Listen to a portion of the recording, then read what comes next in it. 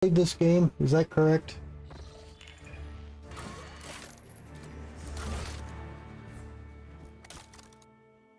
All right.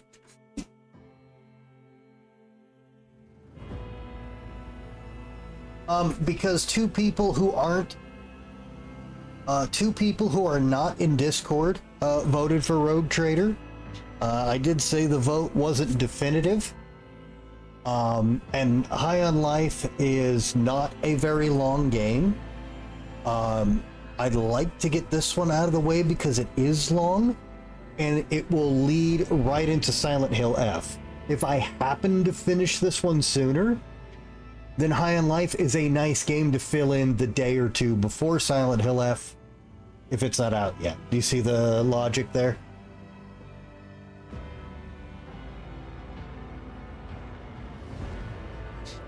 Alright, so as this is my first playthrough, even though I'm usually good at these games, I'm not familiar with this system at all, so we're just going to leave it on good old-fashioned normal.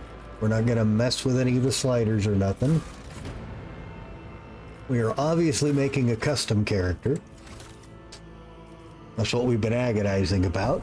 Alright, I like this guy. Look at this dude. This is great. Alright. I wanted to use... I can't believe you can't save things. Is that it? I wanted this big square jaw scarred up motherfucker. I think that was it. Nah, that's too narrow. Oh, wait a minute. That's our boy right there. Yeah, we gotta make him pasty white. Yep. Okay. Gotta give him the high and tight.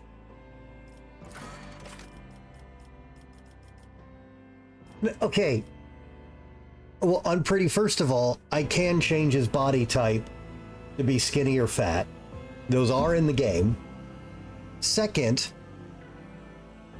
if this guy was from one of the Prime worlds, he would be a vat baby made to be like a perfect human being. And so they all look like Giga Chads. So, I mean, it would still be lore accurate.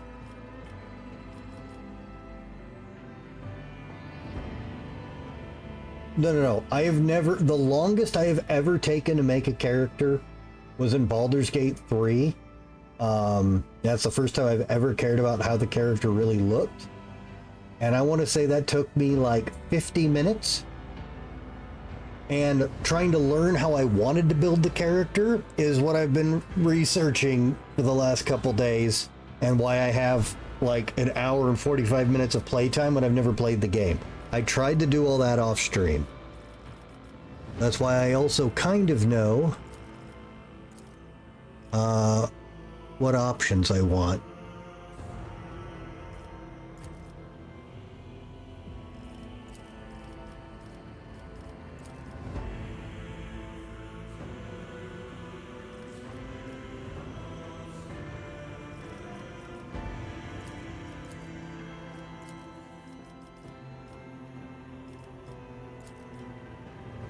Oh, that takes them away?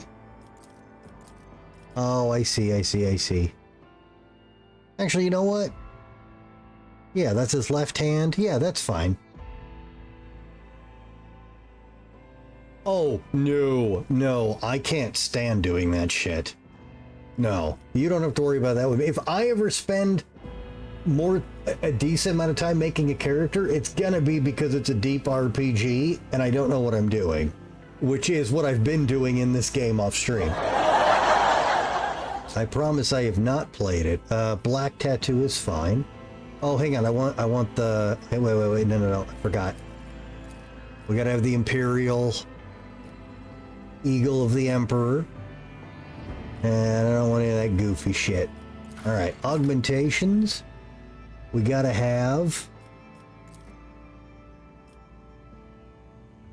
Why can't I see that? Is that the wrong head jack? No, not that one. Where is it?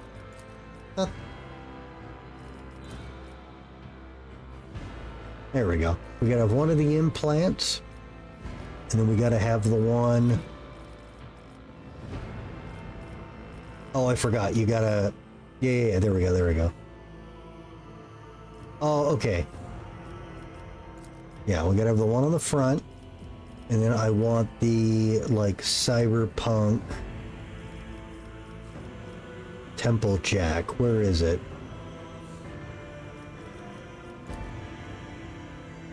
There we go. Okay. I'll see you terminated. We all know it has to be this one. Deliver their demise. Let my fury rain down upon thee. Heresy grows from idleness. For the Emperor! It has to be that voice, not up for discussion.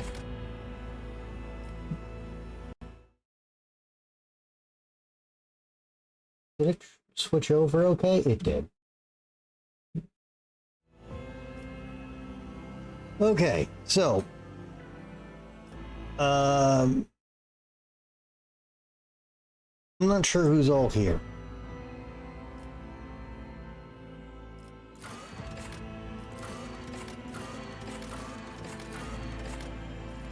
Yeah, we're gonna stick with Death World here. All right, so basically my character is going to come from a planet where life can barely be sustained. Like, literally the only reason anyone exists on these planets is because there's probably valuable resources, and everyone there is dying and miserable. Which makes us very, very tough and very, very hard to kill. So we're getting all the physical stats up, our ints down because there's no education system there, and our charisma is down because we don't talk to people, we survive. We get this incredible skill. Once per combat, when you drop below 30% health, you gain 20% of your max health as temporary hit points. Then you gain 20% bonus to dodge and armor as long as you have one or more temporary hit points. This ability is incredible. I may not be sure about my build. I am very happy with this. All right, now the part I'm not sure about is right here. And also, if I respec, I can't respec any of this stuff on creation, which is why I care. We're going to try out the Commissar. Commissars of the official Prefectus are ruthless officers charged with maintaining morale, discipline, and fighting spirit of the Astra Militarum Regiment. He used to be one of these faithful servants of the God Emperor, a living symbol of the Imperium authority, regarded with a mix of fear and awe by your subordinates. So, we get melee weapon skill, great, that's what I want to play. We get charisma bonus, cool, that offsets my penalty. We're good at scaring the shit out of people, and we get an athletics bonus, which I'm going to negate later. So, the ability I'm not sure about with these guys is at all costs. I can use this once per fight. The next attack I do, gun or melee, will do the following effects. If it's an enemy, I can mark them.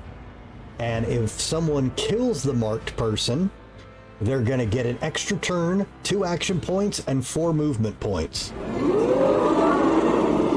Really fucking good. Now, the problem is, this next ability is awesome, but you notice it said attack. I have to attack and harm my ally to do this other one. If I hit one of my own allies, all allies gain 1 action point and 3 movement points for a round. Thematically, this ability makes perfect sense. Commissars are gathering up all the civilians to start shooting at the orcs so we don't get overran. And when somebody panics and runs, the Commissar's the one who shoots him and kills him in front of all the troops, French World War I style, and goes, anybody else feel like a coward? Start shooting at the orcs. So, if I need to motivate and win, I will hurt you. I'm worried about this because I want to be a pure melee focus, and I don't want to smack one of my allies and murder them. I have no idea how this is going to work. The big other downside to work around with this ability is I can only use this once per combat, and I cannot gain any bonuses from this for myself. So the important feature there is if I mark something with at all costs and then I kill it, I do not get the 2 action points or the 4 movement points. This is a team only thing, whether I have to punch you in the dick or not. But whatever, we're going. All right, so then you get a good perk and a bad perk for role playing.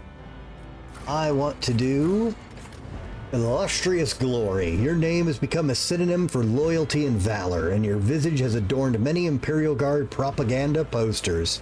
Yeah, look at that face. This will give me another +5 bonus to scare the fuck out of people.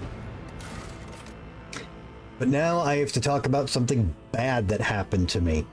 I think I want to take Shadows of Torment. This will just offset my athletics bonus, but let's read them, see if anyone's got a roleplay itch they'd prefer. Grim portent. The souls of all who have perished in a brutal offensive still haunt your nightmares and torture your soul. This is the Warhammer universe. You shouldn't be tortured if you've got Imperium training, and I don't want any perception penalty. That sounds terrible. Brand of shame. Falsely accused of cowardice, you are forced to suffer through a humiliating tribunal. I'm glad they say it was false, but as the main character in an RPG, I really don't want to be missing out on any charisma checks, and that hits that. Or I was attacked by a group of renegade guardsmen during a mutiny, and I was beaten half to death, and then I executed them all. But I got a bum leg. I like this one.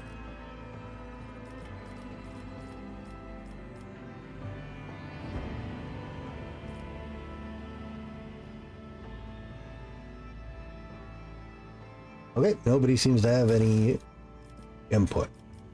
So, we're going to start as a basic archetype, and every one of them can branch into some different ones later. Warrior is for the melee builds. So is Blade Dancer, obviously. But Warrior can go into Vanguard, which is a tank, and Blade Dancer can't. Now, I've heard Executioner is really powerful, and it does sound really fun. But anyone who's known me for a long time knows I am a tank at heart. So we're going to pick Warrior to go to Vanguard to go to Exemplar. So we're going to get Charge, self-explanatory. We're going to basically gain my toughness bonus divided by 2 to all of my defensive stats. And then restore all of my action points, movement points, gain an agility bonus to my movement points, and then just keep murdering everyone for the turn for my ultimate. I can drink and smoke and do drugs without that many effects. I don't really care. Athletics bonus, toughness, and weapon skill. All right. All right. So here's where I can put points into my stats. I've got 30 to distribute, and these are all the skills and how much your stat will affect them. Now, from what I can tell, most of this game works off of 10 points or 1 point. So every 10 points you have in a skill, you get a 1 point bonus. There seems to be some exceptions, but as a general rule, we want whatever we've got as to be divisible by 10. So it matters. Toughness is going to be our number 1 stat. Let's max that. Weapon skill is our melee skill, which is also our max stat. And so here's where I'm a little torn. I actually don't want my strength all the way up, even though it helps. It doesn't scale as good as other stuff. And I don't want to kill my allies. I'm not doing an agility build, but agility is really, really helpful. And I don't have any charisma bonuses, but I use stuff off of charisma, and I want good charisma checks for the role play. And I've only got 10 points left. So what do you guys think? Do I do 5 in strength, 5 in agility? Do I do 5 in one of those and 5 in the charisma and hopefully get stats later? Or do I dump it all into charisma and roll with it?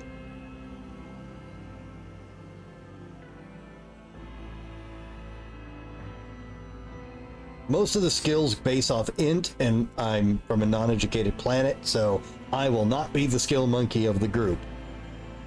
But I want to have the decent charisma checks as the leader.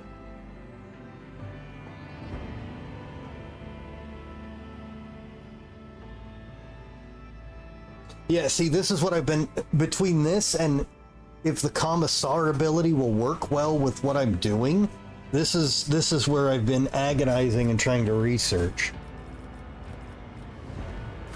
So we could go, so like if I max my charisma, I got rank 50 in intimidate, basically. What's commerce? Oh, okay. Working with merchants and stuff. And then persuasion, which will also be, you know, role play, get people to do what I want stuff.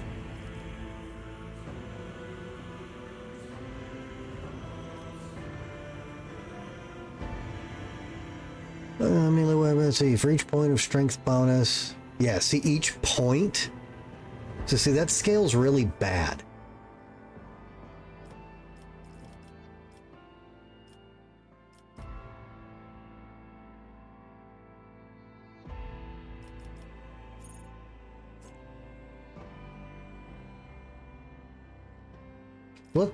Let's look at what I've got that scales with that.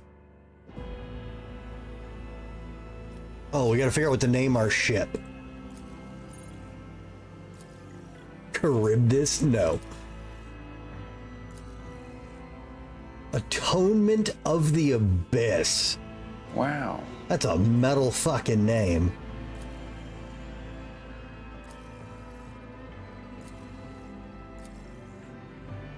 No.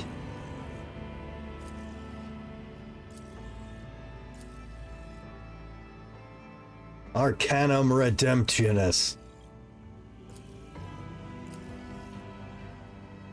Fatum Audicium. I don't know what that means in Latin. Oculus Ignis. The Eye of Fire. Redemption Inexorable. Apex Predator.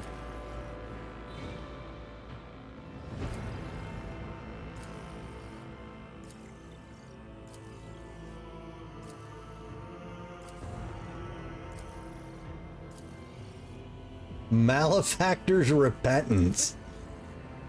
Calamity's Promise. Righteous Absolution. I'd probably take that one if I went Imperial.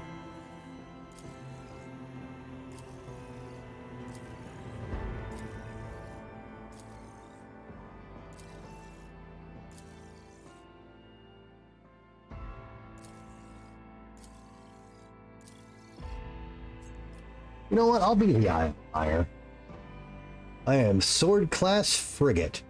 The Sword Class Frigate is a classic void ship design, proven thousands of battles, combining decent firepower, high speed, and respectable survivability. Estimated to... I'm not reading all that. The Von Valancius flagship is the mightiest void ship belonging to the Von Valancius dynasty. Every system aboard this frigate has been tried and tested in innumerable engagements. Its weapons and turrets deliver hard-hitting volleys with pinpoint accuracy. Its plasma drives are rugged yet reliable in extreme conditions. The flagship's size and maneuverability are perfect for pursuing smaller, faster raiders and for hunting the countless pirates, Xenos, and heretics in the Coronus Expanse. Numerous Von Valancian rogue traders have acknowledged the exceptional performance of the vessel, and, with a few minor upgrades, the flagship has continued to faithfully serve the Von Valancius dynasty. Alright. Okay, so here's the final...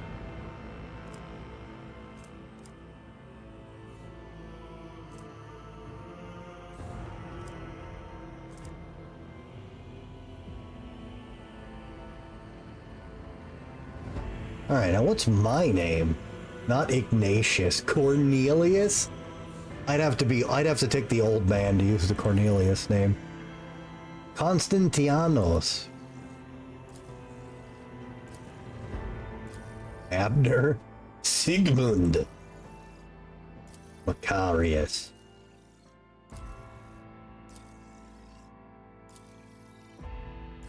A good name.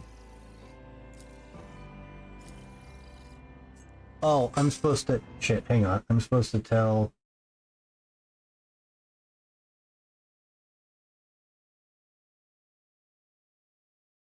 Hang on, I'm supposed to tell somebody when I start this.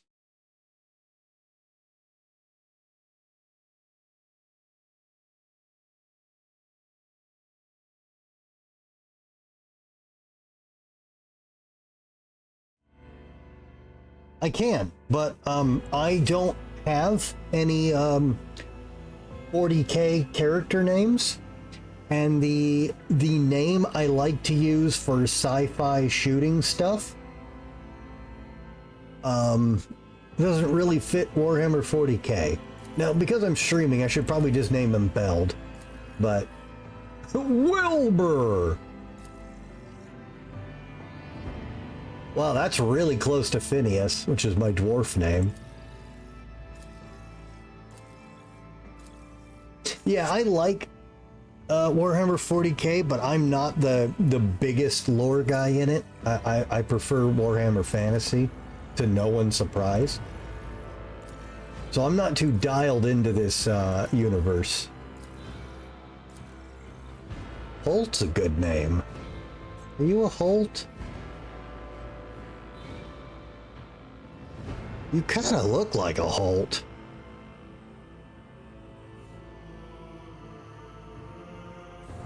That's a nice, strong, basic name. Commissar Holt.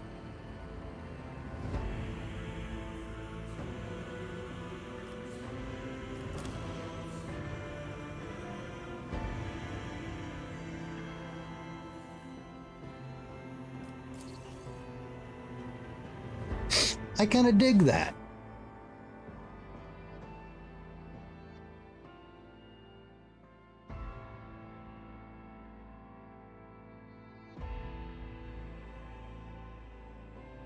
Okay.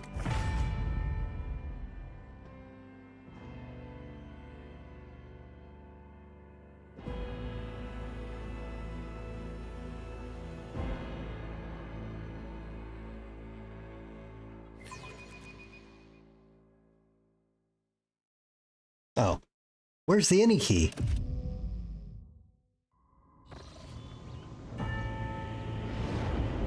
Praise be to the Emperor, brothers.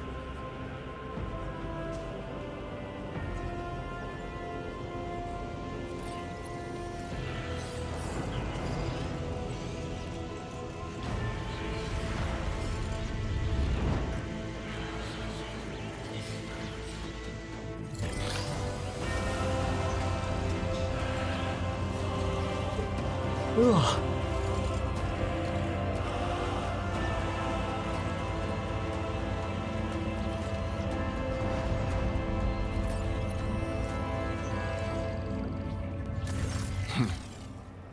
An excellent place for contemplation. One has the best view of the cathedral from here.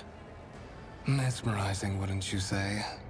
An impeccable manifestation of the God Emperor's sublimity. The man who has approached you is gazing down into the depths of the vast temple on one of the lower decks. Kunrad Voitvia. You are in a dialogue. Here you can learn more about current events, influence the character you're speaking to, or even alter the course of the game's narrative. Your character's personal story depends on dialogue choices you make. Available dialogue options are displayed on the right. Select a reply by clicking the left mouse button on it or pressing the corresponding digit on your keypad. Okay. Truly an awe-inspiring sight. Frankly, such excess can be tiring at times. How? That's heretical. All this ostentatious luxury, the laughable pretense, it's enough to make one think that the architects meant to compensate rather than oh, that's heretical. Have we met? You have a particular reason for disturbing me. No. It's truly an awe-inspiring sight, brother. That is the purpose of all temples to the God Emperor, to inspire awe and reverence.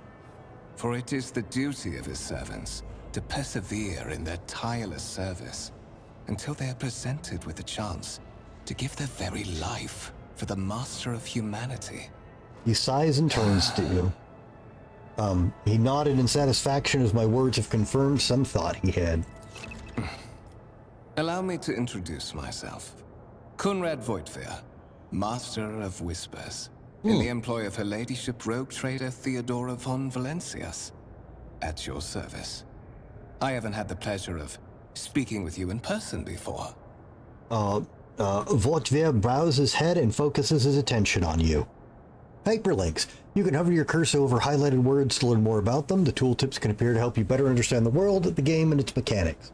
Words are highlighted when they first appear in a text. Scroll up in the dialog box the desired okay. So rogue traders, a subject of the Imperium with a unique hereditary title. A rogue trader is tasked with exploring and exploiting the still uncharted regions of the galaxy for the benefit of mankind. Okay, so here's what that means. Rogue traders are exploring pirates in service of the Empire. Doesn't mean they're all do piratey things, but that's effectively what we are. We travel the unknown to be merchants to bring goods back to the Imperium. And if bad people have them, we take it from them. And how do we know they're bad? They're not human. We suspect heresy, or they weren't stroking the Emperor's dick enough, so they're done. Wow. Let's see, my name is Holt, Divisional Commissar of the Officio Prefectus Holt Xanathar. Ah, that's why I didn't ask for a last name. I do come with a last name. I've no intention of introducing myself.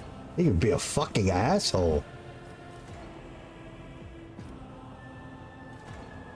Well, I'm pretty sure I don't have my Commissar title anymore, but we'll give him that.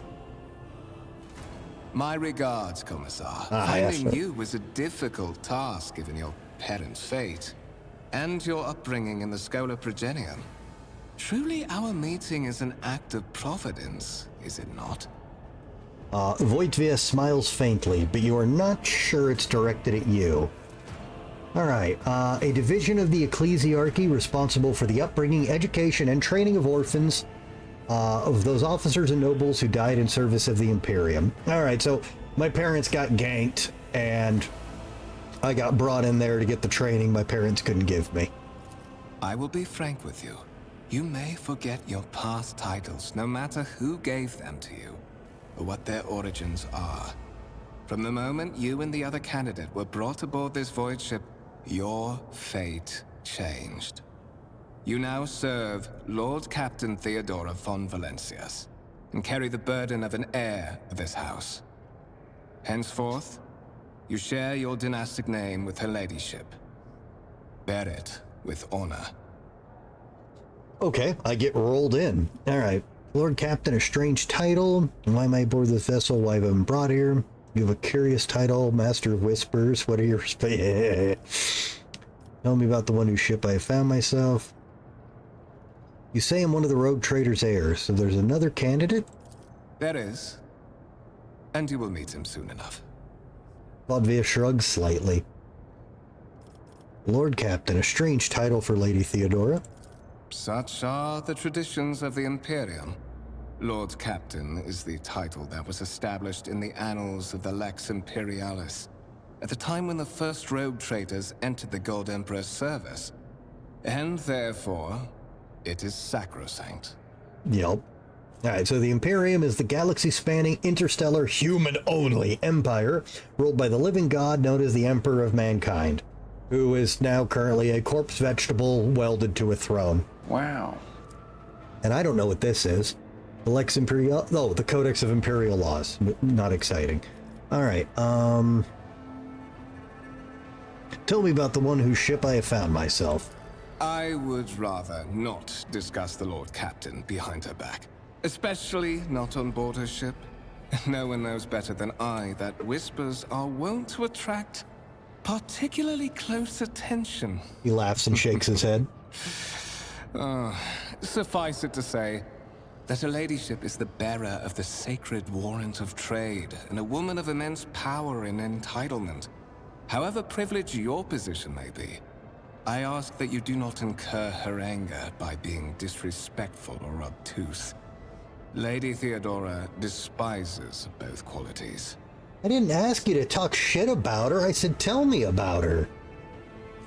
The Warrant of Trade is a sacred relic document that affirms the preeminent right of the rogue trader throughout the galaxy.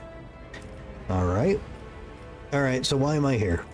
So that you may fulfill your blood duty. Whatever obligations you had before, they are henceforth null and void.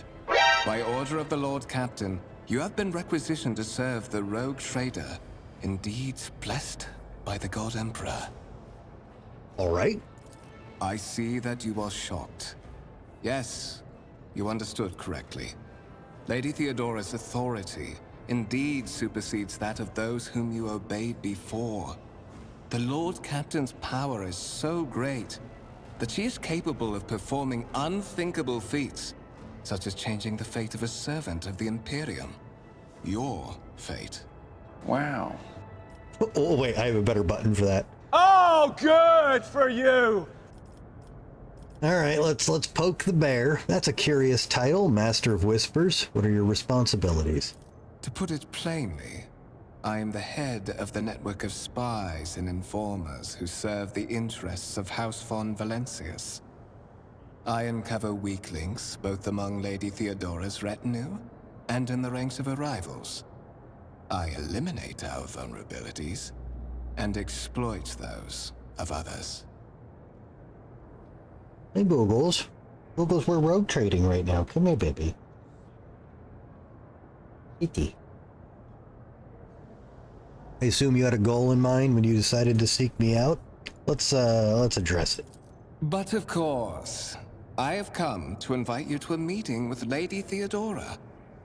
I imagine you have many questions for your patroness, and I'm sure she has just as many questions for you. It is regrettable that you haven't yet had an opportunity to speak. It has been an arduous voyage thus far. The Lord Captain and Master Edelthrad von Valencius are conversing on the observation platform. Let us join them there. Okay. By the right of blood, rogue trader Theodora von Valencia desires to meet you personally in... I gotta go meet the lady. Okay, calm down. Change view, move camera, WASDs, QE. Okay.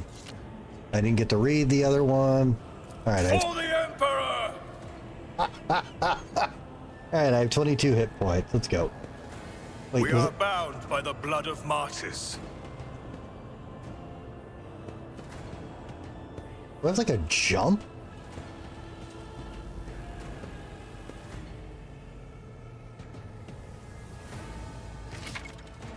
Interesting. Interactable objects. Some objects in the game can be interacted with in a special way. They are marked with specific icons. Some icons allow you to study objects, others will transfer your character to neighboring locations or launch a small event. These icons become visible when your character is standing close enough to the interactive object. Click the left mouse button on the icon to perform the associated action. Some interactive objects, such as doors or chests, are not always marked with icons, but the cursors change when you hover over them. Hover your cursor over the object, cursor changes, the object is interactable. Hold tab to highlight object. Okay, thank fuck. That's what I was... Okay, good. Alright, so that's where they want me to sit, so we're not going to do that. If I see you raise your head again, I'll hand you over to the tech priest for servitorization. Whoa! The crew member is hard at work, bowing his head in fear and avoiding even looking at The you. divine watches over us.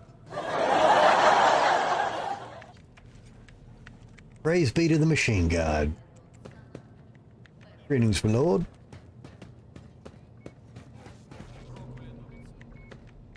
A tech litany for machine plasticity is required. Vox casting to initiate the consecration of unguents and the preparation of technomats. Technomats, rather. Okay, what's this? Show data on the vid screen. Lay people interfering in the operation of sacred mechanisms disturbs the machine spirits. In the name of Omnissiah, refrain from any further profane acts. Oh, I've profaned. The sacred mechanism interfered with without due reverence. The duration of the data processing cycle has tripled. Wow. Whoops. Incomprehensible information is displayed on the large screen above the cogitators. Cogitators. You can make out references to unfamiliar systems and worlds among the number of logisticar symbols. Let us walk this path to the end.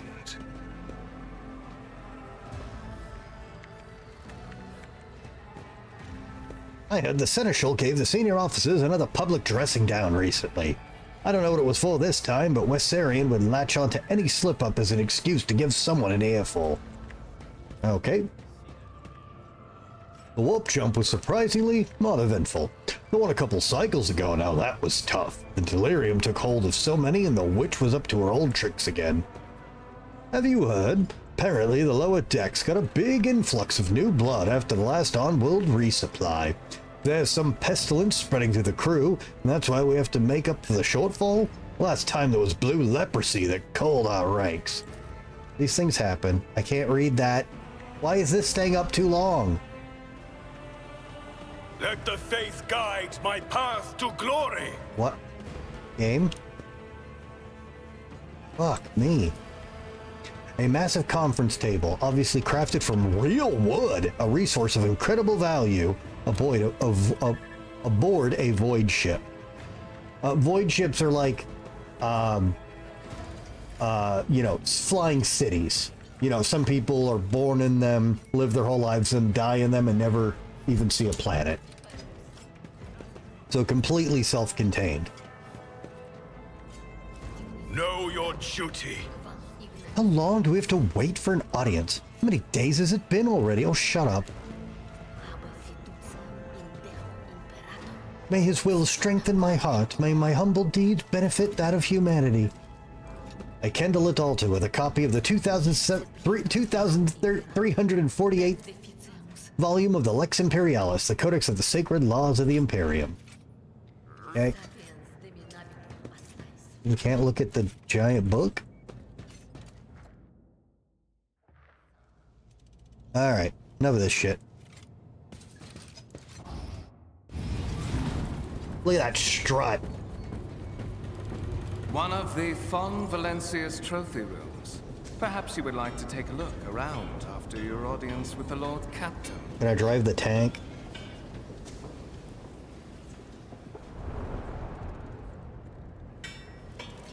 I can't remember what those tanks are called. What's happening? Oh! Run! The servitors have gone berserk!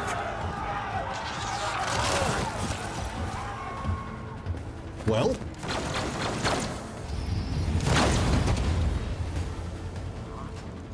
May the blessings of the divine grant us the courage and strength!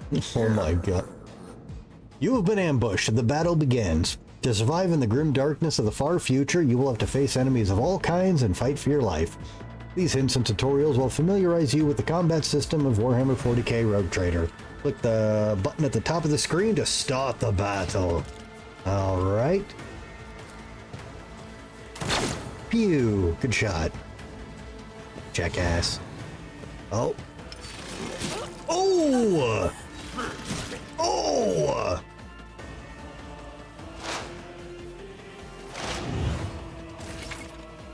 Movement and combat. All battles in the game are turn-based and take place on a grid. On their turn, a character can move, attack, and use abilities. Select a cell within the highlighted area, and double-click left mouse button on it to move your character there. Movement points determine how far a character can move on their turn. One movement point corresponds to one cell. Moving diagonally is more costly. Beginning of each turn, movement points are restored.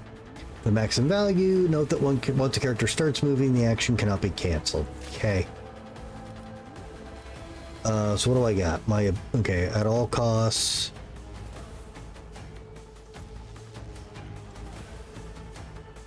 Okay, we can't do this because I don't know why we can't do that. Oh, we can do that. I cannot comply. Oh. Oh, I don't have a fucking melee weapon. Well, what do I got? I have a pistol that I'm not trained with. Super.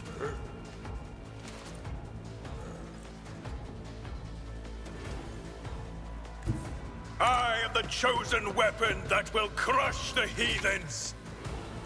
To make attacks and use abilities in combat, a character must spend action points. Their total is displayed on the panel on the bottom of the screen.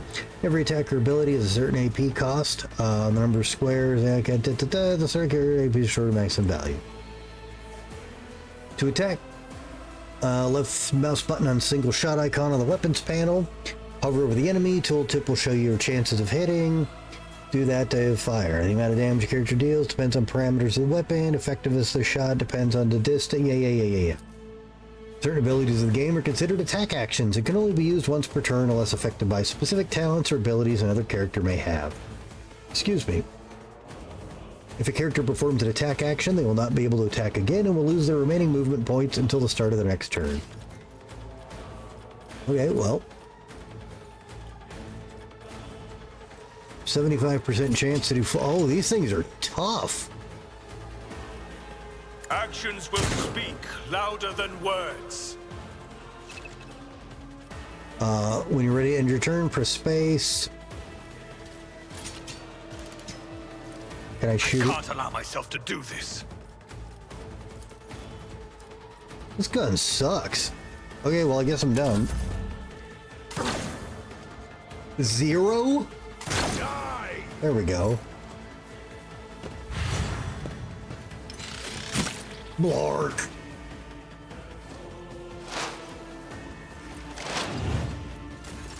Bro, I only got 22 hit points. These things will one-shot me. Can I look at what these... Okay.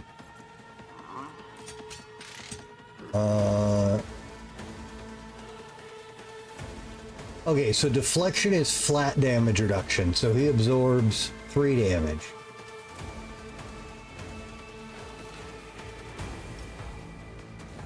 And 30%. That sucks. 12 movement? Alright, it's injured, it's got frenzy. Okay, that's why it has multiple attacks. Alright, and that dude is an operative who gave it exploit effect. The operative hits a target. Alright, good item, pretty. Operative hits a target with the exploit. I haven't seen Rorschach for once. I don't know where she is. The operative hits a target with an exploit. It attack deals bonus damage based... Okay. And... I don't care about any of that. Alright. I will not be deterred. Alright, good hit. And I can't do anything else. I assume I have to move before I attack like most of these games.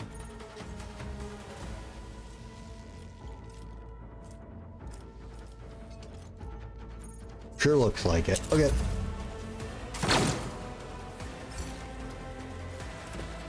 Don't you come over here!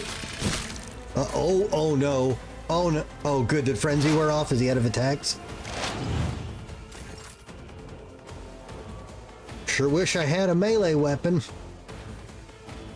Characters with melee weapons can make an attack of opportunity if an opponent in an adjacent cell initiates movement, and can also be triggered by some abilities. All characters with melee weapons, including members of your party, can make attacks of opportunity. The chance to hit and deal damage is calculated like a normal attack. Yeah, that's not good. That's not good at all. So, running is a terrible idea. But it is not close to death. May the divine will be Oh, I didn't mean to move. Shit. I did not mean to do that. Alright, healing in combat. You could use a medikit to restore your party member's wounds in battle, treat an injury, or get rid of a negative effect. The character is injured or suffering an effect. The character with a medikit is equipped. Its icon will be displayed on the bottom left, so if no icon is present, open your inventory, equip medikit, double... Oh, excuse me. To use a medikit, select its icon on the bottom of the screen, then left-click mouse button on the character to treatment. A character can only use a medikit on a target they are adjacent to. They can only be used by characters who have the field medic feature, base skill Medicaid, or take the Medicaid skill advancement at least once. A Medicaid skill test determines the number of wounds restored. Holds 2 charges, 1 charge per use. Medikits disappear from the bottom of your screen. Note that healing, just like most actions, spends action points. Well, I appreciate you telling me that, but I don't appear to have one of those. And so shall it be done.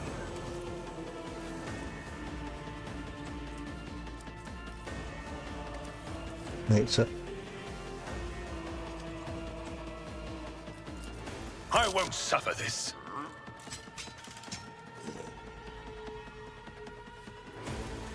I don't understand.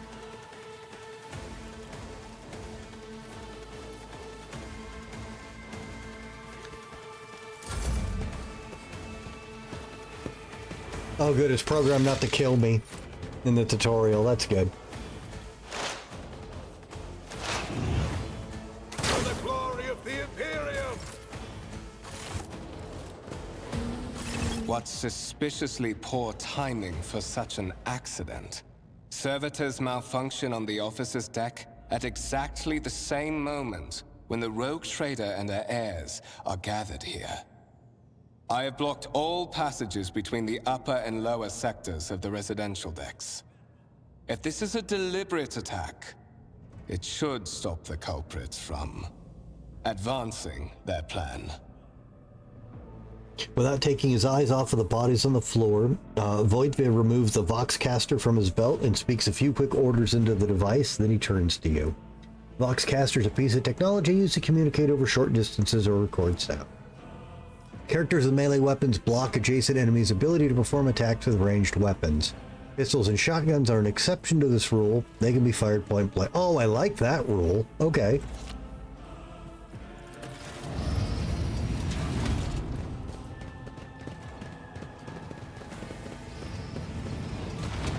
Spread out. No one's allowed to enter the premises. Stations. I'm afraid I must remain here. For Lady Theodora's safety, I have to oversee the execution of these orders personally. I hope you will have no difficulty reaching the observation platform on your own. It is just at the end of this corridor. The lines on Voitvir's forehead soften and his voice regains its usual courtesy. At the end of the conversation, he gives you a curt bow.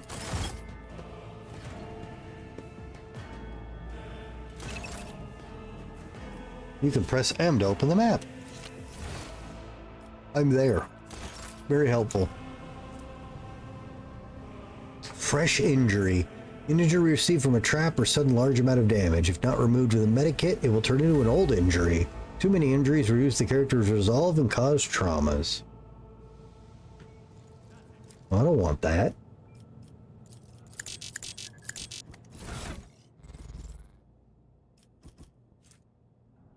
You brought up medkits, but I don't think I've got one. Yeah, I absolutely do not. The wires in the servitor's head are still smoldering. It seems that the cause of this malfunction was short-circuiting of the motive force. Tarantula sentry gun constructed with the blessing of the Adeptus Mechanicus, using a standard template construct in the Malfactoriums of Kiva Gamma. We shall reclaim what is rightfully ours. A Lehman Roos battle tank, reclaimed and restored by the grace of the God Emperor, the first to breach the capital walls during the pacification of Vortes Kiton.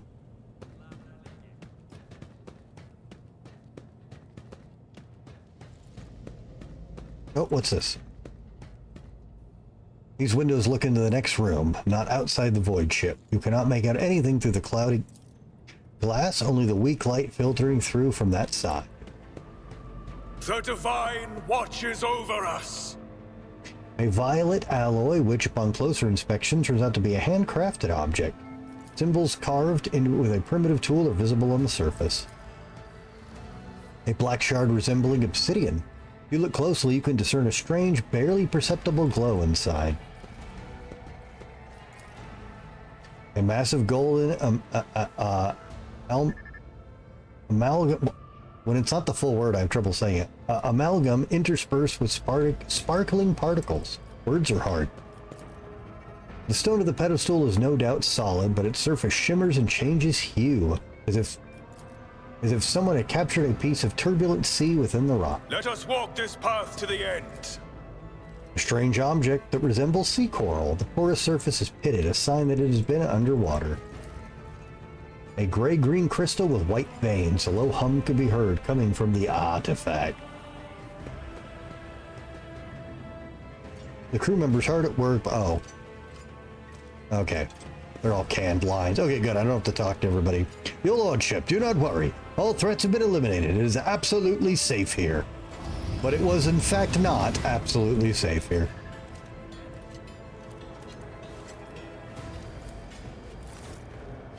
The Grand Void Ship Temple occupies the entire space below the officer's deck and is lit by countless candles and lumens.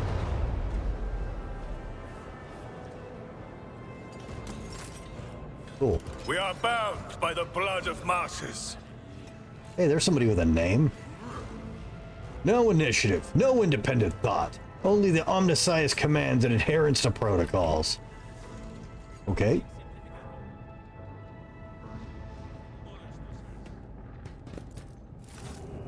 The lifts carrying people around the decks move with a loud grinding noise. I like these pseudo cutscenes when you're looking at cool shit.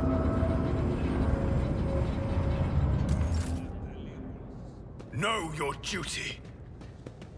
Anyone got a med kit?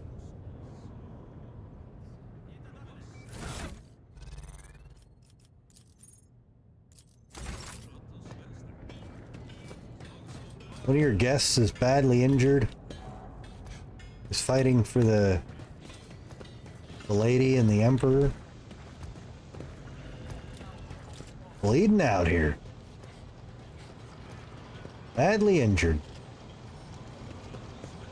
With each step, I forge my destiny among the stars. The servo skull moves with the inexceptability of a mindless machine following orders. Okay, there she is. Oh, apparently we're close enough. Got a med kit? Don't run through the lady. Simply irrational, Lady Theodora. Assimilation into the trade structure would be political and economic suicide. Practically an admission of heresy.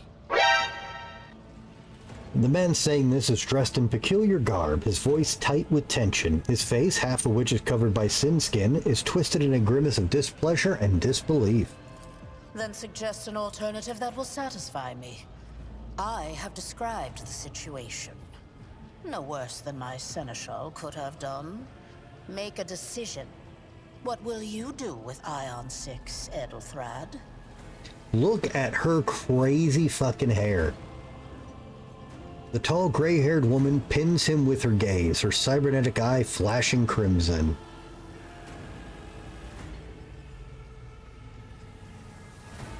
I'm gonna wait my fucking turn, because I'm not an idiot. While you are considering your answer, Edelthrad, I wish to speak with someone else. Perhaps I shall hear something more interesting than incoherent mumbling. Approach. She nods in my direction. What is this? Is this someone from your retinue, Theodora? Do you permit your people to interrupt your conversations in such a fashion? It's not an inner... Oh my god, this guy... I hope this guy dies real quick. I can't stand characters like this. I gotta grab something real quick. I will be... Wait, do I need a drink too? Maybe. I'll be right back.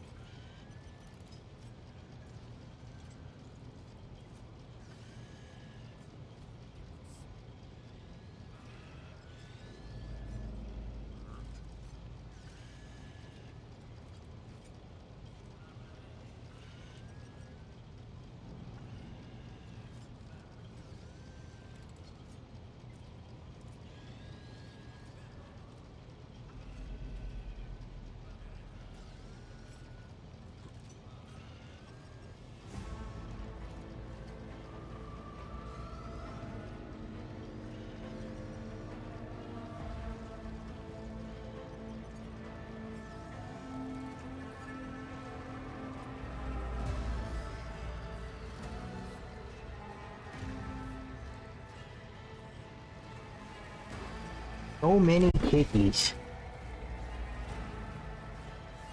Okay, this. I give that permission to those with something of substance to say. Let us see if it was possible. This is the second candidate for the title of my successor. Step forward. Theodora tilts her head, her lips stretch into a cold smile. The road trader regards you with a look that is imperious, predatory, and oppressive. Consider this hypothetical situation. Ion 6. Okay? A new world on the fringes of the Coronis expanse.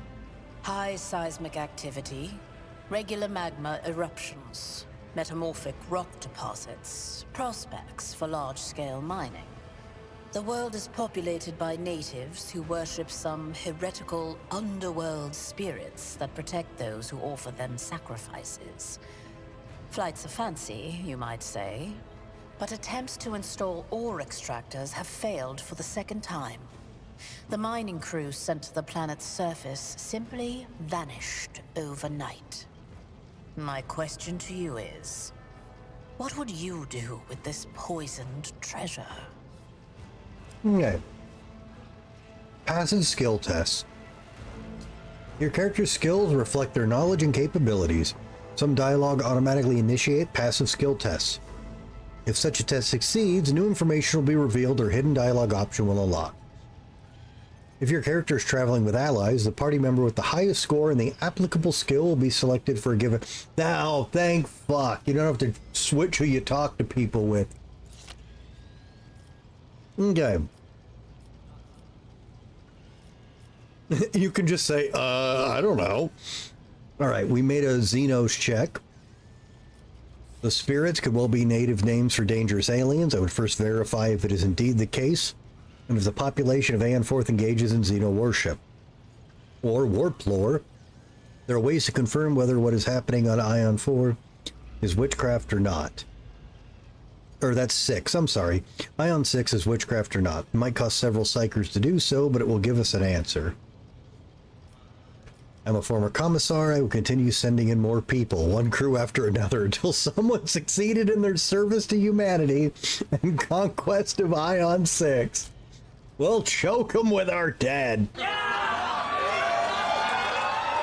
These reports of spirits certainly sound like evidence of heresy. However, I would put my interests first. No matter what means I would have to use, the riches of Ion 6 would be mine.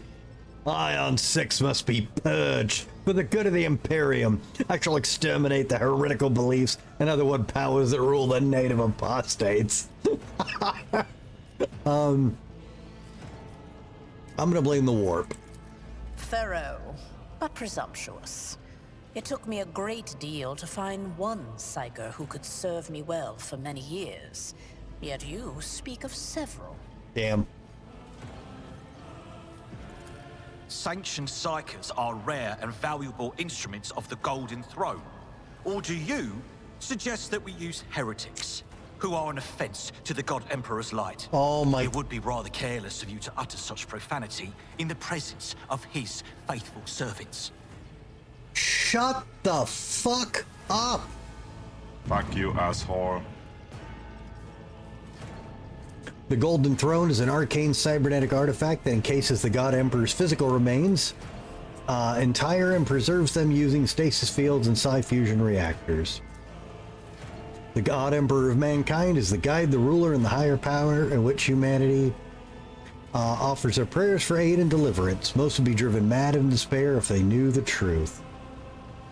You motherfucker, you! No, welcome back, Perforos. This fucking guy. I gave a straight answer to a simple question, which, as I understand it, was still more than you could do. Nice. We are both servants of the God Emperor and Lady Theodora. Does it become anyone of your status to engage in petty feuds? I find your tone most disagreeable. You will kindly alter the manner in which you address me, or you will live to regret the... Oh. You went to sleep, watch some shitter anime. Why would you watch a shitty anime? I kind of wish I picked Noble, because this would be the best Noble response. Shut your mouth or I'll shut it for you. You can just... No, we're gonna make him... We're gonna double down on this guy being a dick. I gave a straight answer to a simple question. That thing you didn't do. Insolent, ignorant upstart. How dare you? The color drains from Ethelthrad's face, which distorts his features even further. Oh my god. Well, it's done, Perforos. I've completed every single chapter on Ultraviolence and Heretic. It's done. Ethelthrad, I believe I gave you an assignment on this ship. Explain to me then why my senior congregator is still dawdling about the officer's deck, instead of proceeding to the middle decks to commence the inspection of the compartments in his purview. Theodora's tone renders him silent. No, I know that. I beg your forgiveness, Lady Theodora. Yeah, get fucked. Your presence has such a profound effect on me that I well forgot the time. Ethelthad bows ceremoniously and takes his leave without sparing you another look. I flip him off as he walks away. So, why are you here? Theodora's gaze follows him as he leaves, and she turns to you.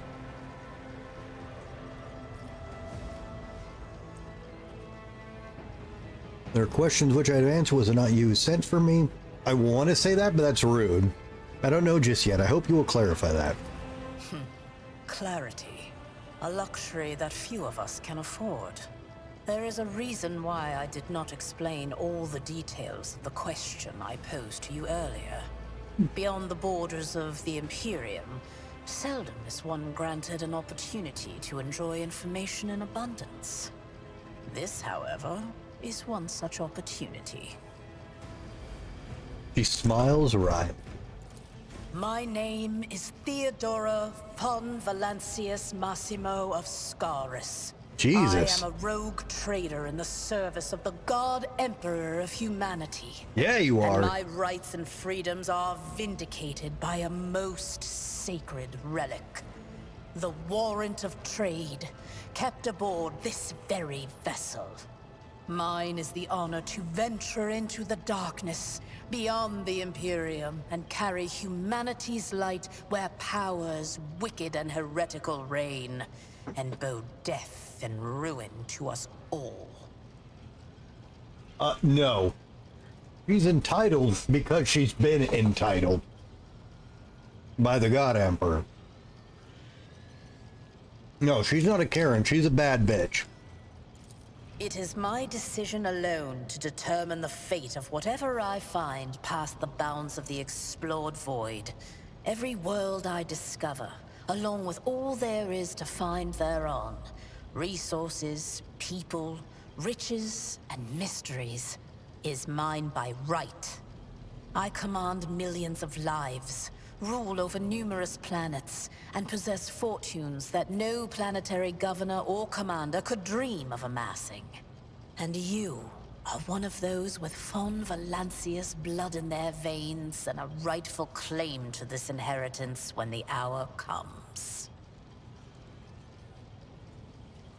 Wow.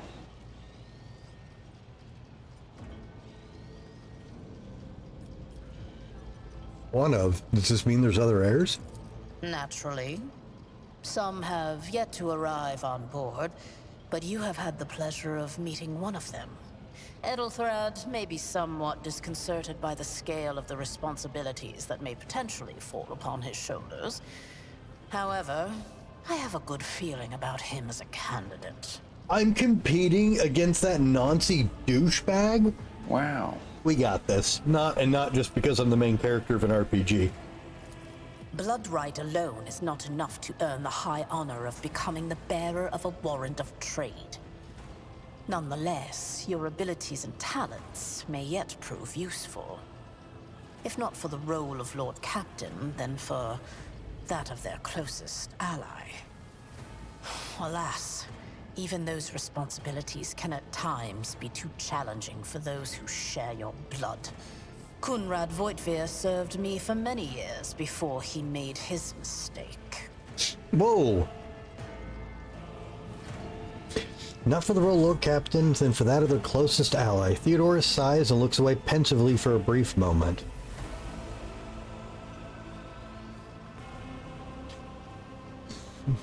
If you're satisfied with Adelthrod, then what sense is there having me in this conversation? Why are you wasting time on me?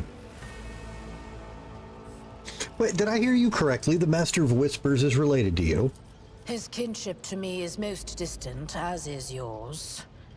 Nonetheless, he does bear the name von Valancius, even if he avoids using it publicly, and as such, strictly speaking, can be considered my heir. That door, however, is closed to him. Voigtvir's performance in his current role is satisfactory. Or it used to be, at least. Whoa. Okay.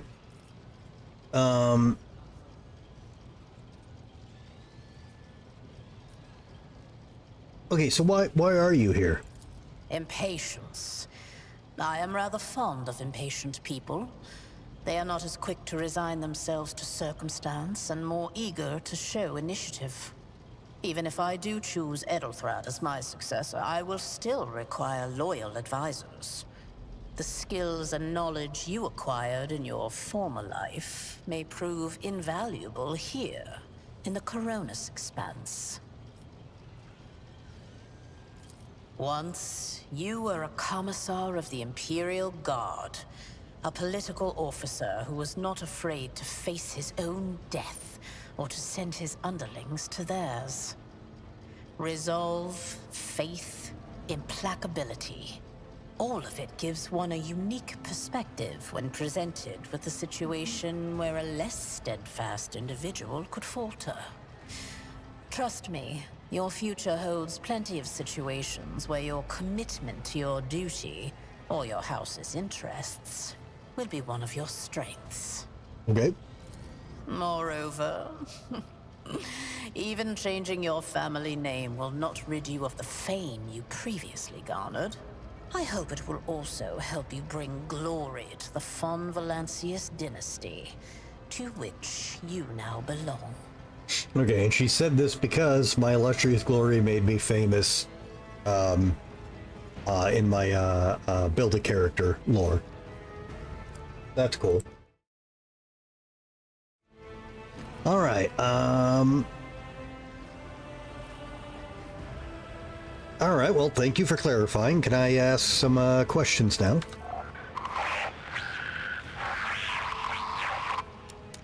I have some time before the navigator gives the signal to initiate the void ship's translation out of the warp, and my presence is required on the bridge. The vox affixed to Theodora's attire suddenly comes to life, but all you can hear is unintelligible noise. Theodora winces, shuts off the transmission, and gives you an imperious nod. No. So, and Kaylin, welcome. So, you, character creation in this, I wish you were here for it. There's a lot to this game system, and it is quite overwhelming making choices to make your character. I spent a couple of days in, like, you were to pick stuff in CC.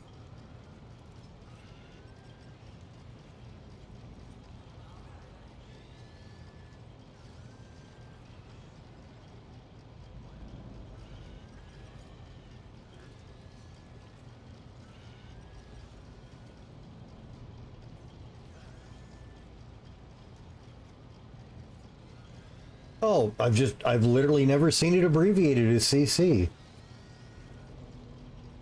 Anyways, yeah, there's a lot of mechanics and stuff to this, and I didn't want to make a character that wouldn't work.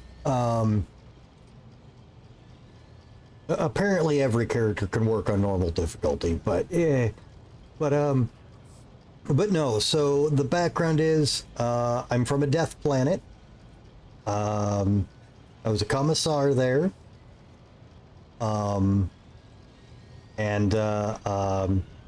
I did really good. Yeah, when I see CC, I think crowd control. But I knew that wasn't it. Anyways, you basically get to pick a good thing in history and get a buff, and a bad thing that happened to you to get a debuff. I got really famous, and I was on a bunch of, come join the army forums as a badass. And I got jumped by a bunch of renegade guardsmen, and they beat the fuck out of me, and I got a bum leg. But what I'm getting from this plot here is we get removed politely from our position as commissar and dragged aboard this massive starship, and it turns out we have one bajillionth bloodline connection to one of the grand rogue traders of the Emperor, and she's looking for replacements to take over for her, and we have a colorful character history and just enough of the right blood that we have a chance, and if not, we'll find a use for you. So that's what's happening.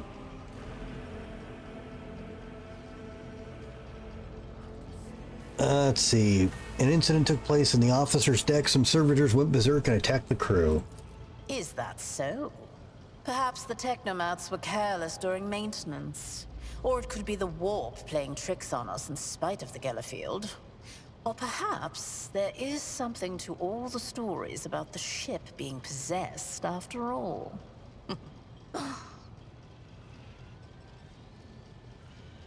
Yeah, I haven't been playing long.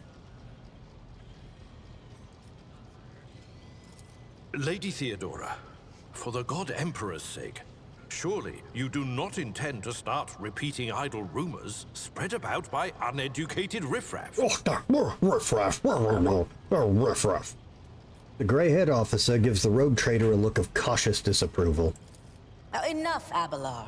Such hearsay amuses me. Idira eagerly retells me everything she learns from the whispers of her unseen advisors. She turns to you.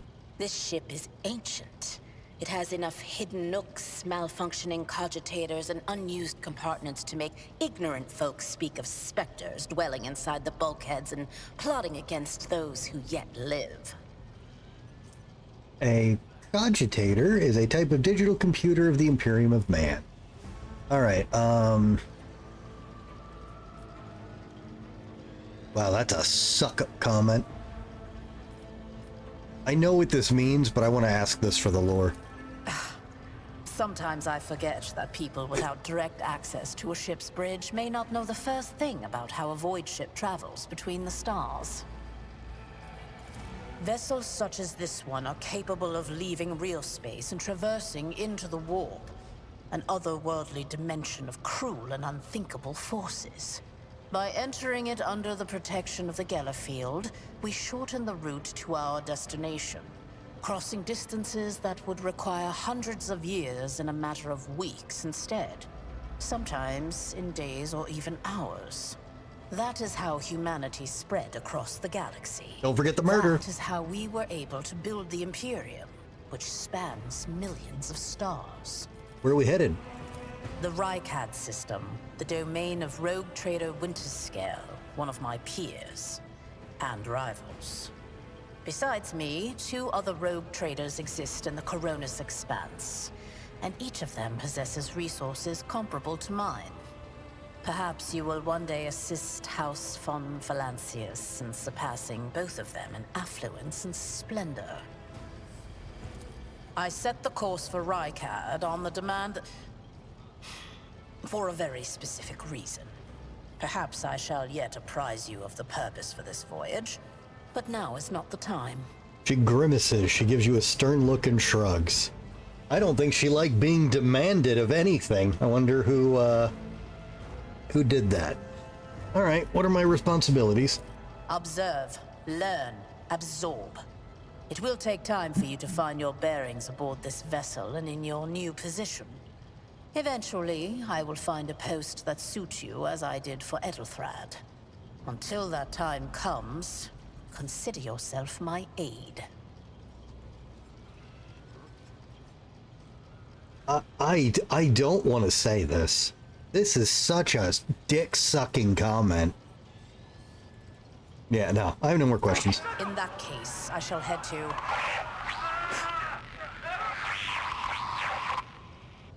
Disturbances reported on the adjacent decks. Seneschal, if the need arises, protect the new blood. It is possible that the chance to prove your worth may present itself sooner than you may have anticipated. Theodora's Vox awakens once more. This time you pick up shouting. The Lord Captain freezes, listening to the Vox cast, then nods and draws her weapon. When we were coming in here, the little tutorial fight, a bunch of the servitors went rogue and murdered like 6 fucking people.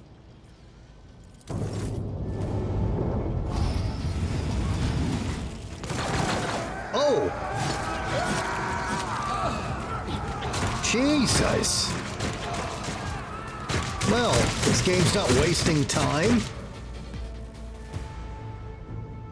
I am but a faithful herald of the righteous wrath. Let the blood flow!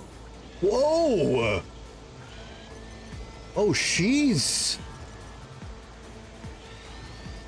205 hit points.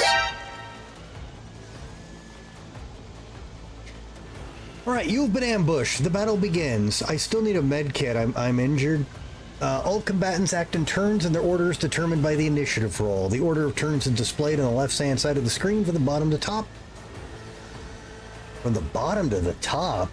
Yeah. The character at the very bottom goes first, and the one above it, and so on.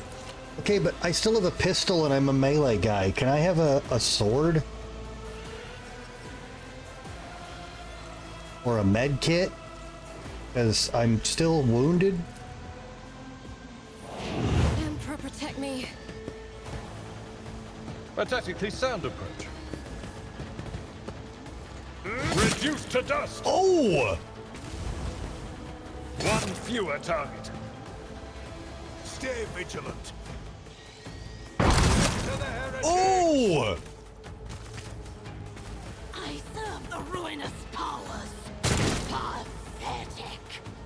Death to the weak. And Kaylin, I have... My armor is contempt. I'm 5 stat points off of the highest starting endurance, too. So I have almost max con, basically, and I started with 22. So, yeah. Alright, use cover to avoid enemy attacks. Cover that a character can hide behind are marked with a shield or a shield with a skull. When standing close to them, the character will automatically take advantageous position. In this case, the chance the enemy attack will hit cover, not the character height, increases. The character will not receive a bonus if attacked from the side not protected by the current. Okay, what's the difference between the skull, the shield, and the skull shield?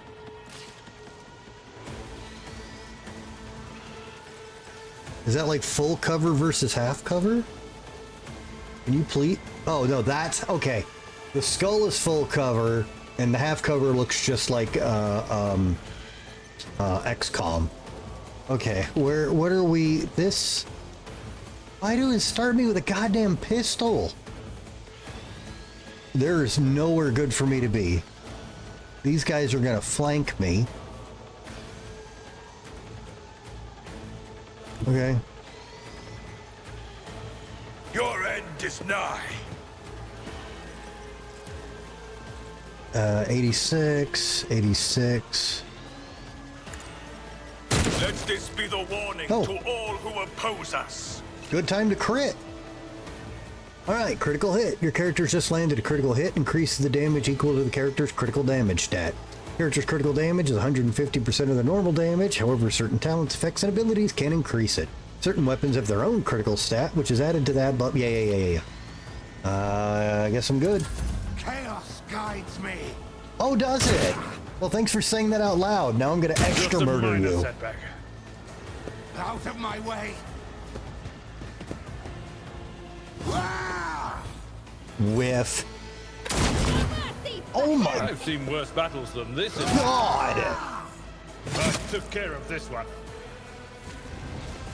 Die.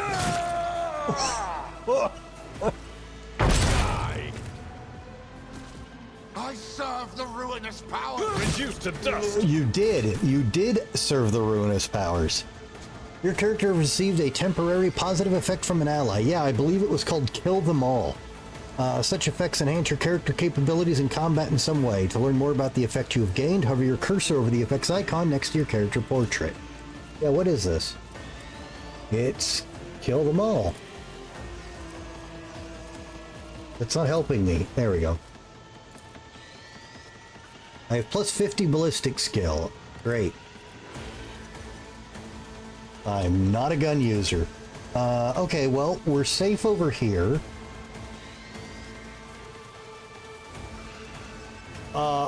A lot.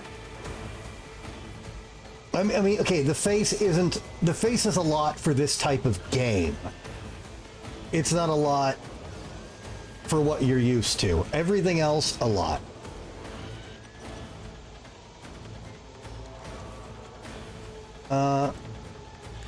My enemies shall be crushed like dust beneath my feet. The Empire taught you to fight like this. That's my ally. Well, it's already done. Sorry. Death to non-believers. He'll be all right. Brace yourself. I can handle this. Oh my god.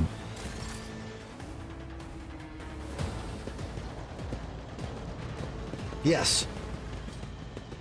What a shock. I chose pious male. Take a team with you and clear a path to the transport line. Do not let a single whoreson survive. Theodora waves her hand in a commanding gesture. Didn't bat an eye when that scum burst onto the deck, huh? Not bad. I have seen many an officer who panicked at the sight of combat on the upper decks. The false sense of security offered by their position makes them that much more vulnerable to the harsh realities of warp travel. She looks at the Vox in her hand, and all you can hear is lifeless static. What are your orders? Mort has gone on ahead to clear a path for us. If you want to make yourself useful, go after him and see if the Arch-Militant requires aid. And be quick about it. She breaks eye contact with you. I'm concerned about the disrupted communication with the Navigator Sanctum. We should have already approached the transit. Why are you talking about that? That's got to be a canned. Let the faith guide my path to glory.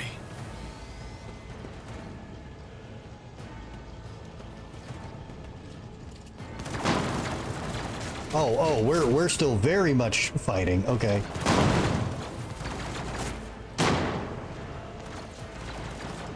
Anyone got a med kit?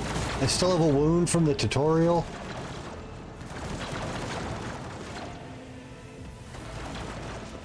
Hey, Lucifer, welcome. Am I supposed to go this way? What? The Divine watches over us. This massive metal structure never stops moving for a moment. Light bounces off the orbits and figures representing celestial body. Where the fuck do you want me to go?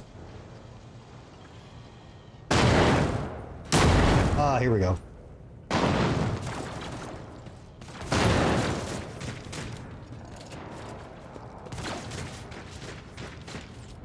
Uh-oh. This heretic's body is riddled with holes. An improvised single shotgun lies smoking in his hand. Can I take it? My faith is my shield.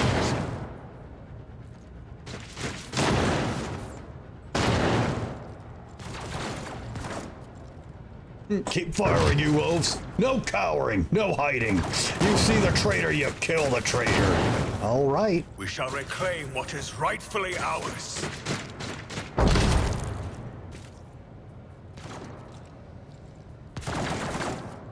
Oh.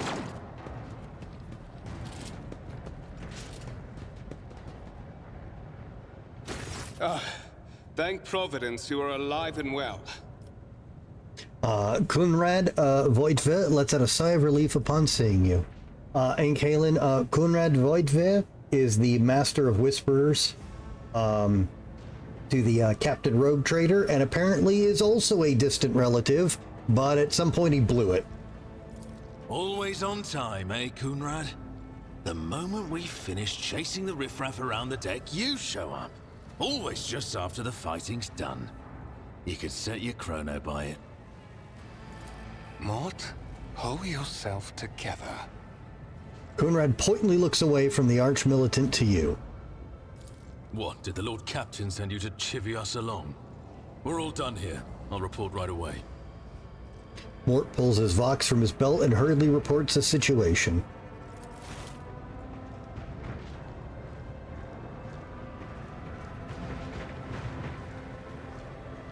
Master of Whispers, what is happening on my ship?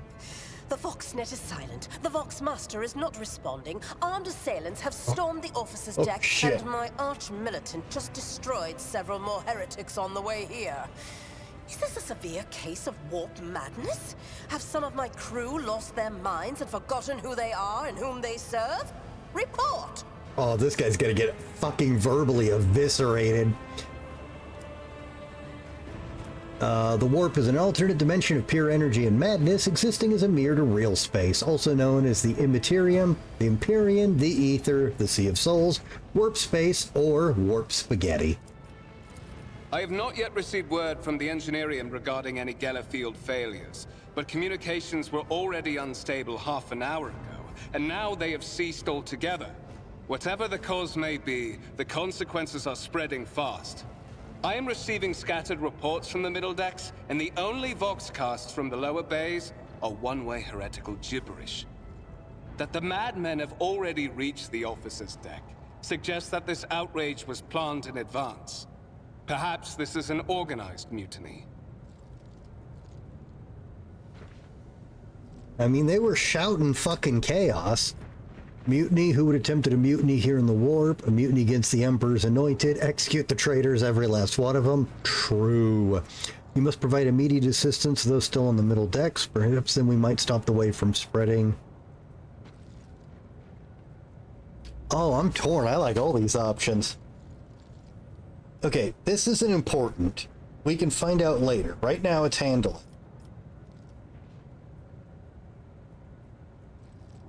Execute everybody. We can go full zealot. Rescue the crew. And warp madness, we're fucked. No, we gotta save the dudes. We must provide immediate assistance to those still in the middle decks. Perhaps we might stop the wave from spreading. First, we have to confirm that the bridge and the navigator's sanctum are secure. And I have the means to do both things at once. Her expression changes as her eyes flash ominously. Edelthrad, where is he? I must know if he is unharmed. A psyker aboard a ship that is potentially being assailed by the warp could pose a greater threat to himself and others than a whole army of madmen with improvised weapons. That fucking uppity, bitch-made asshole is a psyker?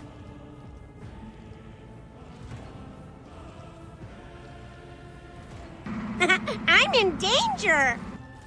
I tried to locate him, but the last thing known about his movements is that he arrived on Transitional Deck 18. Okay, so that pricks the chaos-worshipping yeah, fine. Blast it! Master of Whispers, find Edelthrad immediately. Seneschal, locate Tlas and the Sister of Battle. Ooh. Both are to remain at my side. Arch-militant, with me. I must go to my study. And it appears we might encounter heretics along the way. Oh, the first sentence this character had, Anne Kaelin, I'm like, oh, you're the kind of character I fucking hate in every one of these stories. Just instant fucking rage. Holt, Theodora glances at you thoughtfully. If I may, Lord Captain. Transitional Deck 18 is at the heart of the disturbance, and if our goal is to bring Edelthrad back, I could use some support. After all, I'm not as adept at directly confronting enemies of the House as the esteemed Arch-Militant, and taking into consideration Edelthrad's psychic powers.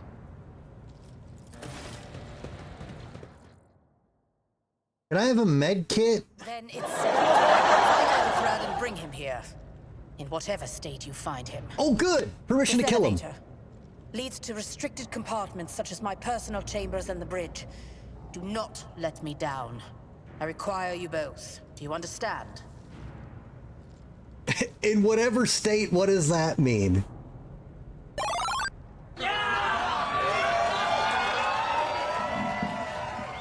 It means exactly what I fucking want it to mean.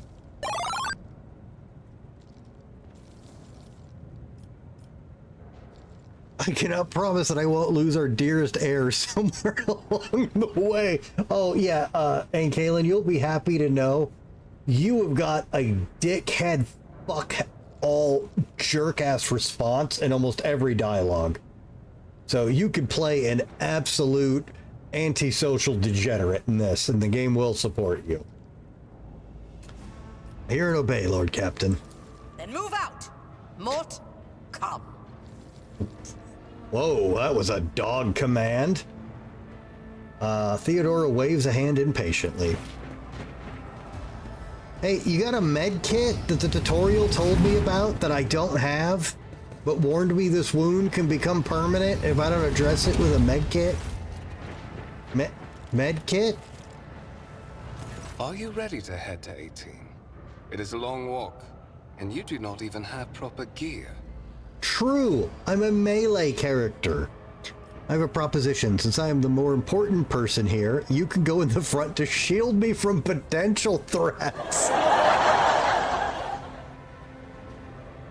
You had better not fail me. Lord Captain made it clear that relying on you is fraught with... Oh, don't bash the guy. He's been nice to us. How about we stop and grab some gear and a med kit, and then I don't see that option. I'm fine. Of course you will. Lady Theodora would never have someone she couldn't rely on as one of her heirs. But that is no longer relevant.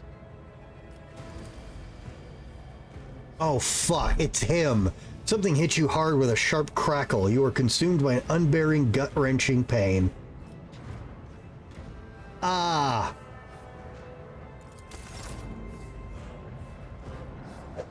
Yeah.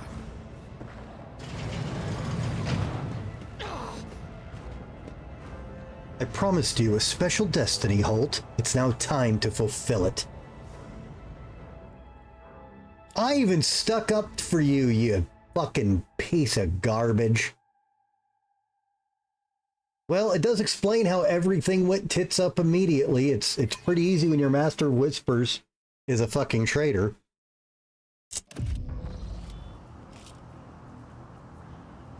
Hey, guy!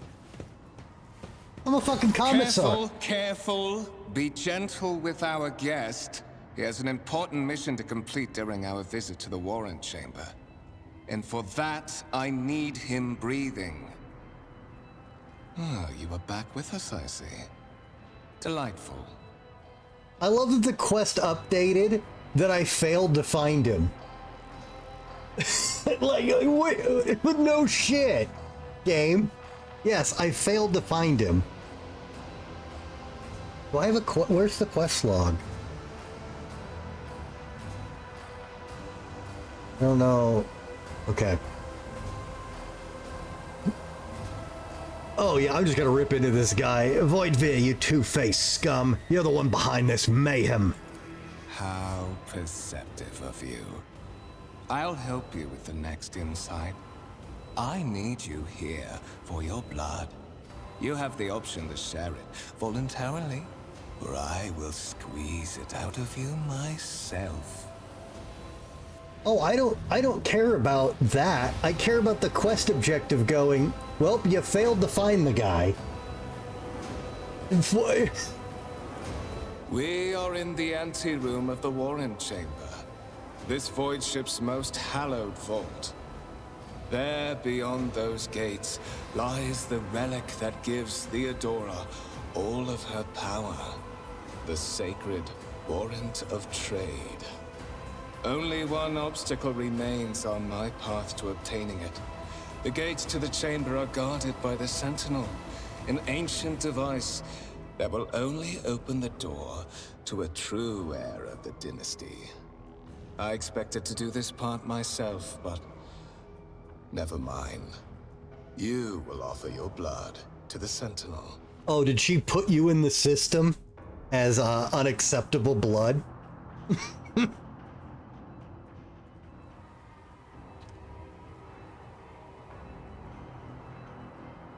What is it, inbred? Is your blood too thin for the Sentinel? Oh, you could be a fucking bitch maid too. Will you let me join you? We can take the warrant from Theodora together. I'll help you, just spare my life. I'm gonna insult them. On the contrary, the Warp's blessing has raised me too much above your kind, Fon Valencius. The Sentinel refused to submit to me. But you can help. After all, isn't that what family is for? Because he's because he has the taint of chaos, and it recognized that, and it won't open. All right, I have made my coercion check, because I am a scary motherfucker. What sorry, pathetic excuse do you even have for your apostasy? Ah, you sordid, wretched piece of grok shit. Wretched. What do you know about wretchedness? Theodora's cur. Are you hoping to buy a grain of her indulgence with your blind loyalty? Oh, I know this delusion. But thank the gods it no longer has power over me. Humanity can rot. I no longer serve mortal kind. Yeah.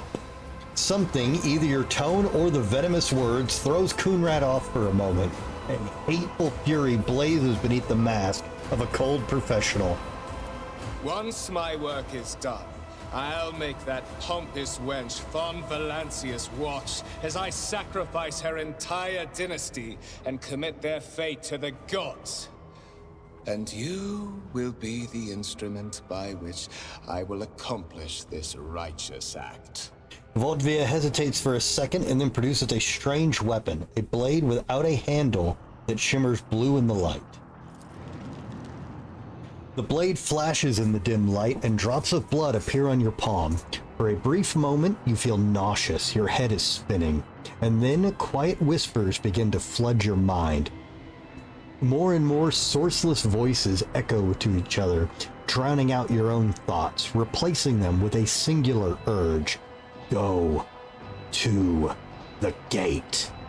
Go to the gate. Go to the gate.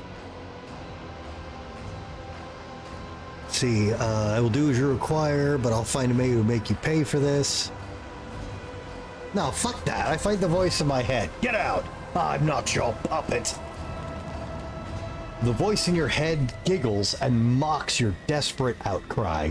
You feel this intruding influence forcing you onto your feet and making you take a step toward the gate looming in the center of the chamber. You were wounded by the corrupted weapon which let a warp entity invade your mind.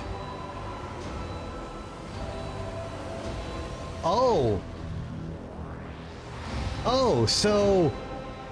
Oh, me not complying just got me, chaos raped. Oh, well... Wow. That's unfortunate. Whoops. Oops. Warp spaghetti. Skill tests and dialogue. One of the available dialogue options requires making a skill test. Unlike with passive tests, which are made automatically, in this case you can decide whether or not to select an option, the consequences of which will depend on the result of the associated test. Success or failure affects how the dialogue develops. Depending on the context, you might change the course of the conversation, alter the character's attitude, or perform an action whose consequences will only become apparent later. Hover your cursor over the dialogue option that requires a skill test and you will see a tooltip detailing your chance to succeed. The number after the skill's name indicates the difficulty. Once your character starts traveling with allies, the party member with the highest score of the applicable... Oh, I'm so glad they did that! Alright.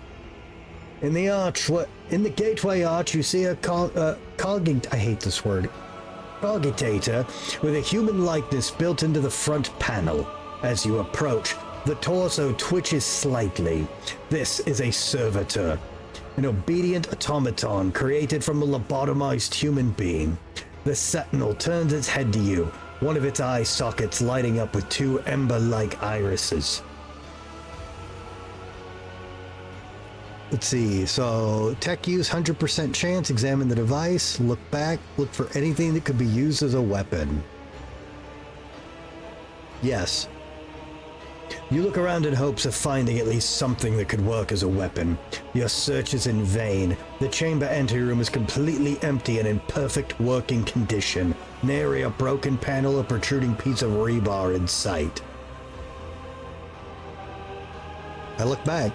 Did you forget something? I suggest you hurry. Fine, I examine the device. You carefully inspect the design of the gate cogitator. What immediately catches your eye is a strange alloy that was used as material for the machine's components, some of which is unfamiliar to you. You suspect this might be some kind of archaeotech relic, an incredibly rare and powerful piece of technology from humanity's ancient past. I gain 20 XP, hooray! I do not need to read what experience points are. The servitor on the gate begins to move. With the screeching and groaning of metal, it leans forward, closer to you. Its lower jaw opens with a drawn-out shriek, much wider than the jaw a living human could. The servitor's mouth is filled with a sharp metallic fangs that glint in the dim light. The vid screen to the right of you lights up, showing strings of mysterious symbols on a green background. Here. A whisper runs through your consciousness, insisting, demanding sacrifice. The voices that filled your head after Voitvir wounded you with his blade did not go away. On the contrary, their source coiled itself into a tight knot somewhere in the depths of your mind. Wow, that was a huge fucking mistake. I examine it. The servitor looks noticeably different from the ones you are used to. Its skin covering is stitched together with copper thread and has metal hinges in place of standard joints. It seems that the creators of the Sentinel did everything to ensure that service life in this unit would be much longer than ordinary automatons. I put my hand in its mouth. The Sentinel's jaws clamp around your hand, puncturing your skin and sinking into your flesh. A few dark drops fall into the servitor's throat, and immediately you hear a humming as servo motors start up and pumps stir into motion. The vid screen on the cogitator flickers. Several long minutes pass. The Sentinel's jaws remain closed, and you are beginning to feel sick. Perhaps if you were to lean against the gate, you could catch your breath. Maybe even close your eyes and pretend none of this ever happened. High levels of caustic humors. The subject is in a state of heightened stress. Do you require assistance? You do not understand where the quiet voice is coming from, crackling like static. Is it the Sentinel? The cogitator? Is it a figment of your wary mind? Whichever it is, you can clearly hear every word. I suppose this is the onset of the warp madness everyone warned me about. Yes, I do require assistance. Do you have a med kit? Pain shoots through your head. I keep forgetting that pain shoots through your head and subsides just as quickly. It would seem the entity coiled in your consciousness does not have the ability to do you any real harm. Well, that's good. Request accepted. Initiating defense protocol.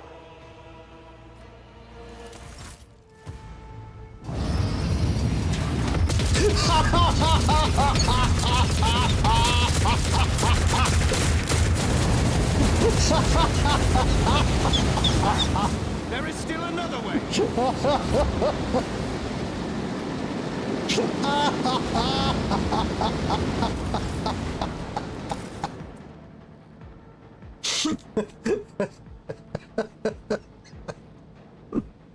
Hello, chosen Aaron bloodline. We see that you're under stress and possibly here against your will. Do you require assistance? Okay, very well. We'll purge everything in the room for you.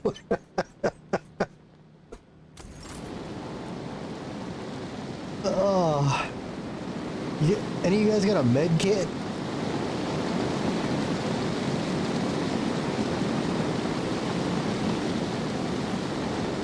They'll be alright.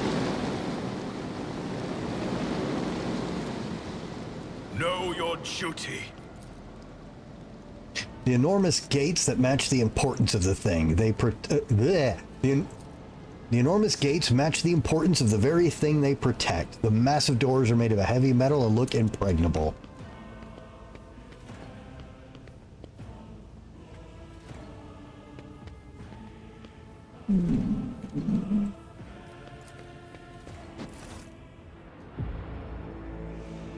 Let it be known that by my will and the true words of this document, I appoint the to be the paragon of humanity, unbroken by adversity, to walk bravely first into darkness, to unite motherfucker, the triumph over nightmares untold, hold boldly the reins of fate, to walk steadily the road of thorns, the motherfucker!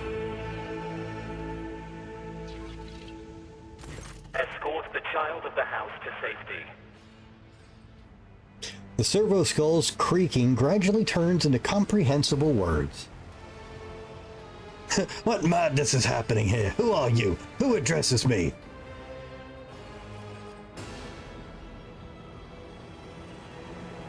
I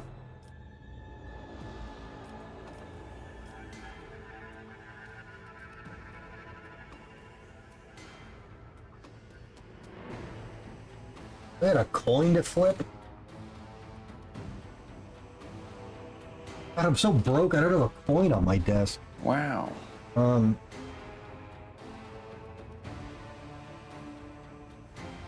Fuck. Hey, somebody flip a coin. Heads is 2, tails is 3.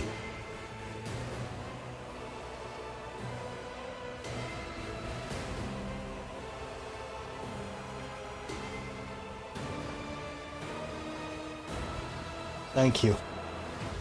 I need a weapon. I'm utterly defenseless. Distance from the current location to the nearest arsenal. Initiating situational calculations.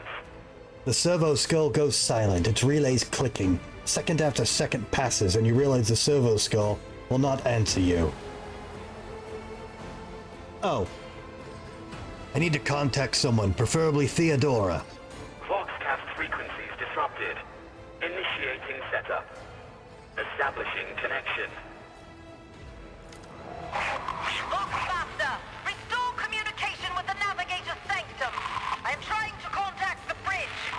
If anyone can hear me on this frequency, regroup all available forces and head to the upper decks at once. I repeat, regroup all available forces and head... In place of the mechanical screeching, the servo skull's vox projects the voice of Theodora von Valentius. Hang on.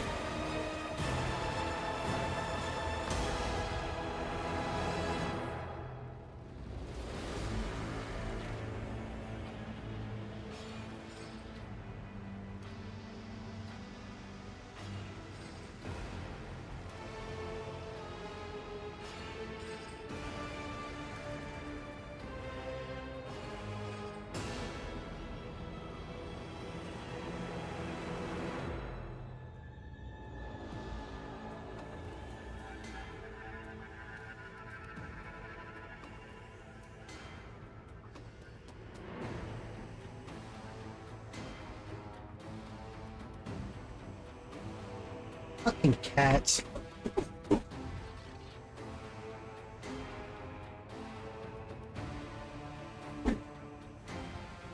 In place of the mechanical screeching, the servo skull's vox projects the voice of Theodora von Valentius. Distorted and ridden with static, it's still recognizable beyond any doubt.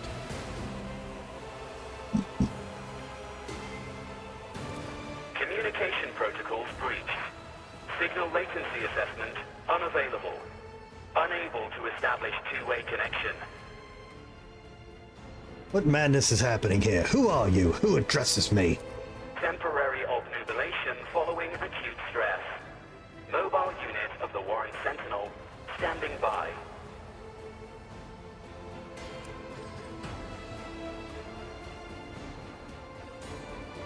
Oh, it ripped itself out of the wall. This is the fucking ancient...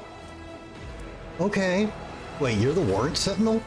Mobile unit of the Warren Sentinel, designed as a personal escort of the child of the house and a means of communicating with the rogue trader's subjects. Mobile unit standing by. Oh, cool. We don't just have a normal servitor skull. We got a fucking ancient mega relic. All right, get me the fuck out of here. Middle and upper decks. Assuming the probability of safe placement in areas of concentration of armed units. Calculating. To prevent unauthorized units from breaching the warrant chamber, preemptive sealing must be initiated.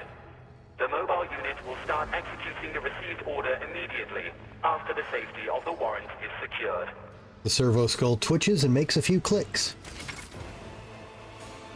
As the game story unfolds, you will get notifications at the top of the screen indicating the status of your current objective has been updated and new information has been added to your journal. You can open the journal by pressing J. Click on the notification top of your screen. Journal entries help keep track of current events, guide your character on the journey. The quest tab is progress of the story. You'll find information about quests accepted, current status, use a journal. The rumors and contracts section also contain important information. You will learn about them later. Cool. So J.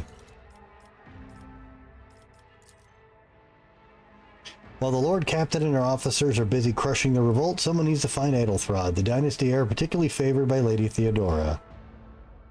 I failed.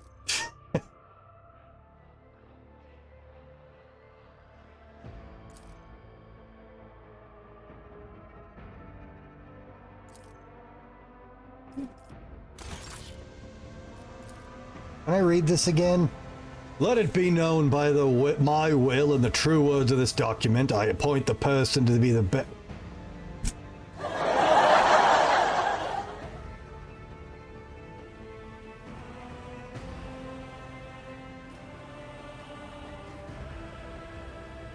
Alright, we're not meant to read this.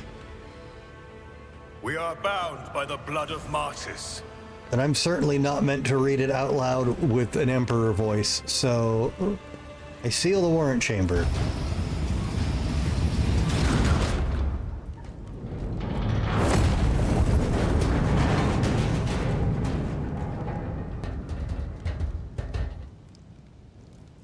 You all got a med kit?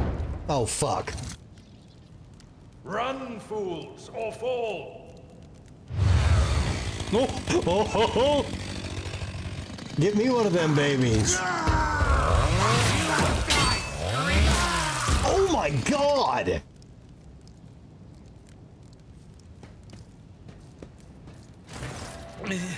Master, whatever are you doing in the warrant chamber? How did you... Throne preserve me, what is the meaning of this? The fact that it had an in-engine guy get bisected is actually really impressive. Because that wasn't a cutscene per se, that was in-engine with these models. Seneschal Abelard what is your name? What? Seneschal Abelard Wersarian has lost some of his former polish. His forehead is sweating. One of his sleeves of his coat is torn and soaked through with blood. Nonetheless, despite his heavy breathing, he stands firm, and his gaze is demanding, albeit somewhat surprised. He surveys the carnage around him, his brow furrows, and he places a hand on his weapon.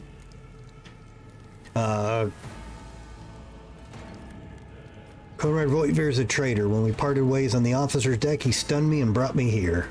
What? Seneschal's eyes widen. He intended to take revenge on Theodora for something. It is trying to reach the warrant was somehow part of the plan. He's clearly serving the unholy gods of the warp. I mean, it... Oh, holy Emperor. I presume he is the one responsible for the mutiny. And, Master, I wish to remind you that you are to refer to the Lord Captain as Lady Theodora.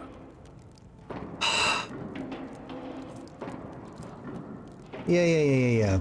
Voidbear openly admitted he's the mastermind behind the mutiny.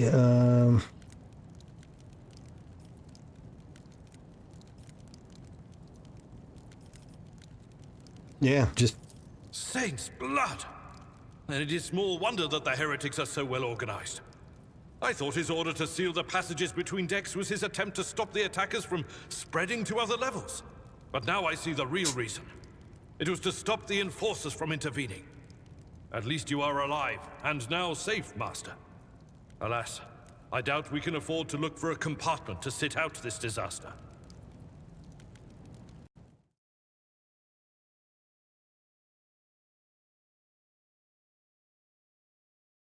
All right, I'm gonna wait for the ads here real quick. And Kalen's the one who bought me the game, so I'm not gonna move on while the ads are going.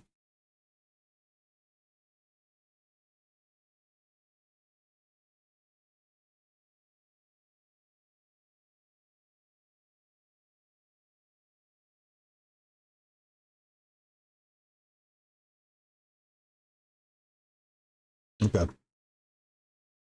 You know, there is another way to not have ads.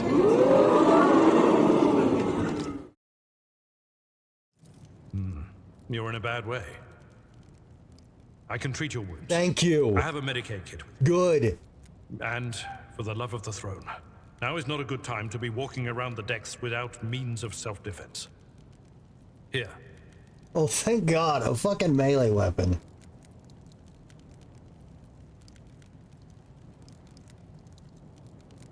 There was another way for you to get this game, too. Yeah, wait till I had money. Alright, so we got an axe.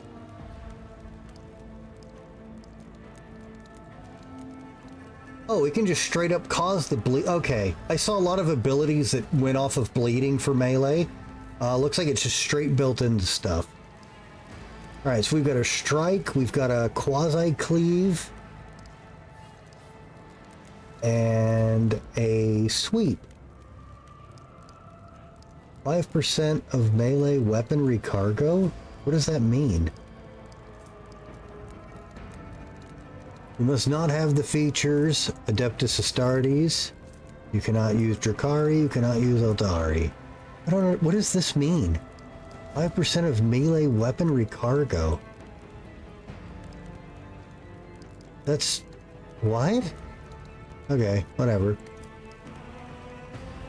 An auto pistol, who cares? Armor? Yes, please.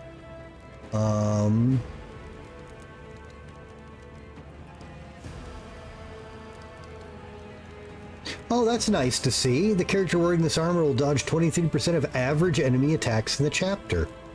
So you can always tell how OP you are for the chapter. That's cool. 10% of armor kit cargo.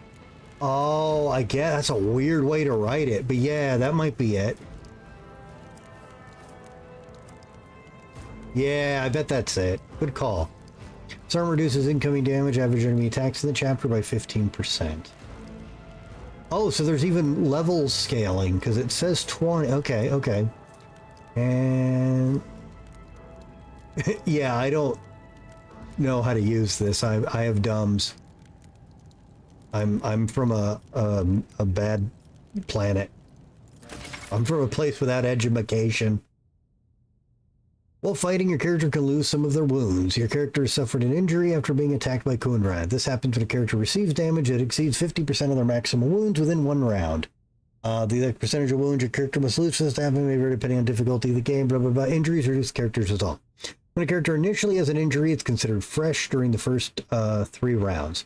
Once 3 rounds have passed, a fresh injury becomes an old injury. A fresh injury can be healed using a medikit without any skill tests. Old injuries can be healed with a medkit, but they require someone to know what the fuck they're doing. Using medkits to restore wounds and heal injuries. Note that when a character loses all wounds, they fall unconscious. Once combat is over, the wounds of all party members are replenished automatically, but any injuries they may have sustained remain. They can be healed with a med kit. Medikits can only be used by characters with the field medic feature, base skill Medicae, when Medicae skill events when at least once, when required to use a medikit in battle. Med determines the number of wounds restored. Able to recognize your character's injury. Left click able as portrait, select medkit, use a good able to be sitting right next to your yeah. You've got new items. All items are added to your inventory. You can open it by pressing I or clicking on the bag icon on the right side of this. There's a bag icon. I don't see that with this window up. Open the inventory, weapons, armor, and other items. Got it. Oh, there we go. Okay. Equip new weapons and armor, open the inventory, blah, blah, blah. Drag it to the okay, anything, you can switch between screen. You can switch between party members using arrows at the top of the screen. Item descriptions contain comparisons with any corresponding items. Oh, okay. All right, well, give me this. Give me this. I guess we'll have the pistol in case I have to shoot. And yeah, can we just... What? Give this to him. I can't fucking use it, bro. Oh, I'm on... Wait. Oh, I see it. Switched it. Oh, I'm dumb as hell. Okay. Okay, so what's he got? He's got the Essentials Trusty Carapace. 35%, 1 damage reduction. Okay, this man does not dodge. He takes it. He's got a chainsword. Got that big cleave. Okay. All right, how do I... No. Okay, well, hang on. What do you do? Let's go 40, Blisca. You're basically a better version of me. Wow. Feels bad, man. Oh, I'm better at talking to people than you.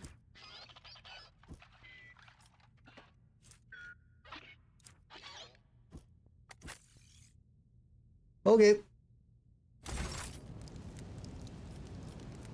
Look no further. Blessed is Fon Valencia. Your seneschal is always there for you. Your aid will not. That is a noticeable improvement. Now you're prepared for the trials ahead. He nods in satisfaction. The lower decks are teeming with heretics instigating the rabble to revolt. But that is the least of our problems. The ship's enforcers are rounding up the scoundrels and suppressing the resistance. The situation on the middle decks is much worse, although strike teams have already been dispatched there. All communication with the bridge and the engineering bay was lost. So, apart from scattered voxcasts, we have no information to go on. But that is not the worst of it all. All these jolts and shaking are most alarming. These are signs that the navigator and the master helmsman are having difficulty translating the ship out of the warp and into real space. I fear that they may have already lost control. We must reach the navigator's sanctum and get a handle on the situation. If we can manage that, some aboard this vessel may yet survive. I did hear one of Theodora's Voxcasts. Lady Theodora's. Which one? The last one I received was about the navigator's sanctum, and that was a good while ago. In any case, let us hope that the Lord Captain is well, and safely in charge of the ship's defense. In the meantime, we must do all we can to prevent the ship from veering off course. How did you find me? You sent me a Vox message. Specifically, a Voxcast on the officer's frequency, which I had the good fortune to receive. You mean to say you did no such thing? This Servitor Skull ancient artifact is kind of a bro. He tilts his head and looks at you with worry. So what's gone wrong with the translation? I am no helmsman, or God Emperor preserve me navigator. However, I've spent my entire life aboard void ships equipped with warp drives, and I know that portents such as these do not bode well. It could be that the Geller field has faltered. Perhaps the Navigator was struck down by warp corruption and is fighting for the last shreds of his humanity as we speak. If we get thrown off course, we will be forever lost in the war. Naturally, we would likely not have long to live in that scenario. But I will not resign myself to such an outcome just yet. I think the Warrant Sentinel may have sent that message. It appeared when I opened the chamber. Warrant Sentinel? The Lord Captain barely ever ventures down to the chamber, and I was at her side only once or twice when she did. And I did not see anything of the sort. He says, looking over at the servo skull floating next to you. The Warrant Chamber is an ancient and rather sacred mechanism that the ship's tech priests treat with the utmost reverence. I assume that whatever it is that you did, you must have activated certain processes and caused the Sentinel to awaken. But then, why did none of it happen when Lady Theodora did the same? He frowns. That's actually a really good question. The tech priests are the rulers of the Adeptus Mechanicus. They revere technology as the object of their devotion. They direct the endeavors of fabrication and lead the followers of the machine god in unforgiving crusades of ruthless acquisition. All right, what can we find? What can we expect to find in the Navigator Sanctum? During warp transit, the Sanctum is closed to all who are not involved in traversing the Empyrean. And for good reason.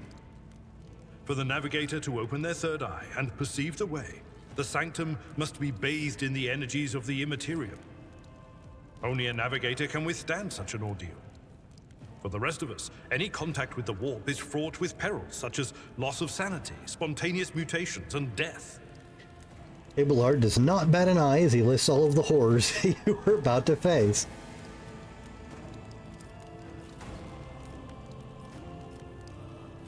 For the Imperium and humanity, lead the way, Seneschal. Come. Abelard nods his approval. Fuck yeah. Loyal sons and daughters of the God Emperor! Fight the heresy and corruption that threatens to consume our home, and with all your might, destroy those who have dared! A wave of static suddenly erupts from the servo skull, and you can make out Theodora's words through the noise. Lady Theodora's words. The Lord Captain is calling her crew to battle, which means the Vox networks are set up for broadcast transmission, not message exchange. Splendid. While the rogue trader inspires proper resolve to fight in her subjects, you and I shall prove that her trust in us is well deserved. Onward! The Seneschal's eyes light up as he smiles with grim determination.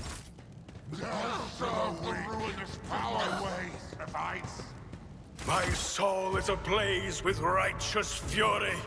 Your Emperor won't save you. Yes, you will. The Emperor protects. Combat begins with the tactical phase, during which characters cannot attack or take other actions, but can take up advantageous positions. Select a character with left... Yeah, because I've been ambushed in every tutorial. Click on their portrait, top of the screen, click left mouse, move the cell you want to move to. Red cells are inaccessible. During tactical phase, each character in the party may move up to their maximum movement points, but cannot position themselves adjacent to an enemy. Not a lot of options.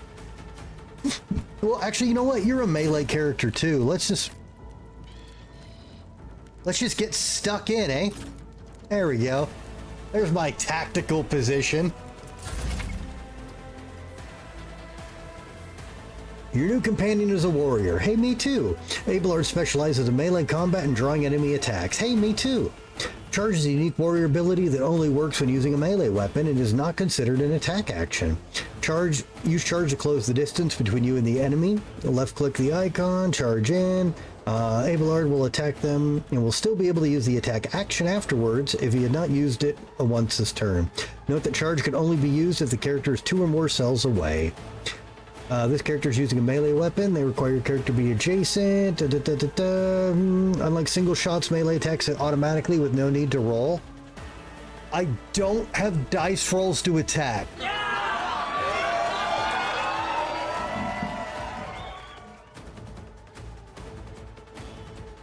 You guys haven't seen me roll dice. Okay? Luck in all forms in Beld have not met. At all. They can still parry, but... let's see, the enemy will try to dodge and parry the attack if they're using a melee weapon of their own, but they can't parry if they have a gun, except for the skill that lets them do that. Melee weapons can be used to make area attacks. All creatures will suffer damage unless they do a dodge test, or parry if they get a melee weapon. Damage dealt by melee weapons depends on the weapon parameters and the attacker's strength score. Alright.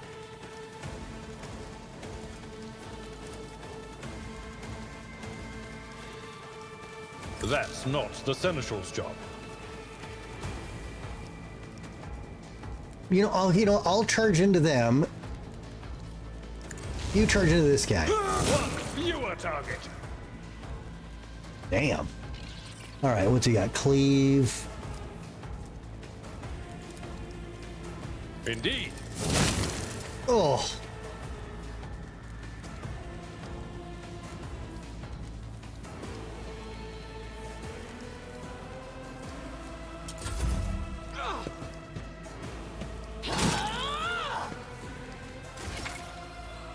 The combat abilities of characters differ depending on their archetype. We're both the same thing right now, bro. That's not helpful. Available abilities are located in the bottom right of the screen. The abilities panel, read the full description, right click, ability before you, estimated outcome, area of effect, who characters you work. Wait. Probability of being affected. If the ability is effect guaranteed to work, the ability icon is displayed instead of a number. Okay.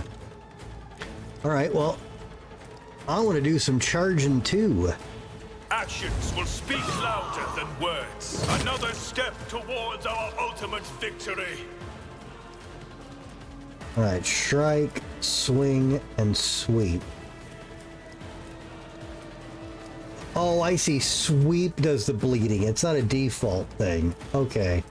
Well, we don't need to bleed these guys. They're all gonna die. Not your corrupt way has failed you. It has.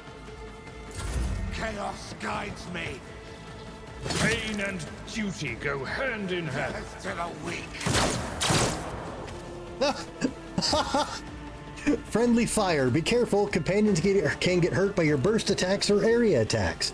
To avoid friendly fire, keep an eye on the trajectory of shots in the area of effect, or area attacks and melee bursts. Bro, you just lased your friend. Oh well, this is for you. Do my duty. Oh, you lived. Good for you. At your beck and call.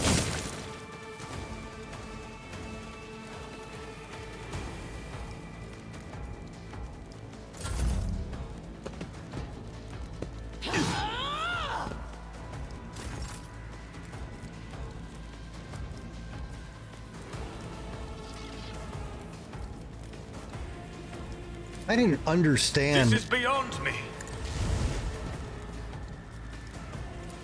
How good charge was. Another step towards our ultimate victory. Alright, you can advance the level of your character and companions. Prevailing in battles, exploring the Coronis Expanse.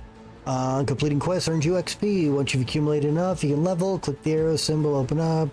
Abilities, talents, skills. Companions gain levels at the same time as your character, even if they're not included in the active party during... Oh, thank fuck you can't let all your people get under-leveled. You can always increase their level later. Okay, so it's group XP. And everybody gets it.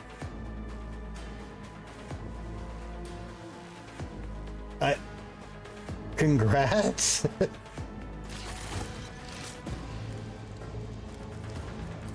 Okay, how do we...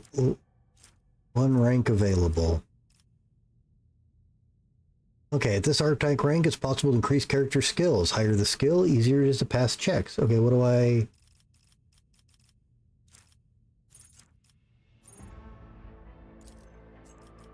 Oh, okay.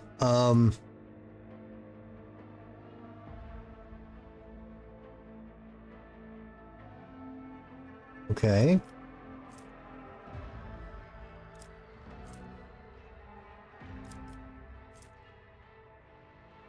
I really should take this just so I can use med kits on my own.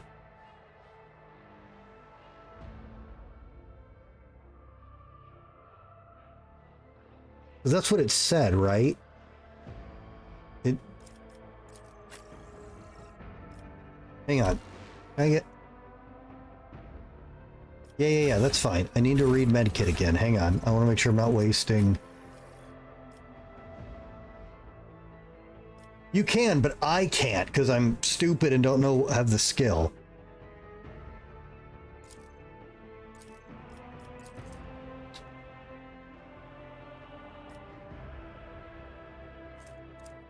Okay, prerequisites. You have to have Medicaid Advancement or Field Medic or the base skill Medicaid or Death Warden.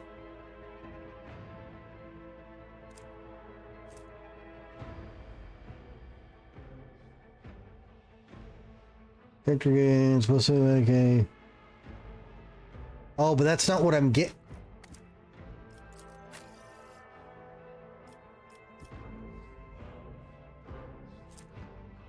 Oh yeah, see it's, oh no, it's here. Okay.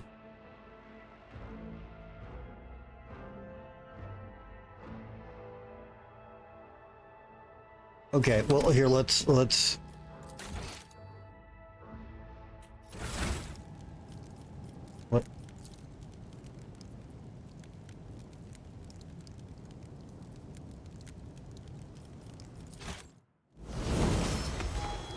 Oh God.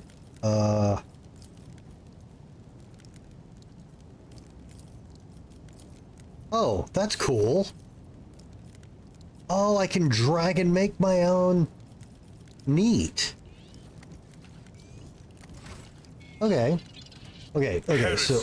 grows from idleness. For the Emperor. Yeah, shut up. Why can't I... What? Why can't I not... Blessed is Von Valencia's bloodline. My faith is my shield.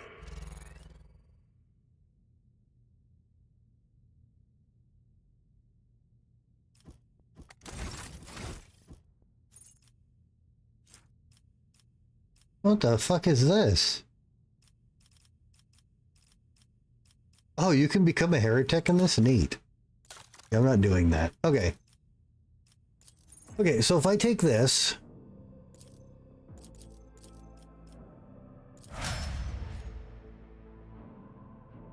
Okay.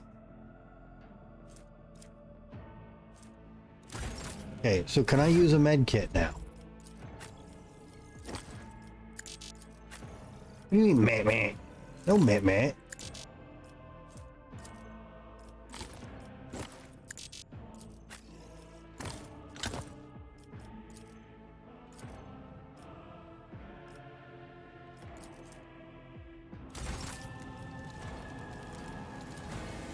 With you at my side, okay. Victory is within our grasp. Okay, cool. Okay, so we're gonna do that. I don't care if it's shitty. I don't care about healing myself. I care about getting rid of wounds before they cripple me.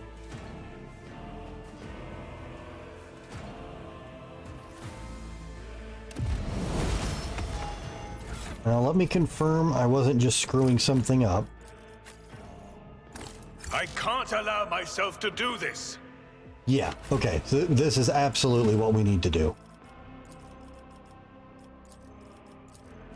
After this, we'll take stuff we want. That's a need.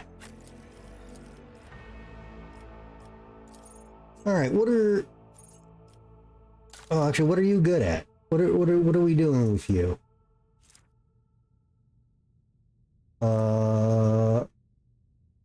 This skill is not that important. And that's his highest skill. Wow. I'm not feeding that. What's your agility? Oh, it's bare minimum. Fuck, I don't know. What do I do with you?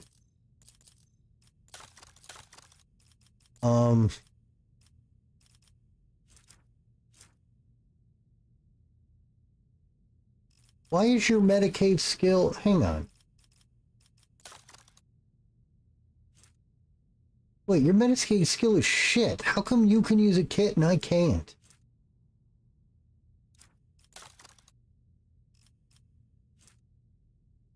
Okay, you're a Navy officer.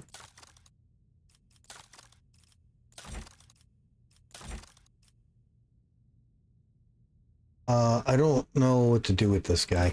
Because he's very similar to me. Okay, let's just go with athletics. Be a big, strong guy. That I don't think that will be a waste. Yeah, and Kaylin, when you're yes, but I don't want to because we get hit points and we're in the shit right now and we're two melee bums. It's not a big deal. But and Kaylin, when you know you're getting ready to go to bed, you let me know and I'll show you the character creation. Wait, I loot the bodies. Collecting loot. No tutorial. The tutorial didn't tell me to loot the bodies. What the fuck? Shameful. Wow. Defeated enemies have no further need for their former belongings, but you can discover valuable trophies among them. Okay, I'm just saying, like, warn me. Trophies on the right side of your inventory, so you bring your trophies left packed up a cargo and sent to your ship. Remove trophies. So why are they called trophies? There's buttons on the bottom, grass, collect all. Okay, whatever.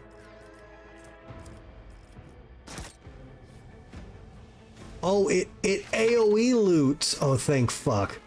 In combat, a character may need to use a different kind of weapon, which can be prepared in advance. Open your inventory and prepare different weapon sets. Switch to a weapon and pick X. Swapping weapons does not cost action points.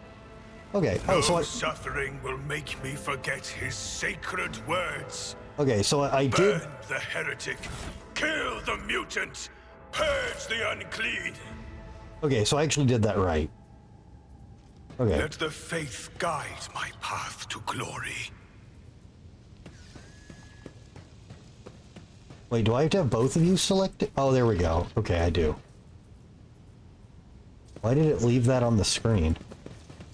Okay, is there anything else?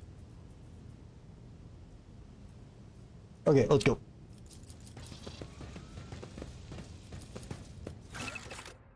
Zone map. Here's a map of your void ship. It consists of several parts between which you can travel. Some parts are not yet available, but over time your character can access them. Okay.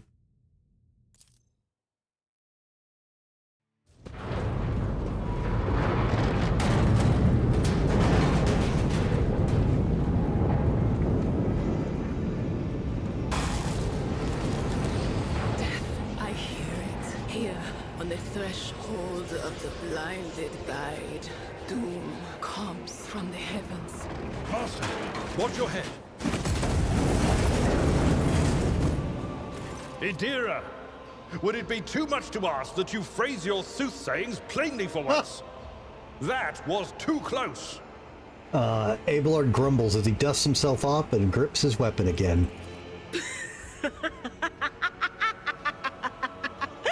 Sorry, old man. Their voices are so loud I can't even hear myself. They shriek, they sing, they... Oh, Abela, how they sing. That was a really creepy fucking laugh. This is Idira Tlas, personal psyker and diviner of Her Ladyship Theodora von Valancius. Idira? Abelard looks her up and down. I'm not drunk, old man. I'm suffering the effects of the warp that is seeping through these walls. I see the ship's fate. To die in the waves of the immaterium, fall under the burning rays of the final dawn. And in the roaring blaze, I see a figure standing. Who is it? I have no answer. Damn warp spaghetti. The entity in your consciousness shrinks and crawls in deeper, its claws scraping against the walls of your mind, as if the presence is trying to hide from the seer standing before you. Wow, I really, really fucked up not offering to help them. So you're a diviner, are you? The voices from beyond the threshold whisper to me. Sometimes their murmurs are clear, they grant insight. Sometimes they drive me mad. But I am patient. I know how to listen and discern. But now, with this clamor around me, too many voices, too loud. Adira nods, yet her gaze is directed somewhere away from you. And you are Von Valancius, one of Lady Theodora's heirs. Well then, we finally meet. She says, turning her head to you, her vacant eyes flaring like embers. Officer's frequency. To all who can hear me, those with a weapon in their hands are to gather on the officer's deck at once. I repeat, gather on the officer's deck at once and prepare to launch a counterattack.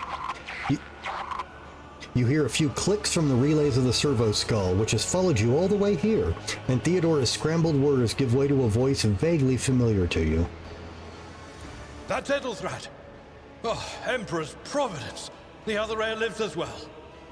Quickly, we must head to... Not so fast, old man. If we drown in the warp, Lady Theodora's heirs won't be any good to us. If Edelthrat's like me and hasn't yet surrendered his mind or body to the mercy of the warp, then he can still hold on a little longer without us. Blast it. You're right. First, we need to deal with what is happening here. He says, spitting out a florid curse. How do you know who I am? What? You think Lady Theodora didn't ask me to peek into the darkness behind the backs of those she sees as her prospective heirs? I have seen you. I have seen the footsteps of your past and the wounds of your heart. You flinch at the seer's words. No doubt she's referring to the nightmares the torturers inflicted upon your mind and body. Your muscles contract involuntarily as if steeling themselves once more for the inevitable pain. You lived through a torture sometime in your distant past. The whispers called me. The ones I could make out among all the screams and screeches. Those who are rocking this boat hit us where it hurt. They went after the navigator, our guide through the warp. Other whispers called me to the enginarium, but it was too late. I heard the cry of our master Cog, and the silence that followed. What? You don't mean the Enginseer Prime is... Said, without a doubt. And the voices wail, heralding countless nightmares, cackling at each soul among the hundreds that are now joining the warp. The shriek from the Navigator's sanctum was louder than the rest. And it's better that we saved the Navigator than some lever puller from a cooling module or a cook from the middle decks. We must see if the Navigator is well. Oh no. No. Nothing is well about him. Can't you feel the chill crawling on your skin? The eyes watching you? The warp ice has already encased the bulkheads. What follows is calamity. I'm in danger!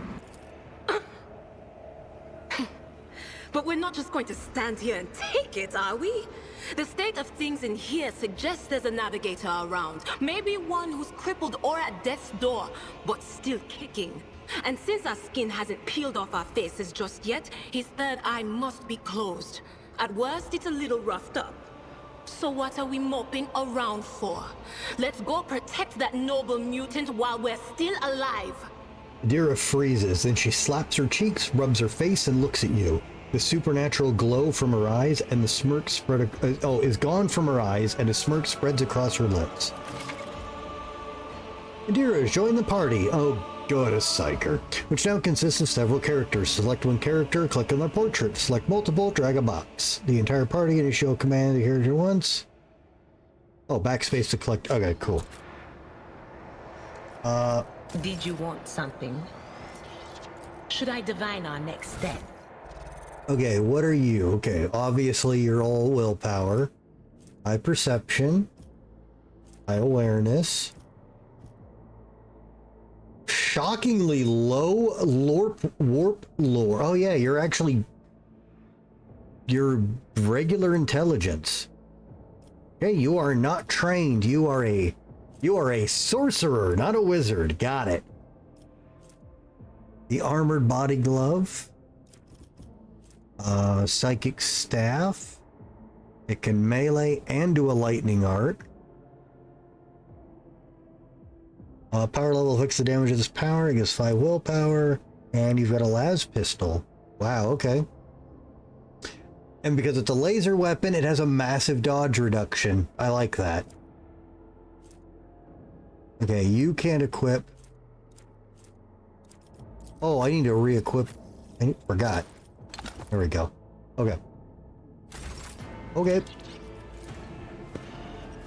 A fallen piece of debris is almost proof fatal to you. Without a dearest prediction, you would have remained in this corridor forever. Oh god, I just realized the warp is ambient in here now. That's really fucking bad.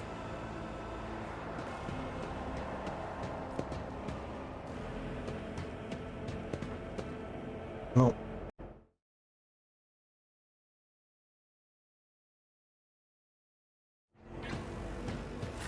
The Divine watches over us.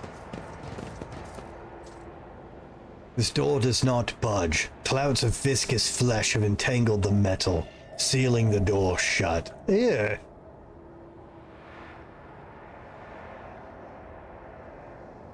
Okay, well, this door is held together by the demon in Amityville Horror.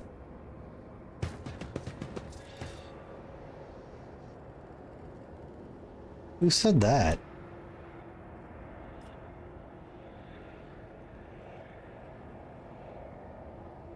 Oh, are you not? Are you out of ads then, Kalen?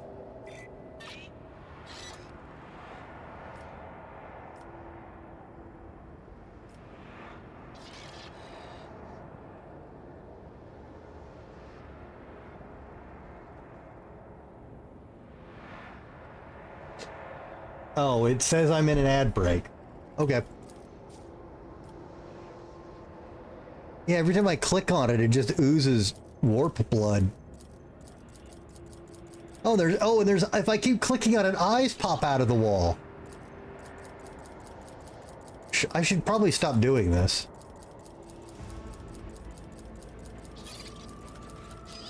All right. Oh, and now it's making noises. We shall reclaim okay. What is rightfully ours. I'm gonna stop. I'm gonna stop.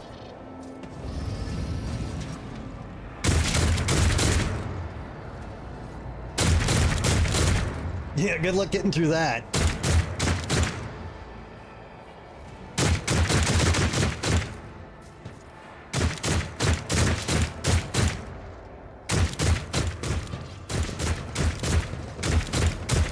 Heretic Psyker, Heretic Brawler, Heretic Sharpshooter.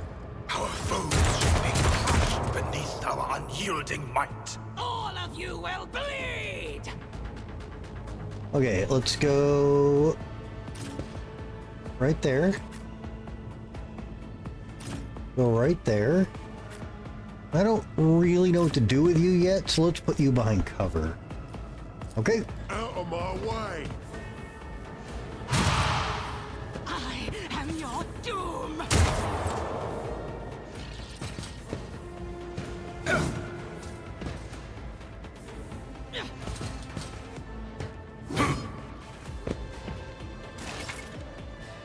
Alright, Adira is a psyker and an operative. As an operative, she can study opponents, identify their weaknesses, and her psyker abilities allow her to deal damage to them. So yeah, and Kaylin, because you don't choose to be a psyker, psyker is actually an origin selection, not a class. Which means you can basically power game and add psyker to every single thing in the game. And they're kind of inherently broken because of that, which is a very large reason of many reasons I did not play one. Let's see here. Analyze enemies. An operative ability allows her to apply the exploit effect. The operative can use his ability against a specific enemy to inflict several stacks of the effect. Higher the int bonus. She doesn't have an int bonus. She has minimum intelligence. Whenever the operative hit a target with exploit applied to them, the attack deals additional damage based on their perception, which she does have a lot of. Expose weakness is an operative ability that uses a single enemy, reduces their dodge, parry, and armor. Blah, blah, blah, blah, blah. She's armed with a special staff that allows a psyker to unleash psychic powers against enemies. In the future, you will encounter staves only a psyker versed in certain discipline can use. For example, you might find a staff that lets a psyker use Inferno, but to do so, they must have Pyromancy. Oh, and she has initiative. Okay, well, let's...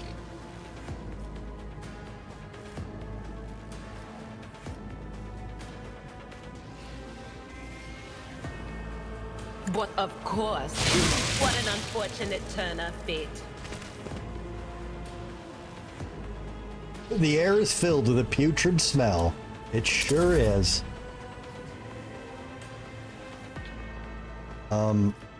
I kill you. Victory is in reduced to dust. Hologram. You can use the hologram to gauge the effectiveness of your intended actions in combat. Left-click the mouse button on any accessible cell. Place the character's hologram there. Select an ability or single-shot attack to see the expected outcome. The action will be displayed as using the hologram's location. Let you assess you've picked. Alarm as you see if the enemy will be within your line of sight. Click again to confirm. Oh, cool.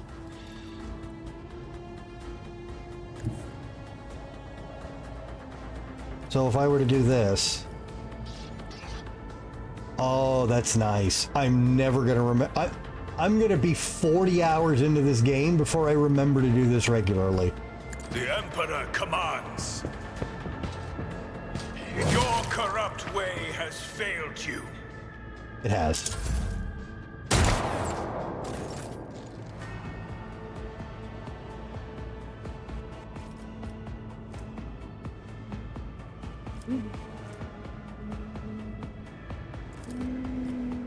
No can do. Oh, I get it. Okay, that's fine. There is movement in the Empyrean. Looky woogie woo. Be gone.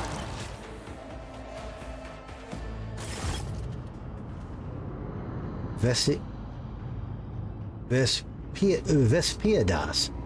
The creature in the chair appears as if become one with the throne. You see pink, parchment-like skin stretched between the seat and the limbs that have too many joints for a normal human being. The navigator is breathing heavily, the air whistling as it exits through the two dark, gill-like slits on its cheeks.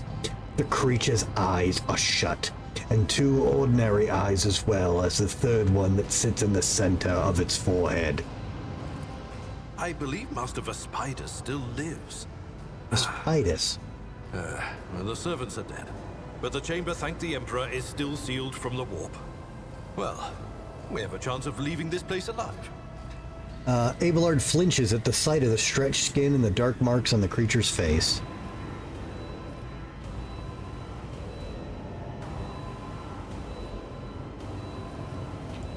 I can be direct with him. I'll give him a pointed look. Master Vespidas. Your time is short.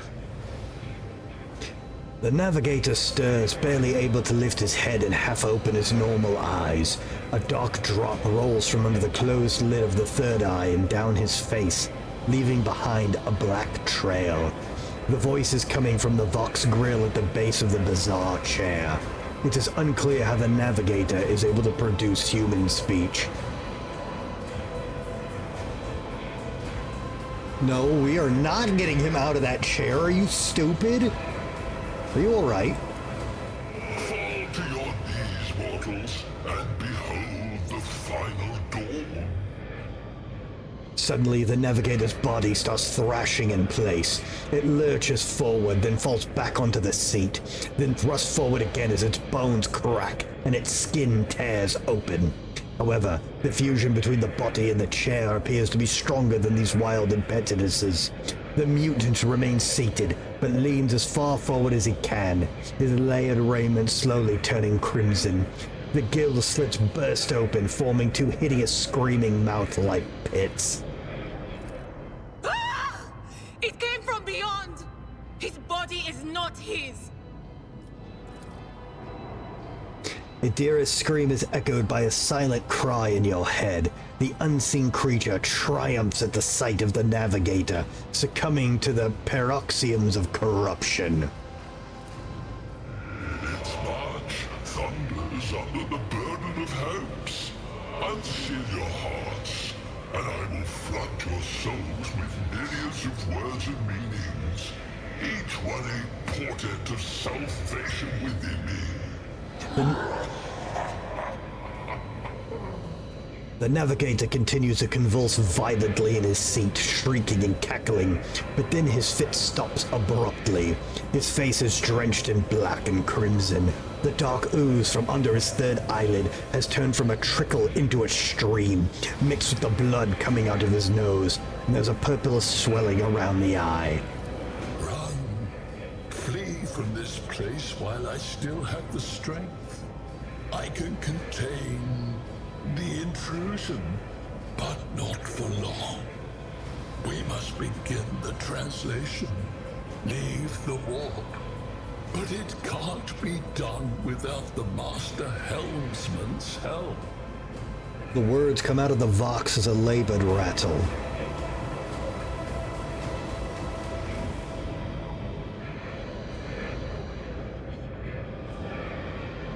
I want to help you. Tell me how. Run. The sanctum will be sealed. I will hold it off. Hold on.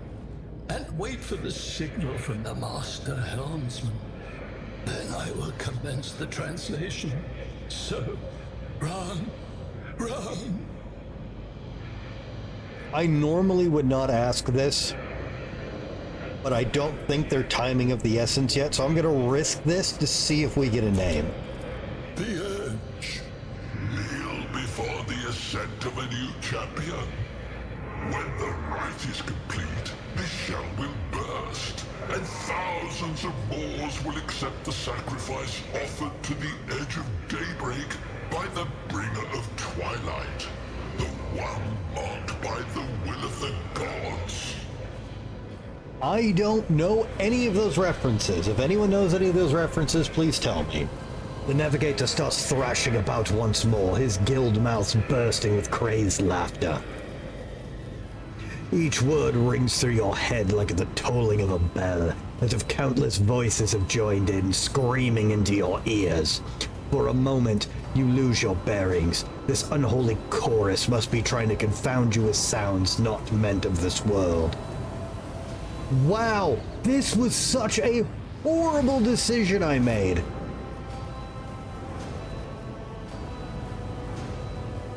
Yeah, what the fuck does that mean? A rite. A sacrifice offered. Oh, my heart tells me that Kunrad was not deterred by his defeat in the warrant chamber.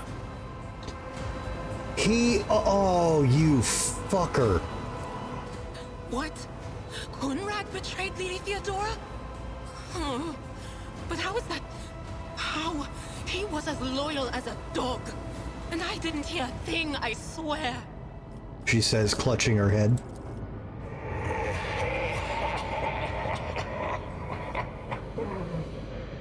The footfalls of the bringer of twilight are veiled by the will of his masters. Tear out your eyes. She who is to become the champion's servant, for you need them no longer. He's so happy. Oh, just tear out your eyes. You need them no longer. It's fine. The Navigator, or rather the thing that is determined to seize his body, erupts in mocking laughter. Alright, we're not doing this. Alright, Abelard, the Navigator's still alive, but barely so. What do we do now? The ship can only begin the translation with the assistance of the Master Helmsman, if he is still alive. It is worth a try. We must get to the bridge. but we will need support. Our only option is to fight our way to the officer's deck and join forces with Edelthrad and his people. I believe we will also find Lady Theodora there. She must have heard the call to arms that the servo skull relayed to us earlier. I don't want to work with that guy. He's a dick. Vespaidas, good luck. And thank you. Dira reaches out with a hand toward the Navigator, but pulls it back at the last moment. The Navigator does not give her a response. Black tears mixed with blood are streaming from under the closed eyelids, and the vox at the base of the chair is bellowing out static, interspersed with distant echoes of otherworldly laughter.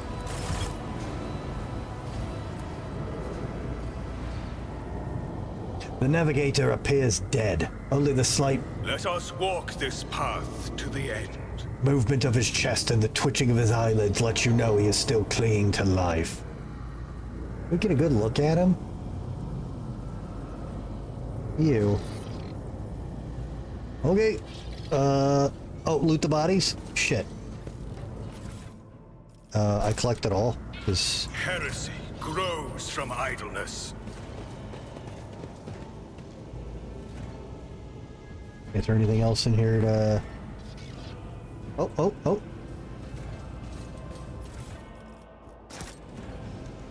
I like that severed leg lit up as something you could loot too. That's all that's left of his body. Okay, now can Your duty. I open the warp spaghetti door now?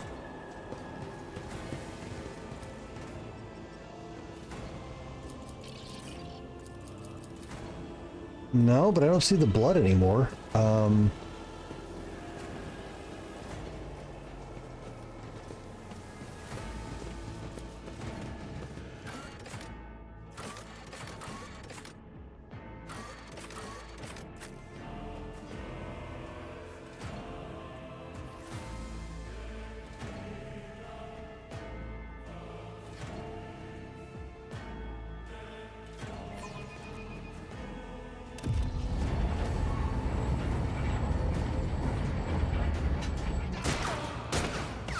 Serpentine! Serpentine! Idiot!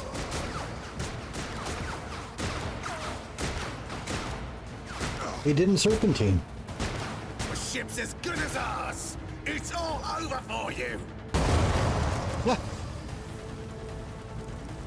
I shall pity not your enemies. Oh, the Sister of I shall Battle! heed not their pleas. Yes! Somebody shoot this. Shall betray not your tenets, nor stray one step from them. Take not your gaze from me. Leave me not without your grace. I told you he would protect us. My God, my light, my emperor. I like the Sisters of Battle, if you can't tell.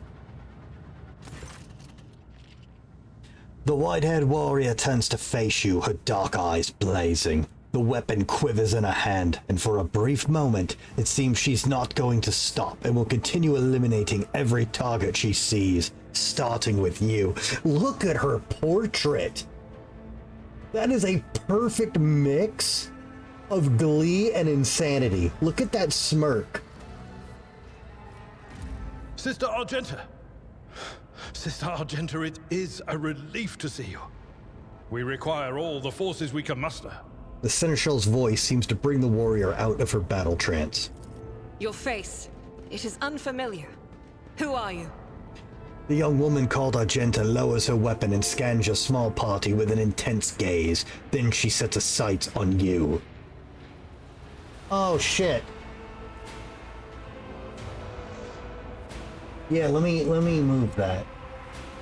So I moved it from the hell were we just playing? Oh, when I'm doing Last Epoch for Season 3, it's covering up a bunch of shit. Where is my camera? There you are. Whoop. Sorry about that. Look at this smirk.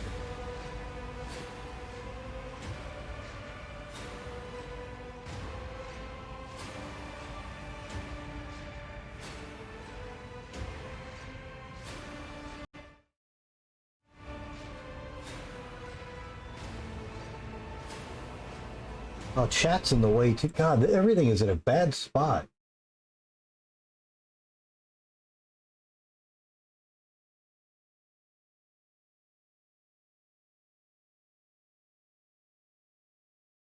I gotta get one of those. Well, I gotta learn what I'm doing. Holt von Valentius, the Lord Captain's heir. Dude, do not be rude to her. You know what she is. Holt von Valentius, the Lord Captain's heir. The hour is dark and daunting. Ship abounds with corruption.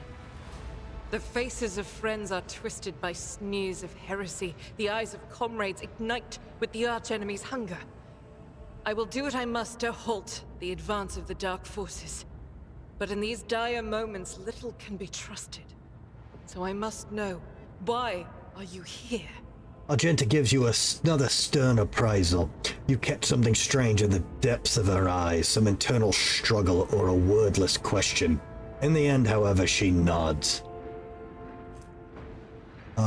The archenemy is chaos, a malign metaphysical force composed of psychic energy that exists in an alternate dimension known as the warp. Sister, I beg of you. Now is not the time for interrogations. The ship is under attack by heretics. We've been betrayed by our esteemed Master of Whispers. Edelthrad the Heir is waiting for our aid, and Lord Captain Theodora is expecting a report on our success. We are here to deal with the situation. So I suggest we all do just that. Abelard appears to be losing his patience. I am of no traitor, sister. You can be sure of that. If you speak truthfully, the Emperor will not forsake you. If you are lying, you will not escape his retribution. That's usually how it works, yes. I cannot wait to rain righteous fire down upon each and every heretic. I have made an Imperium lore check. What is a warrior of the Adeptus Soriathus doing aboard a rogue trader's ship? Your orders serve the ecclesiarchy, do they not? Sister Argenta is a guest of the Lord Captain. And that story deserves its own time and conversation. Under more appropriate circumstances. Abelard shoots her a quick glance. Enough idle chatter. I am where I must be, and that will suffice. Who are these people with you? Overseer of Middle Deck AL-84, my lord. We were rounding up everyone we could find in the attack compartments when we ran into an ambush. Just about every enforcer fell. These are the survivors. Well, that's fucked. Okay, what's happening in the officer's deck? Massacre, my lord. And heretics are not just killing the crew. Some kind of blight is sweeping through the decks, filling the air. Yeah. I saw people going mad the moment they breathed it in, screaming about seeing their dead comrades, tearing out their eyes. I implore you, my lord, be on your guard. Yep, that's called warp spaghetti, sir. All right, we gotta get to the main deck. Through this door. I shall join you, for it is my duty to the God Emperor to destroy this heresy. Fuck yeah, it is. We will follow. For now, we will hold off any heretics who might try to crawl in through the cracks to join the main assault. And we'll take a look at the generators while we're at it. Those villains made a mess of the cables. Oh, I wish we had a Tectomat with us. But we'll see what we can do without one. Good man. Good to hear it. Sister? Ready. May Terra's light illuminate our path through fire and darkness.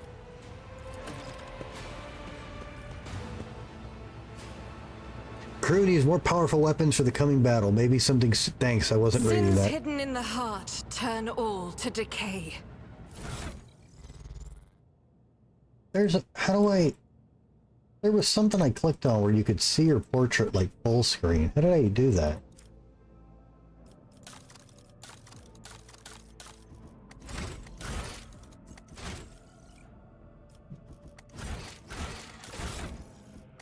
I'm just saying the artist killed it for her look. Damn, I did it earlier with the this guy. Abelard. How did I do that?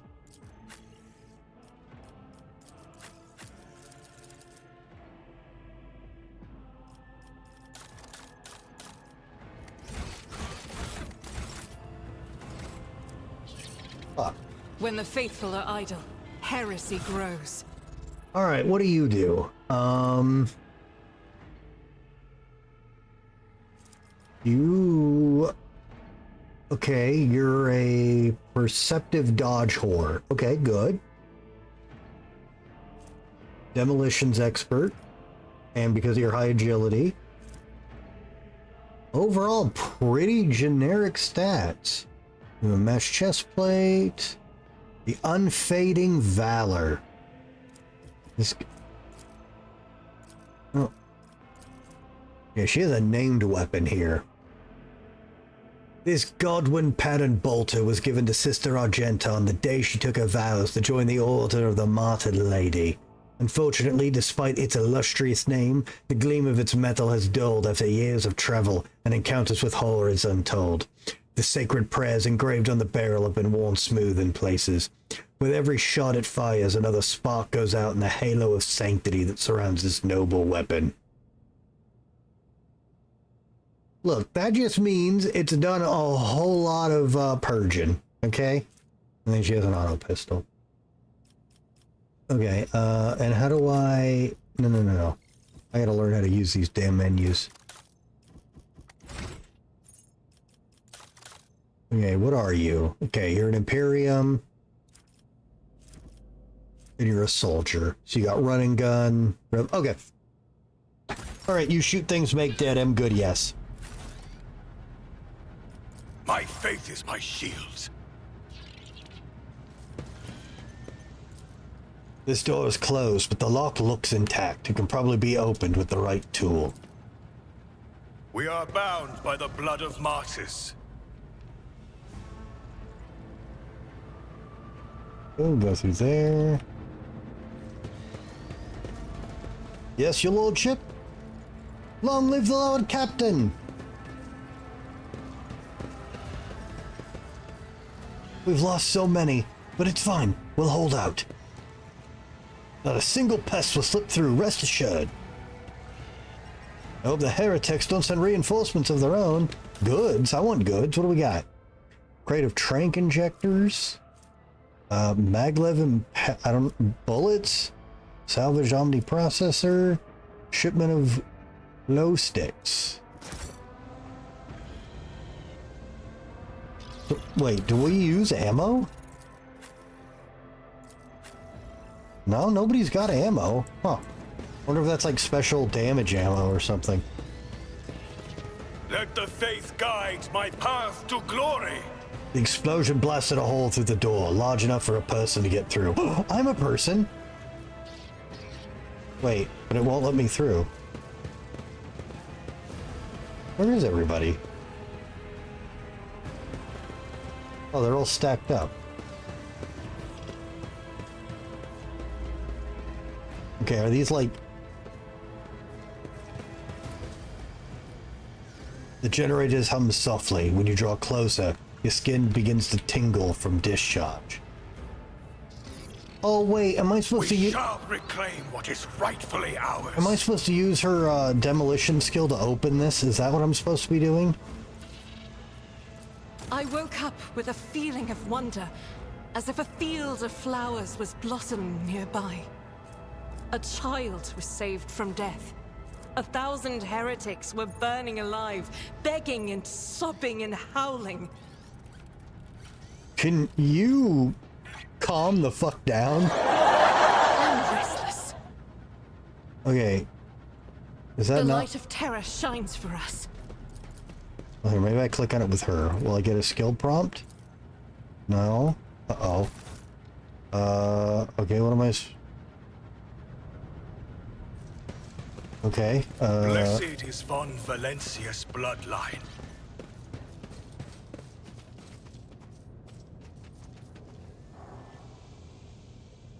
The divine watches over us.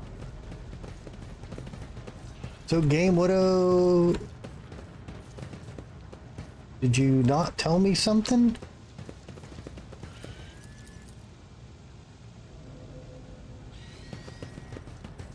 Oh. Injectors, main perfect bolts, and instead of what? Icons, I guess. A sword. And a shield. You've received a new, more efficient weapon for your character. Oh, why am I reading this in voice? To upgrade your equipment, press I to open your inventory, left mouse drag a new item, blah blah blah. You'll find and purchase new equipment often in your travels. Do not forget to update your character's equipment to become more powerful. Okay, so first thing, did I miss any other loot? Doesn't...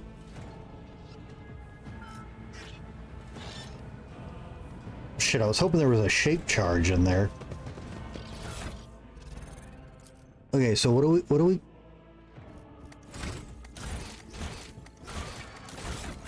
Wait, where'd my loot go?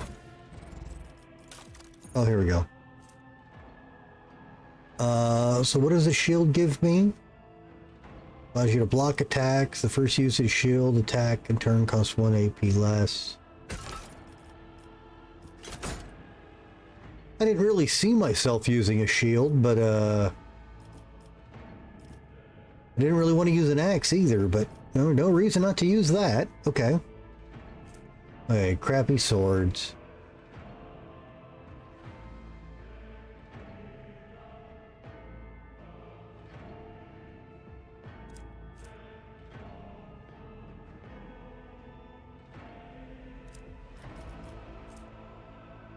Three to 4, 6 to 8. Well, I guess I'll equip the last pistol. Scrappy auto gun.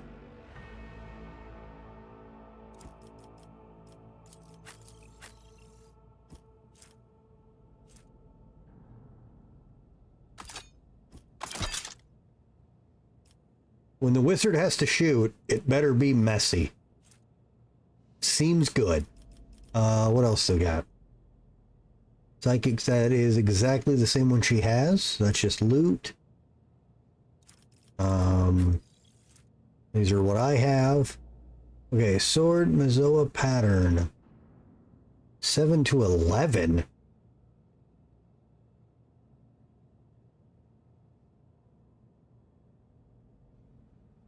Well, I won't have the bleed thing, but that's much better.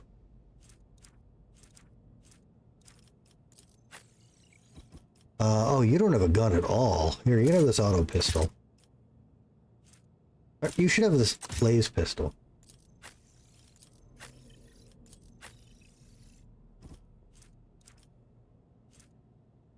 Wait, I thought I gave her the... What, do I have 2 auto guns? 6 to 10, 3 to 5. Okay, alright. Seems good. Can I leave now? Is that what you were... With each step, I forge my destiny among the stars. I don't...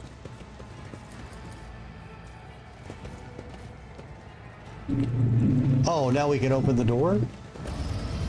Okay, it needed us to loot. Okay.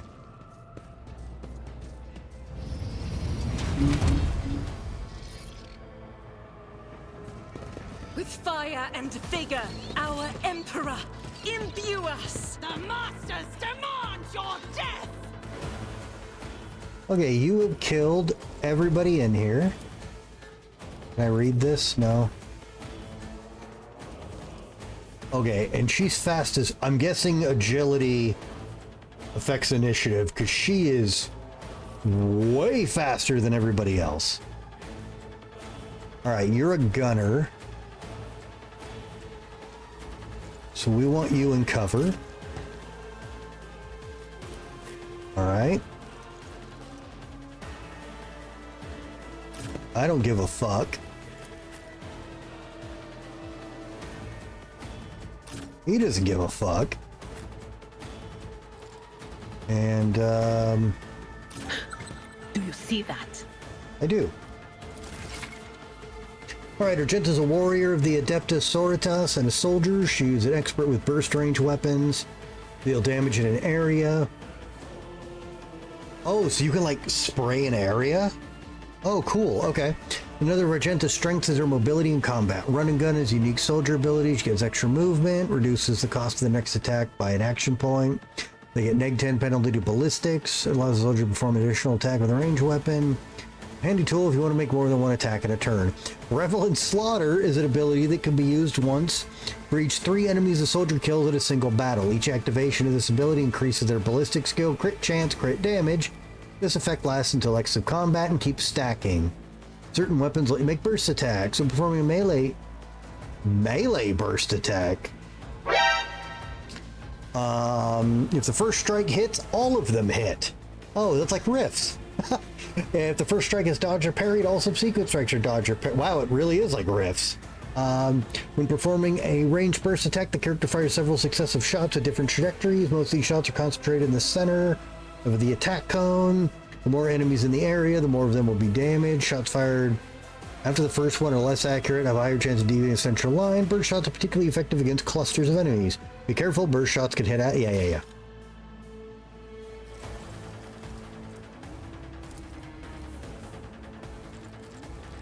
Wow.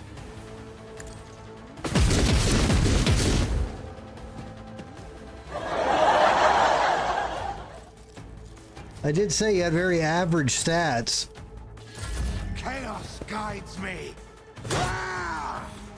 Hey, go shield. My way. Paying dividends right off the rip. I wonder if when you dodge, it says dodge, or if dodge just calculates into misses. All right.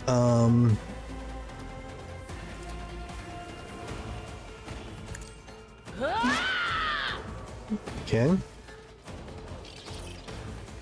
Psych increases the target's dodge and parry by 10%.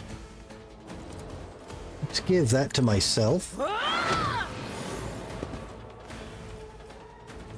And she still has enough action points to scream at this guy. Wow!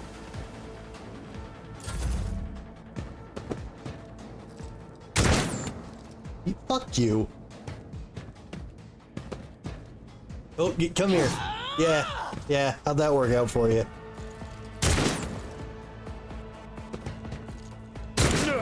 Ow. My ears are ringing.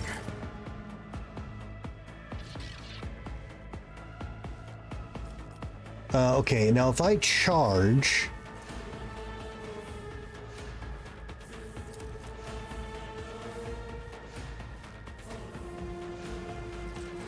Okay, it doesn't say any exception, so I will get an attack of opportunity. So, I'll just kill you. Beck and call. An exemplary strike. Oh, you're a tough bastard, ain't you? Alright.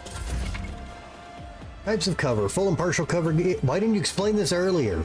Full cover is indicated by the skull and the... Thanks, I already figured that out. Reducing your chance to be hit by 60%. Partial's 35. At the same time, the chance to hit a character behind cover may vary depending on the difficulty of the game you choose. Some cover can be destroyed by melee attacks, area attacks, other abilities. Destructible cover has a durability bar above it.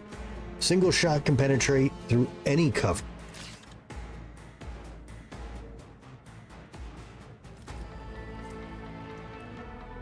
Actually, let's... Actions will speak louder than words. Oh, it's an attack, is it? Wait, how does this work? No. Stop. I won't suffer this. What was our next single shot? Oh, it's an on hit. I got it. Great choice. I see, and now it's okay. And then I can stalwart. Oh, is this just because I have a shield? Will it marks enemies in the area effect immediately into turn until the end of the turn? They gain 15% block. Made by each of the marked enemies. Okay. This is beyond me. Wait, is this an attack? What? I will not be deterred. That's where I'm holding the shield up, and that's the R. Okay, I got it. Okay, can you not fail this time? I'll do it. None you can escape the Emperor's judgment. There you go.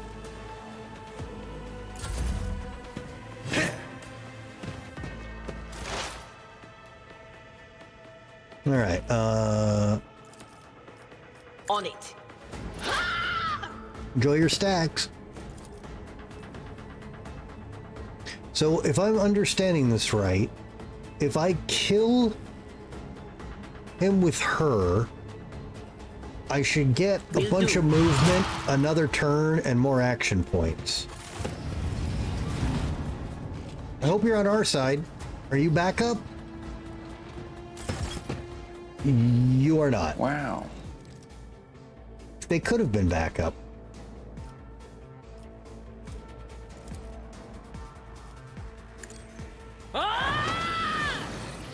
Wow, I can just do that to my whole team. Wow, okay. Oh, there we go. Unfortunately, I don't think there's anything I can do with this. We can stack that up on you. We can buff her. And good enough for me.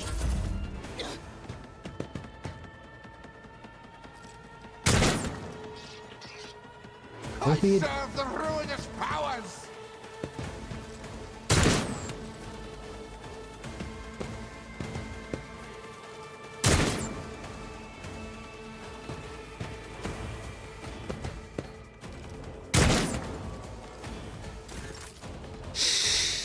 Okay.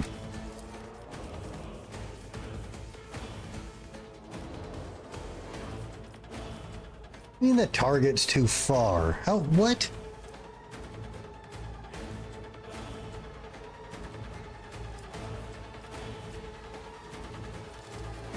Shitsicles.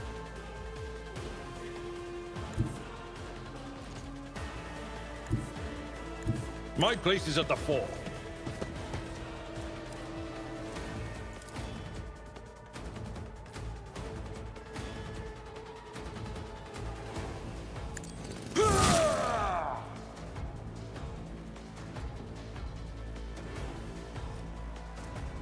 Brace for impact. For one round, the Navy officer and their allies at a 3-cell radius gain +2 deflection.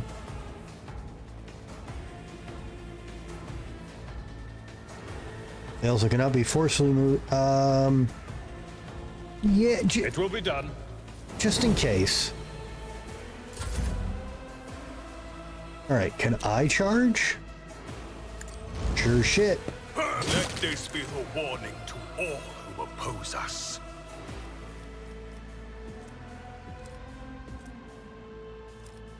Alright, that uses all my movement. So we will Death to non-believers! brace.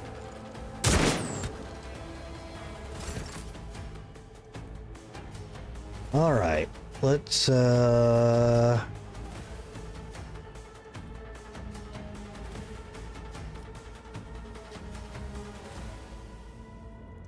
I can't take cover behind this thing? That sucks.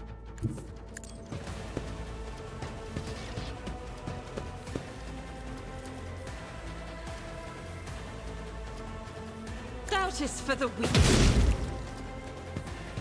You would have lived, except you had all them stacks.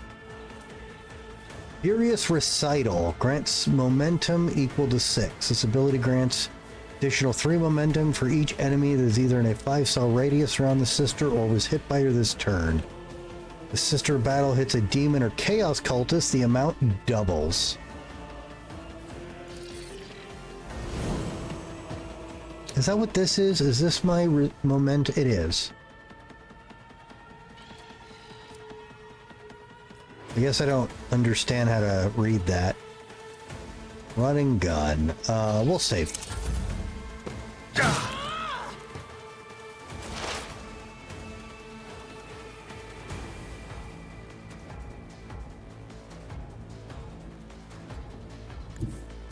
I know what is to come. Okay, he's still...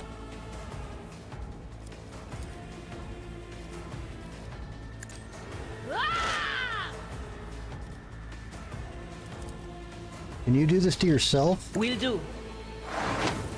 You can.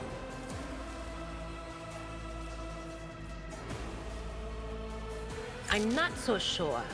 Ah. Was it you? Or chaos guides me. Congrats on your 1 damage. Just a minor setback. Congrats on your 0 damage. Okay, dodge is dodge, so miss is not related to that. Hey, you guys want to see a magic trick? One fewer target. You parried my cleave. What a dick. Your character is just missed. To increase hit chance, equip your character with a decent weapon and place them on a vantage point. Abilities and talents improve weapon skill characteristic will help you hit more often in close combat. It improves marksmanship, learn talents, and increase perception and ballistics. Yep.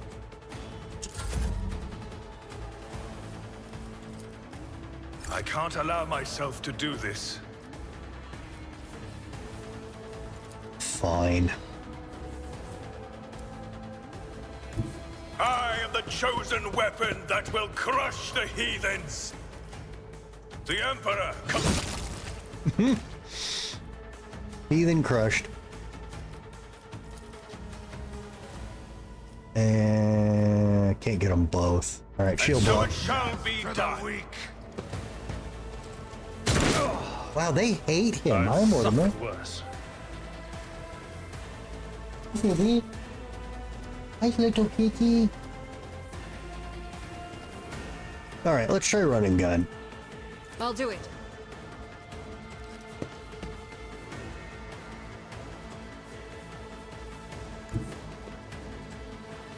Guided by faith.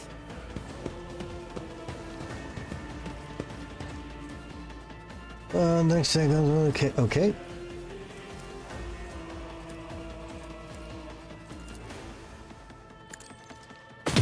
Strike is a prayer.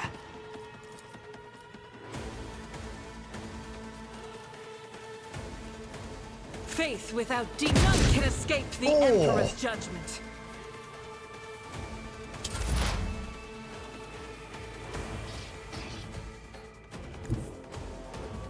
What is this foreboding?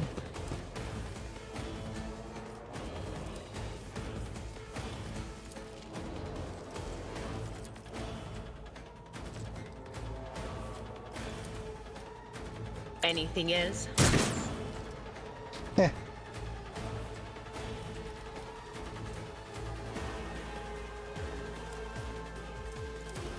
But of course.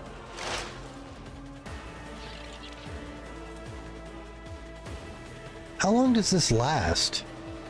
It lasts till the end of combat. Okay.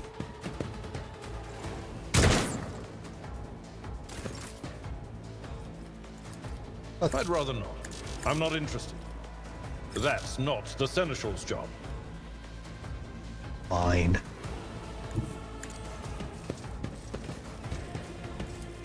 I will do my... Alright, that went pretty well. The tank took like 5 damage.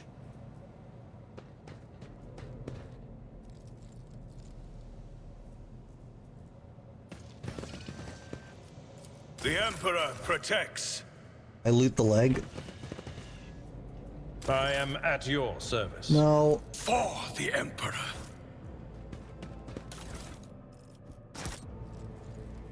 Blessed is von Valencia's bloodline. Looting bodies. What's this thing? An exact replica of the Von Valentius void ship sits in the pedestal. Labels indicate the main compartments of the deck and the vessel. Let us walk this path to the end. Wait, get the loot. Skill tests and interaction with the environment. Open the door, click the icon above the cogitator. What is this fucking word again? Cogitator. The character with the highest logic will make the skill. That's none of us. If this test fails, the door will remain closed. A particularly bad result of a logic test can cause the door to become permanently stuck and impossible to open.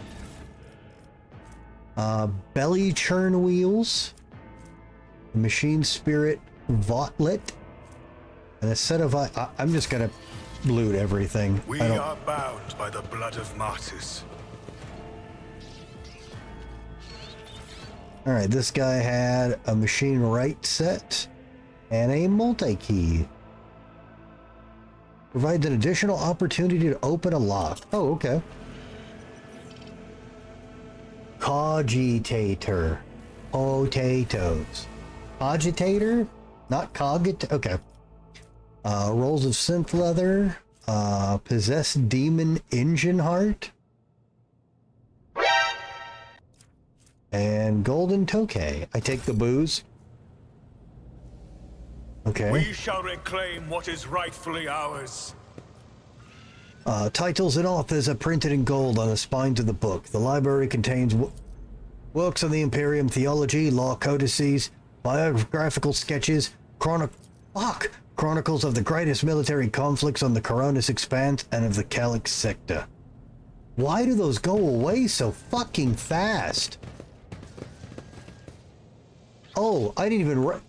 This is the room we were at in the very beginning. It's so fucked up now, I didn't even recognize it. Such destruction. It's terrible. Just terrible. We break through the gallery. It's only a short distance from there. Another room's been recaptured. We'll clear the whole void ship in no time. Let the faith guide my path to glory. It's a good attitude. What's this? This cozy seating area is completely destroyed. Pieces of furniture and splintered and scattered everywhere. And dark stains cover the floor and the upholstery. Oh, I loot the books. Void Sweat Ale. Wow. That's how you sell a product right there. You guys want some cool, refreshing Void Sweat Ale? Cures what ails you. Electrified Shardnet and very fun. I hope the game explains what are cache items and not, because I don't know. Tech use 80%. Open the door. Okay, I think that we've seen everything. What's this? The cogitator is silent. It seems that its machine spirit is no longer being powered by the motive force. I'm gonna have that like written out in With chat. each I'm step, never gonna say that word right. I forge my destiny among the stars. All right, machine. What?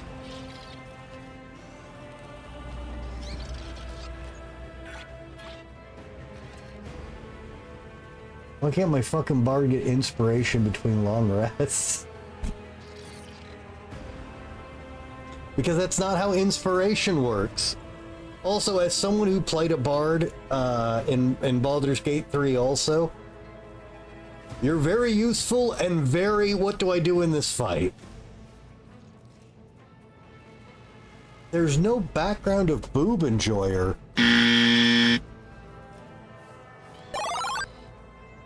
Asterion enjoys everything.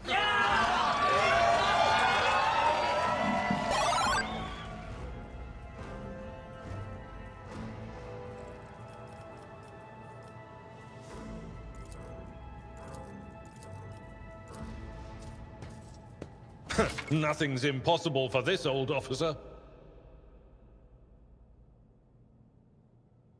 A charlatan who likes boobs. And everything else.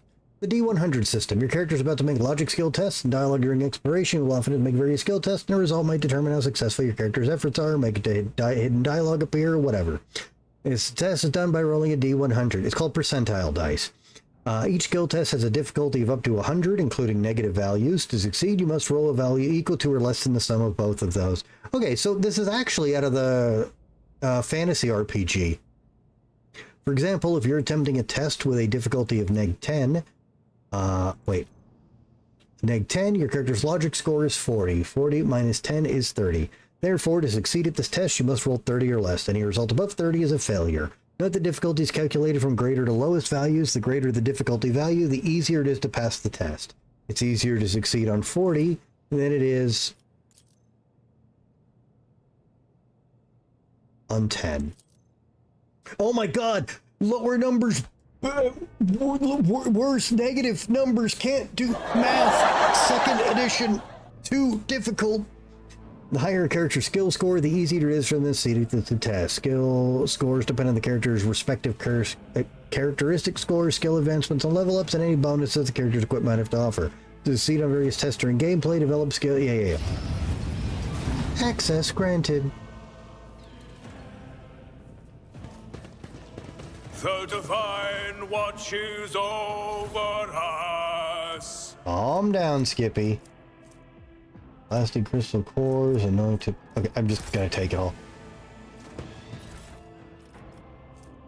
Operator hello, that's real loot. Well, we don't.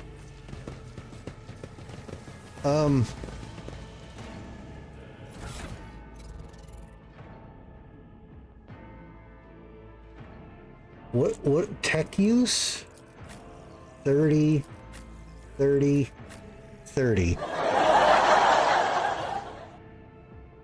Okay, well, I guess we'll give them to you. You've been on the ship longer.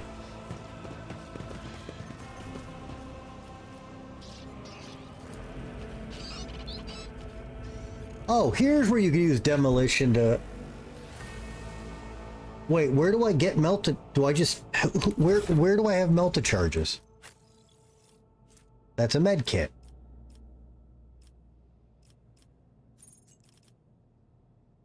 Okay, so why do I have 3? Oh, they're right there.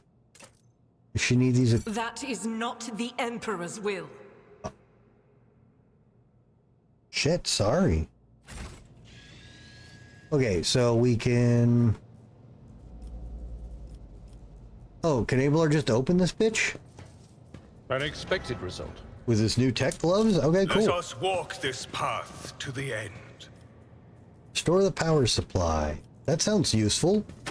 Compared to naval service, that was barely a challenge. Fair. All right, we got power, boys.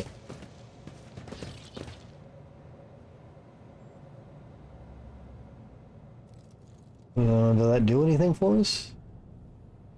In this room, I know it did something. Okay,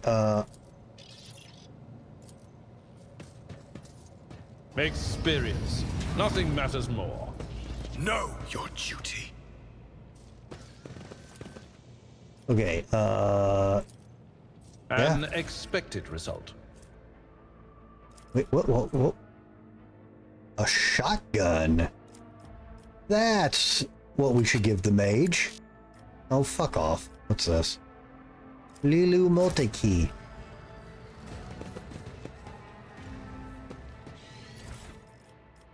More med kits, more melted. Nice. Okay. Let the faith guide my path to glory. Okay, hang on. He doesn't need to know how to aim it. It's a fucking shotgun. Point in general direction, remove problem.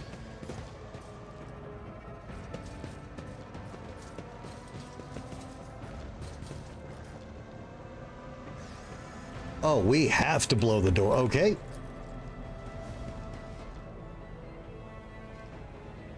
Duty prevails. Cool. Oh, hey, we all look. Damn, they're eager to serve the My faith is my shield. They're eager to serve the motherfucking emperor. Okay, let's level up. What do where do I do this? This is inventory.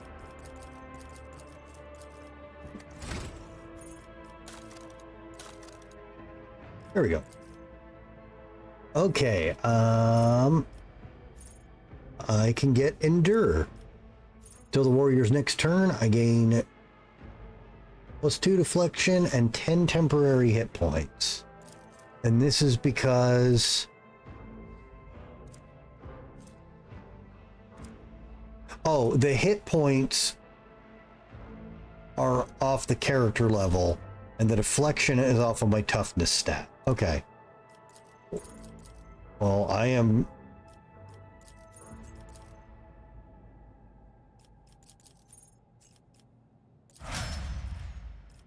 Okay. You get the same thing. Super. What do you get? You get Expose Weakness. The operative removes all exploits from the target, decreasing the target's dodge, parry, and armor by 15 plus exploits removed till the start of the operative's next turn. If this ability reduces the target's armor to 0, the operative removes only half of the exploits from the target. Oh! Okay. Nice. What do you get, sister? Oh yeah, what did you take here? You took Demolition. Okay.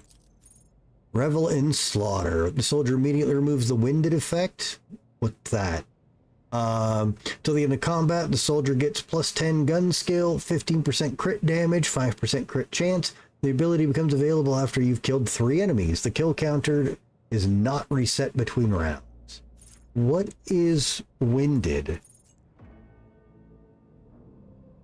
Why can I not tell what that is? Well, I'm sure it'll come up in 7 to 10 business years. Okay, we're level 3. 25, 27, 23, and 23. Okay.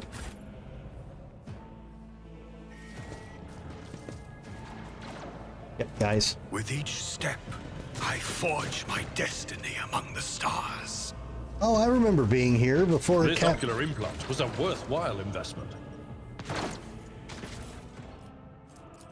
Multi-key, okay. The bench isn't even the cogitator to fuck.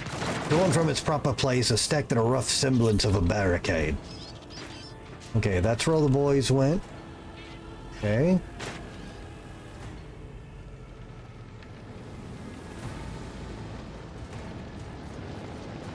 I loot. Books. Nothing's impossible for this old officer. I thought I was gonna fail that.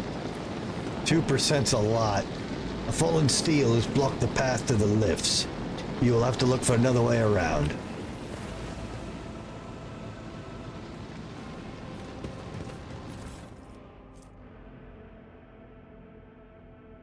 Oh.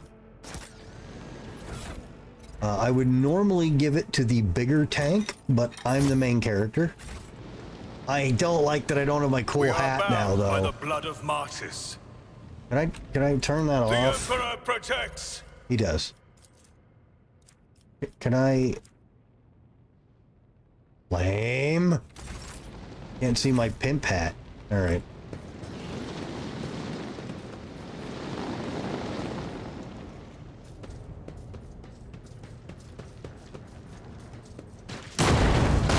Whoa, what's happening?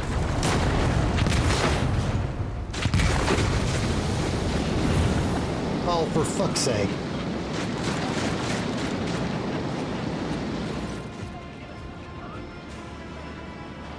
The roar of flames rings in your ears, and the choking smoke makes you cough and gasp for air. You instinctively recoil from the scorching heat, wiping your face. A moment later, a hazy silhouette forms in the raging wall of fire. You are surrounded by ear-splitting noise and screaming, yet you distinctly hear the sound of footsteps. And then you see the figure walk out of the fire towards you. It is Theodora von Valentius.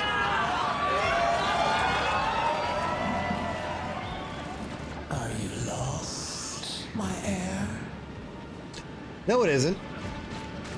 Her expression is calm, terrifyingly so for someone whose body is engulfed in an inferno.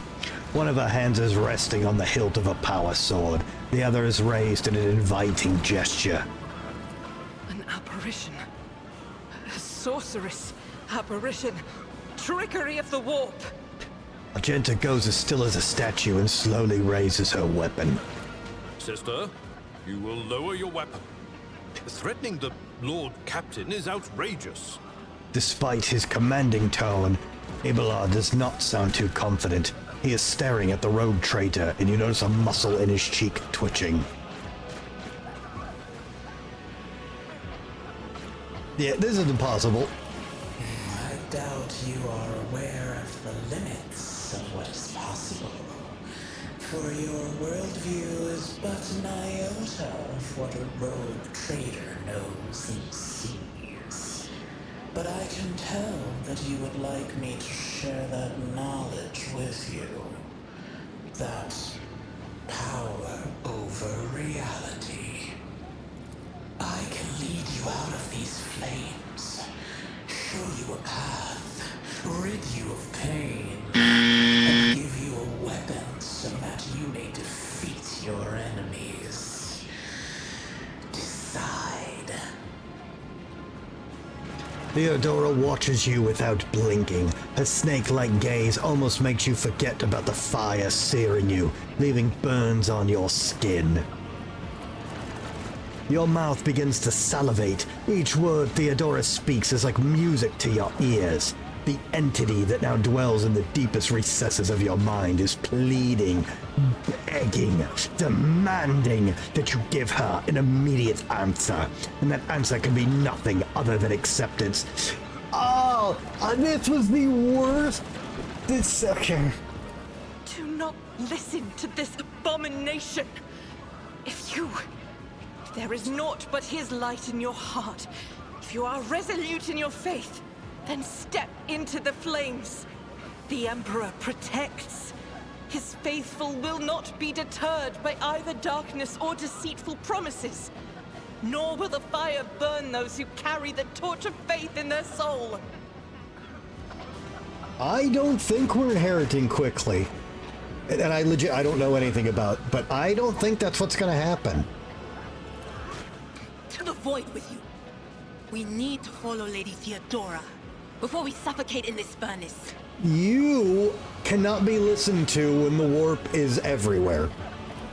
The people! The survivors from the middle decks! We must help the crew! Lead them out! Find a way around! Abla looks back at the coughing and confused people around you. Over the roaring flames you hear distant sounds, frightened voices, screams, muffled, distorted, as if there were a body of water between you and them. Then we'll miss our chance to meet up with Edel.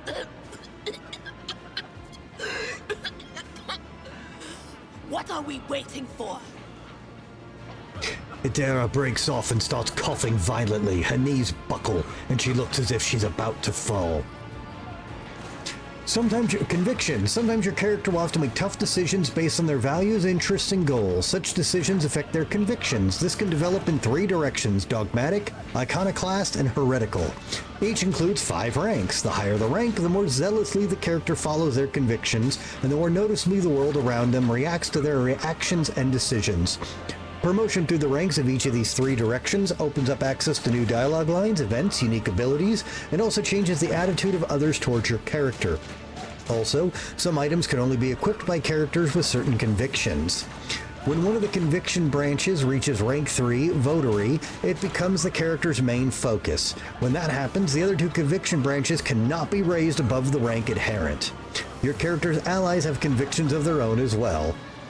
I like how they just say that at the end and let that threat hang, that your party members could hate you and turn on you and kill you. Hey, just so you know, your allies have their own convictions. All right, and what's that gonna do? Nothing.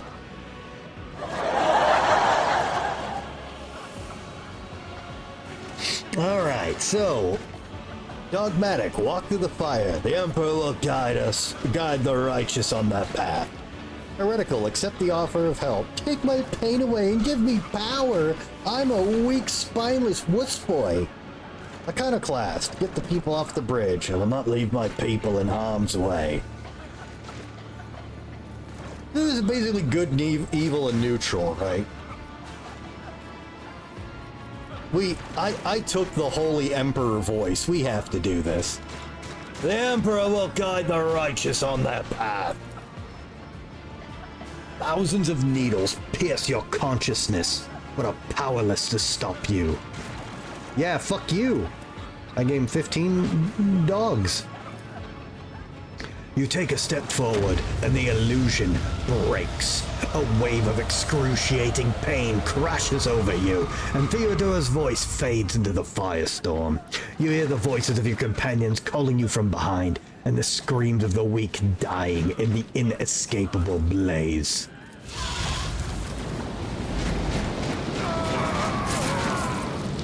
No!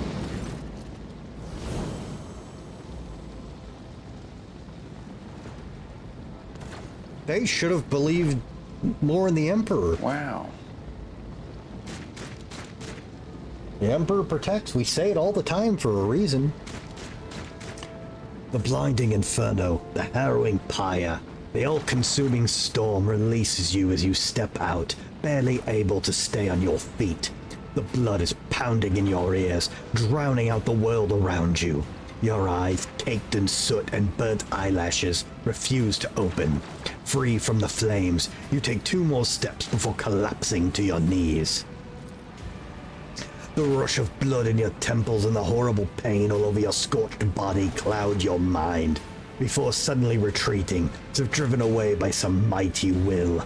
A new strength spreads throughout your veins, and despite the wounds, your body is once more ready for trials and struggle. You open your eyes and see, aglow with warm light before you, the Aquilia. The Aquilia. The what? Aquilia. The sacred symbol of the Imperium. The Aquilia is the 2-headed eagle sigil that signifies the Imperium. Yeah, I got it tattooed on my fucking back. Aquila? Ah, I was close. Problem is, that's too many Spanish phonetics.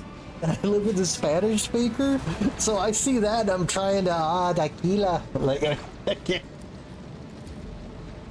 in the next moment, you are struck with another realization. The repulsive presence. The one that has plagued your mind since Voitvir wounded you is gone.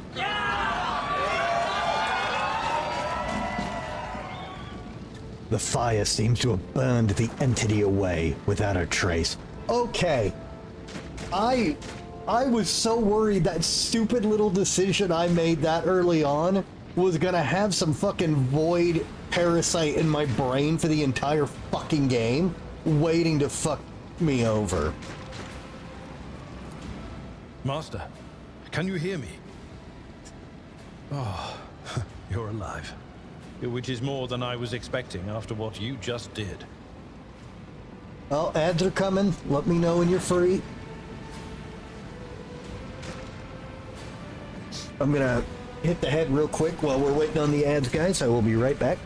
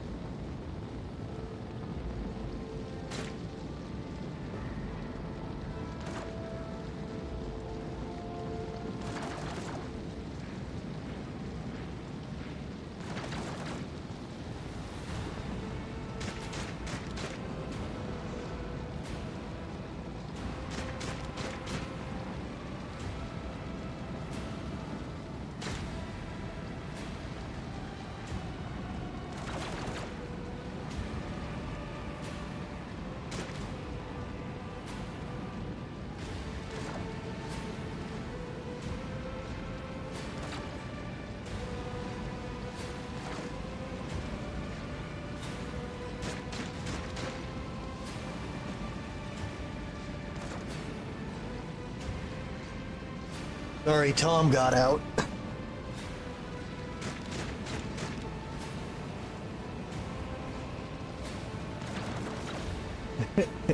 You were purified by your faith. Amen to the God Emperor. A familiar voice cuts through the din and the pounding. Seneschal Abelard Wasserian is leaning over you, peering into your face with a look of worry. He notices your gaze and breathes a sigh of relief. Praise the Emperor. We passed through the flames. How can this be anything but a portent? For so it is said that the Emperor will bless the worthiest and most steadfast in their faith. Except for my eyelashes, apparently. Argenta kneels next to you, and for the first time, you see her eyes radiate pure, unclouded joy. Behind Argenta, you see Adira they said her name earlier. Tloss? It wasn't pronounced normal. I think it was Tloss. Behind Argenta, you see Adira Tloss doubled over in a fit of nausea. The rest of the people who are following you have withered away in the fire that continues to rage a mere 2 steps away from you. That actually really sucks.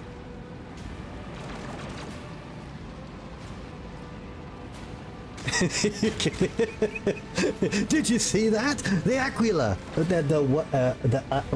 What? Aquila. Did you see that? The Aquila. It was glowing. What we got? The Emperor protects Seneschal. Indeed he does. Oh, if I hadn't seen it myself, I never would have believed. Your tone renders Abelard motionless, then he quickly makes the holy sign of Aquila himself. What happened to Lady Theodora? Did she follow us? Adira wipes her mouth and rasps. Listen, you warp-addled nut job, okay? It wasn't her. There was no Theodora, witch. There was an illusion, a temptation, a foul taint that tried to lead us astray. But he perceived its true nature. Argenta's staring straight ahead, then crosses her arms over her chest with reverence. Is that right, Adepta Sanctimonious? What? We'll just pretend like we didn't see the Lord's Captain standing there in the fire? Abela, you tell her. You are heavily warp impaired right now. Whatever it was, it matters no longer. Your conduct is bordering on madness, or holiness. Same thing. A path opened behind you, where one moment there was fire, the next only smoldering embers remain. But what am I saying? My eyes must have deceived me. Too much smoke for my lungs. Truly, would you have received wounds like these if there had been no fire? I mean, it's right there. The fire's real. The wounds are merely a sign of a trial laudably passed. It is something to be proud of, the same as decorations or badges of honor. Argenta herself sounds proud, even fervid. See, rise and stand tall, no element holds power over the righteous, dismiss the help and stand on your own. Allow Abelard to help you up, admittedly I've been better. I don't want to...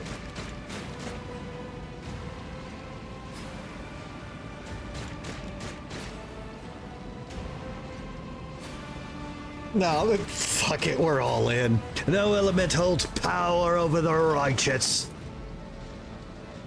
Even if you were anticipating another wave of pain, it does not come.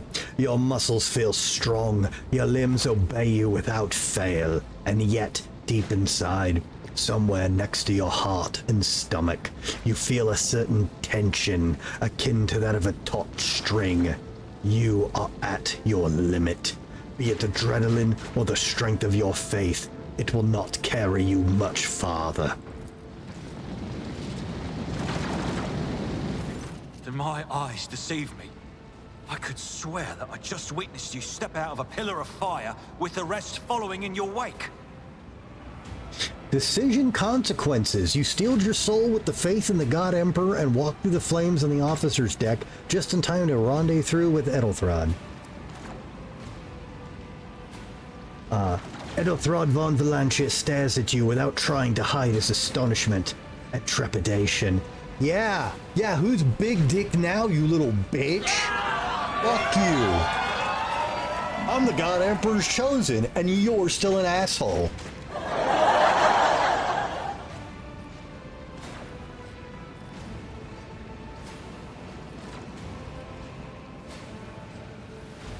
I hurried to join the forces with you and the others. It's time to push the heretics back. Indeed it is. Your wounds? Edelthrod makes a sign of the Aquila and gives you another look, this time of concern. Lore warp check. Yes, is he... Edelthrod does not seem to have changed since you first met, but only at first glance. His face has taken on a strange hue, the skin at his temples appears scaled, and his voice now has an uncanny screeching quality. There are not traces of fatigue or stress. The Psyker's body has begun to mutate, a consequence of contact with the warp. You are not in your best shape yourself, Edelthrod. Noticed the signs of my blessing, have you? Yes. The warp is taking its toll, but I'm still sane and able to hold my weapon. I'll fight for the Von Valancius bloodline to the end, and if the price is the eternal curse of mutation, so be it. Alright, I'm actually going to give you some respect, because you could hear the fear in your voice there, but you're committed. Good on you. The Psyker grins back at you. My faith will keep me upright with a weapon in my hand. That is all that matters. Pray, forgive my insistence. I shall not be the one to doubt the faith of he who has passed the trial by fire. Edelthrod holds up his hand in a placating gesture. I have gathered everyone who answered the Vox call and was able to hold a weapon. Yet I do not see the Lord Captain or her arch-militant in our midst. We are still receiving messages in her voice, but she is not responding to direct requests. I last saw Lady Theodora on the observation platform. When did you and she part ways? It was at this very elevator, Master Edelthrad. The Lord Captain, accompanied by the Arch-Militant, headed to her chambers to retrieve an item of particular import. After that, all we heard from her were Vox broadcasts. This is troubling, and the timing is inopportune. I am still receiving fragmentary reports from the bridge. Kunrad Voigtveer was spotted there, and even what scant intelligence on his activities I have reminds me of descriptions of sorcerous rituals. If that traitor has resorted to witchcraft, we must stop him at once. I shall go to Theodora's chambers to find her. A reasonable approach. Take your escort with you. You may be waylaid. Once you have found the Lord Captain, you must beg her to go to the bridge and lead the counterattack. The rogue trader's appearance is sure to fill the defenders' hearts with hope, however frightened or exhausted they may be. Until next we meet, may the Emperor bless your deeds. I shall see you on the field of battle. Edelthrod salutes you with a weapon and turns to his retinue.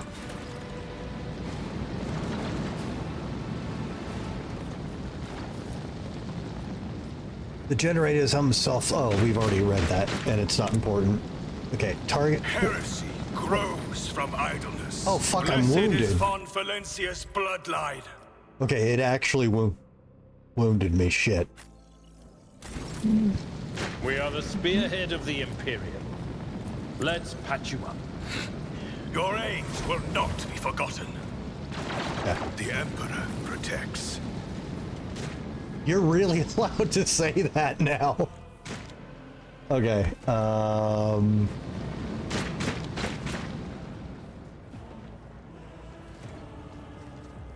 okay, I actually have a couple of ways I can go now. Let us walk this path to the end. What's in here? Sometimes you consult the appropriate treaties on Tactica Imperialis and weigh every step. Sometimes... For the Emperor.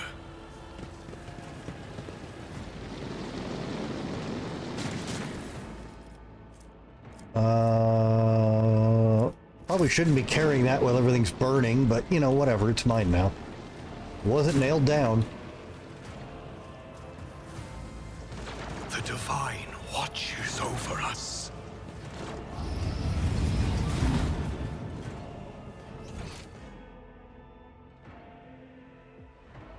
Okay, we haven't actually been in there before. Is that good or bad? We should deal with this.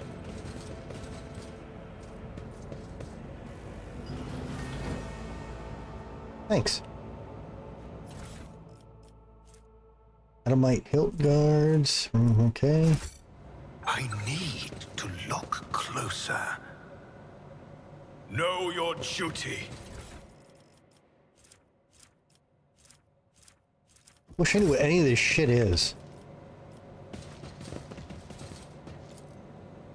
This clearly does not serve as a stateroom. The generators, machines, and crude wall paneling indicate that it is a maintenance module room rather than an area for receiving guests.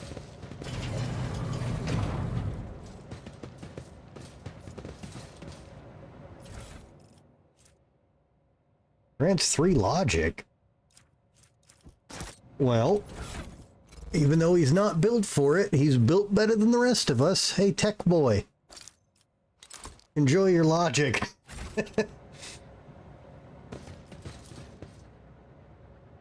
Plasma conduits blaze with energy capable of powering a vast void ship. We shall reclaim what is rightfully ours.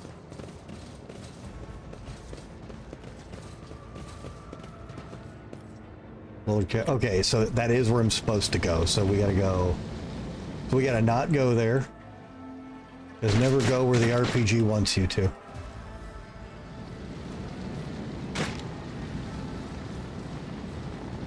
Oh, I can't go down the... Oh, well, also, don't go where the game won't let you. Shut up, it's still good advice. Oh, wrong room, wrong room. We are bound by the blood of martyrs. Yeah, that happens. Roll.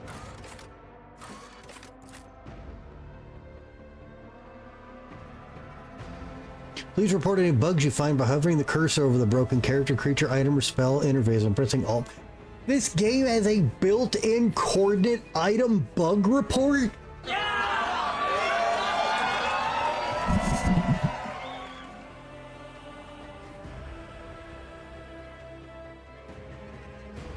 How has that not been created sooner and mandatory in all games? Oh god, it's Rorschach. Hi, baby. Rorschach, no kitties on the desk.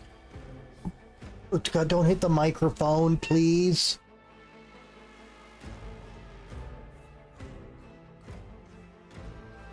Come here, baby. Because it's the first to break. Do it over Tyranid bodies? Boom Tech. What Tyranid bodies? They were purged with fire.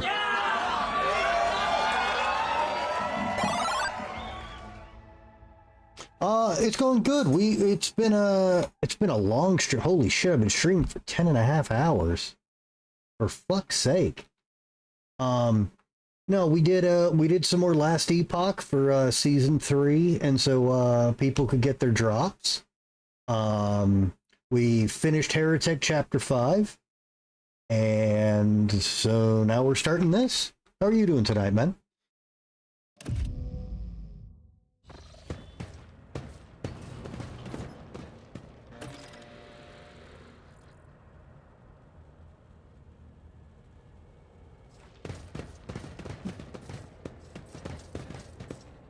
Damn, she had nice digs.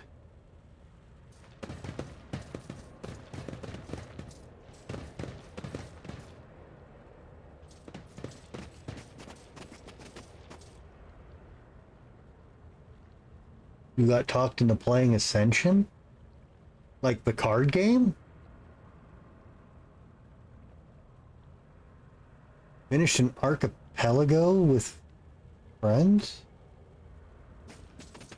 Is this a game thing I don't know, or Did you... Oh. Oh, you're playing WoW Ascension? That's between you and Jesus, Perforos. Finish an archipelago.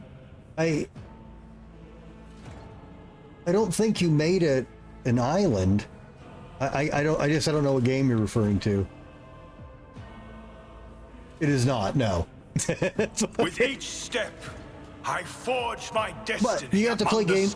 You've been playing games with friends. That's fucking awesome. Always a good way to spend the day.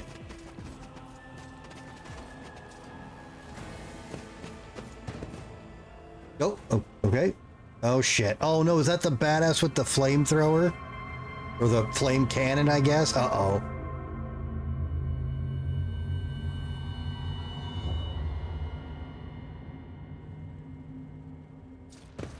Well, maybe I was wrong. A bizarre fragment hung on a trophy board. The light, smooth surface of the object is dotted with dark spots and crumbling holes. The Divine watches over us.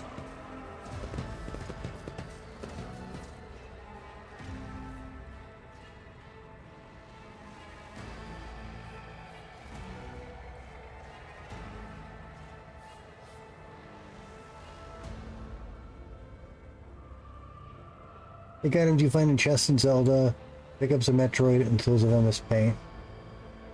Oh! I've never heard it called that. I've seen those on charity runs where they do all the randomizers and stuff with those. Yeah. Those are cool as fuck. Cool, Perforos. Well, you can do raids in a game that's good now. Let the faith guide my path to glory. But the boobs got you. Okay. Helmet of the Devoted Protector. Requires Dogmatic. Hey, that's me.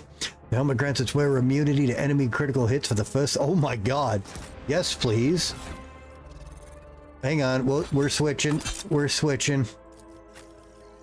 This is... Oh, that's a helmet slot. Fuck. Here you go.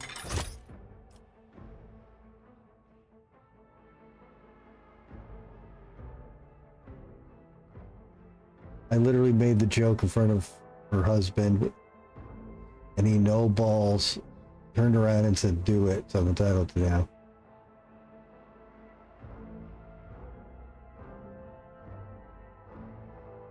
I did StarCraft 2, the friend did Kindergarten 2, and the third played Pizza Tower. Oh, we got another... When did we get that other med kit? Hang on. I guess everyone should... Not this Greyer's job. You can't use them. Okay, they don't stack. Well, they... What? Are these different? What? Why can't I... I'm an idiot. That's how many charges they have left. Every medkit... Okay. Okay. I remember how game work. Items and convictions. You have found an item that can only be equipped by a character of a certain conviction rank. You can open the character menu to see which conviction your character follows. Note that both your character and the companions have their own convictions. You can check what conviction a character adheres to in the biography tab. Convictions change in direction and rank based on how the game story develops and during important plot decisions. Where do I see that?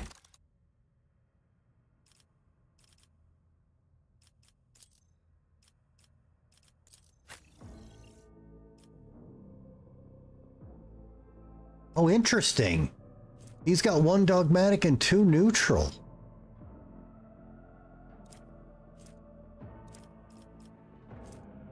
Wait, are these... What are these?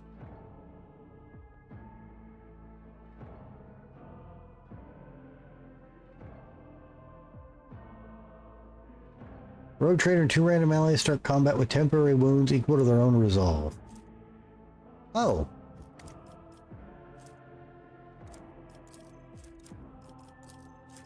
I didn't realize these gave things too. What's this? First round of every combat, the Rogue Trader and their allies gain 2 plus Rogue Trader's Iconoclast rank. And okay, so that's... Not helping anyone. Okay, so that means I have grim determination now? Or does that mean like I can take it? The rogue trader and their allies gain 10% chance to survive with 1 wound instead of falling unconscious. Oh my god.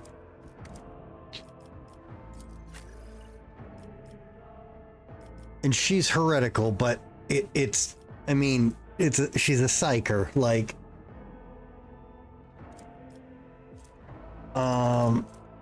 Resource preservation. The rogue trader has a 20% chance to save a combat stimulator. Okay, drug addict.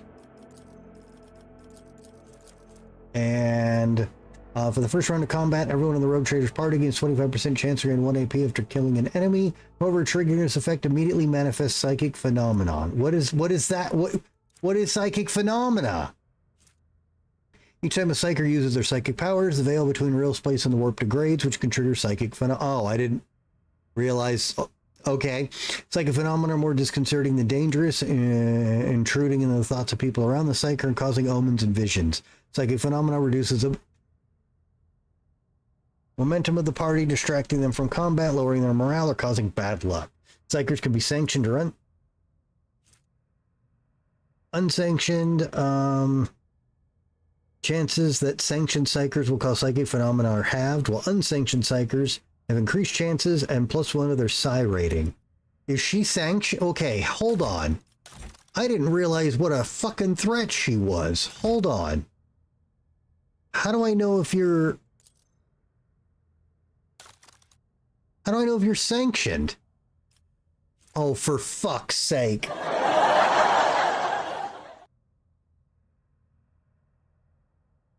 No, she is not.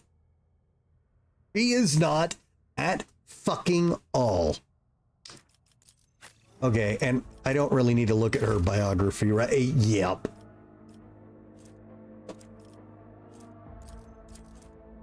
Yeah, she can't get points in the others. What a shock.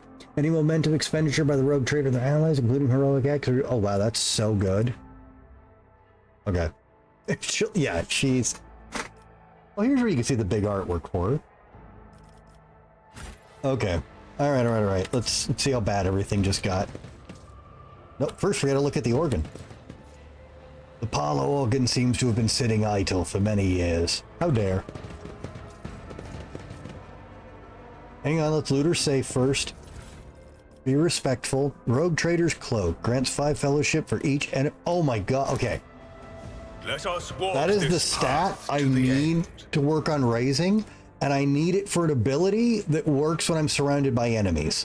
So this is legitimately completely perfect for the build I want to use. It also looks sweet.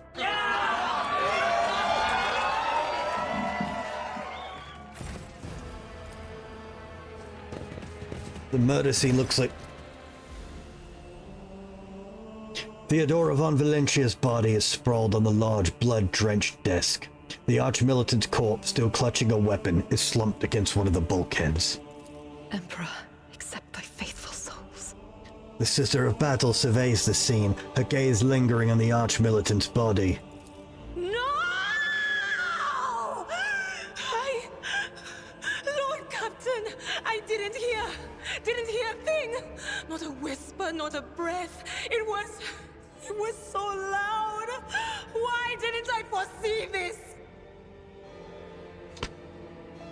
Okay, I may not be liking her character now, but can we talk about this voice actress? She has had 3 really good line deliveries in this very short time that are very hard things to deliver. Dude, someone look up this voice actress. She's fucking killing it.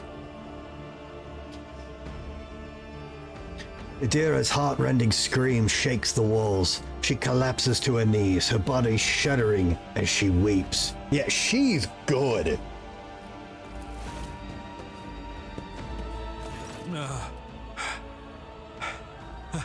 Lord Captain, who would even dare?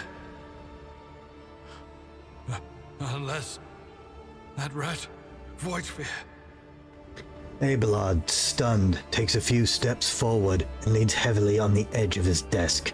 His eyes are locked on Theodora's body.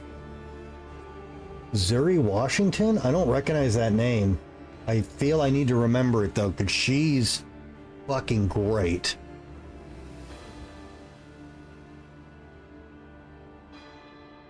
Ooh. Almost certainly he loathed Theodora. I doubt it. Voidvale wished humiliation and suffering upon Theodora, not a swift death. She's been in nearly nothing? Okay, I hope... what's the name of the studio that made this? They did all the Pathfinder games. I hope this studio keeps her on retainer. They have to know she's fucking killing this. And they need to keep her on standby for future RPGs. Wow. She's good.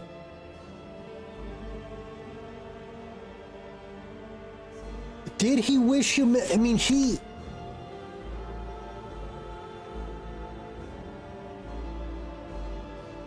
Oh, who did she voice in Smite?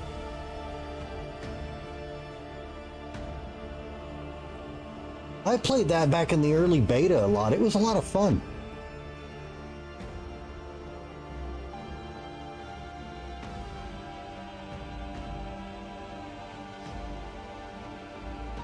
Okay, a character after I played. Damn. It could have happened in the heat of battle. Not to mention that Mort was here. And he would have protected Lady Theodora to the last. He clearly did. And we know he's not a traitor because he was wearing the Love the Emperor hat. How could Mort have failed her so terribly? The Arch-Militant was born on a death world. He had lightning-fast reflexes. I was born on a death world, and I have terrible reflexes.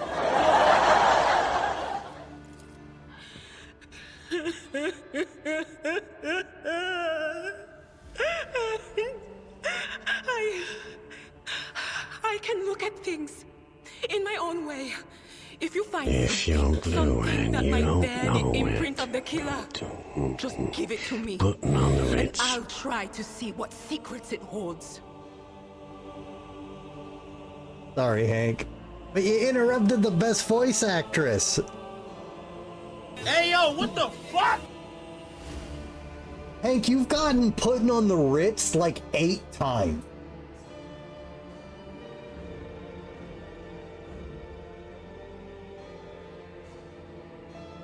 Hey. There's no business like show business like. Hank's been trying to get good ship Lollipop. The sun will come out tomorrow. Out of the Caleb jukebox for almost a month now. Oh God, it's been over a month now. Fly me to the moon and let me sing among the gore. I know. I'm sorry, Hank. I swear it's 100% random and it's in there. I swear to you. I'm sorry, Hank. I don't have any control over it. But thank you so much for the bits, man. I appreciate it. I'm sorry the bit machine isn't loving you back, but thanks for the quarters and the Caleb jukebox. Okay, so what did she say here? I can look at things in my own way. If you find something that might bear the imprint of the killer, give it to me. Okay, so she's gonna object read, basically. All right, examine her body. You lean closer to the body. The cause of death is apparent. What ended the rogue trader's life was an auto pistol shot, an extraordinarily accurate one at that. Theodora's face bears an expression of surprise, the last emotions he experienced in life. Something on the floor catches your eye, a heap of blood-spattered parchments and scrolls that must have fallen off of the desk. As you lean down for a closer look, you notice something small shards of glass scattered on the floor.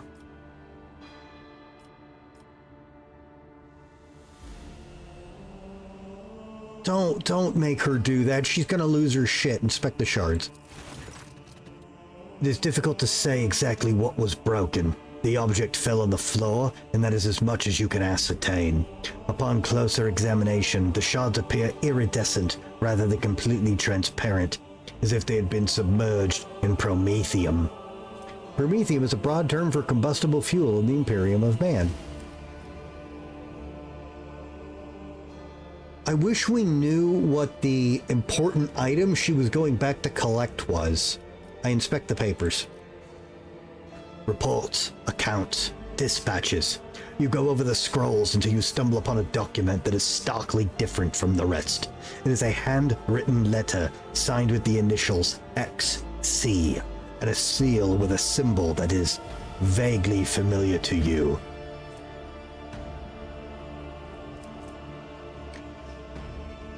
Esteemed Theodora, a change in circumstances had demanded your immediate assistance in our mutual cause. Forthwith, upon receiving this letter and performing the necessary preparations of the crew, you are to depart for the Reichhead system.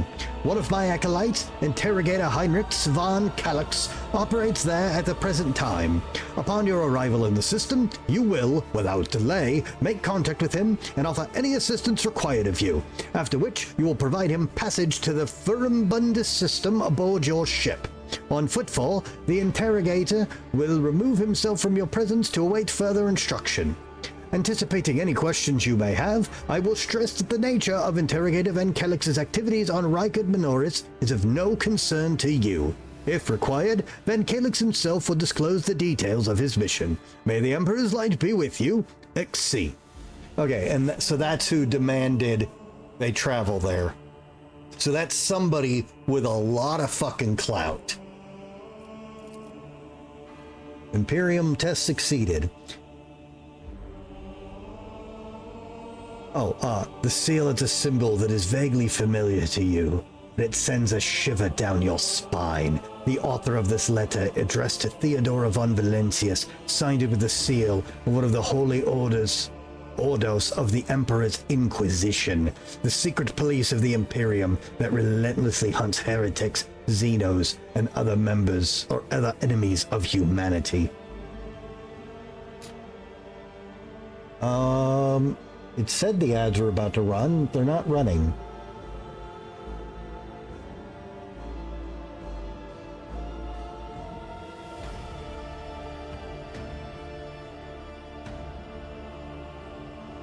Ads?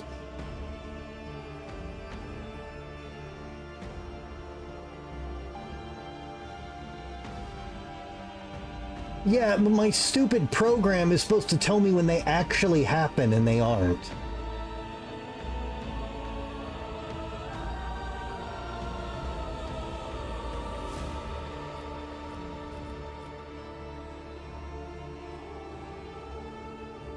Oh, now it pops up.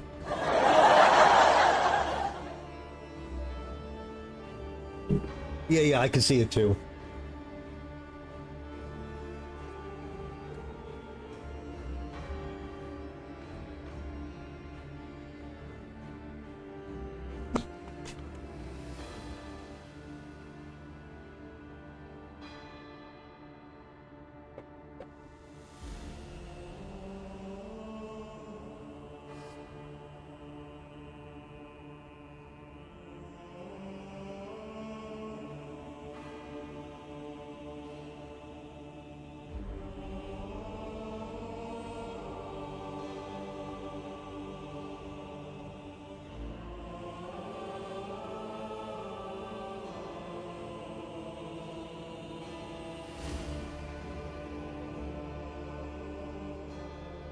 That was a short ad break. How am I supposed to make my fractions of pennies if they're so short? Let me grab a drink. I'm sorry. I'll be right.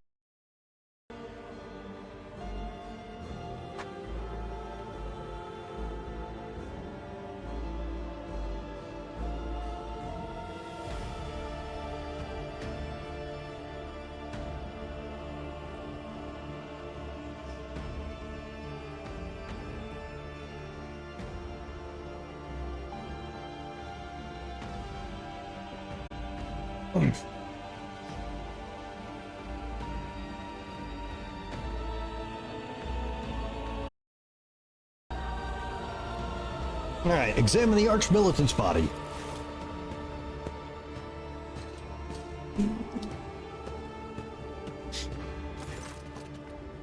An auto pistol shot went straight through Mort's forehead, spraying the floor and the furniture around with blood, brain matter, and shards of his skull. The safety on the Arch-Militant's weapon is off. The killer must have been a split second quicker than he. Which is scary because apparently he was known for having very fast reflexes. And this doesn't sound like the traitor. The traitor didn't have anyone that we saw special or gun savvy with him. And he was a barely functional combat operative. So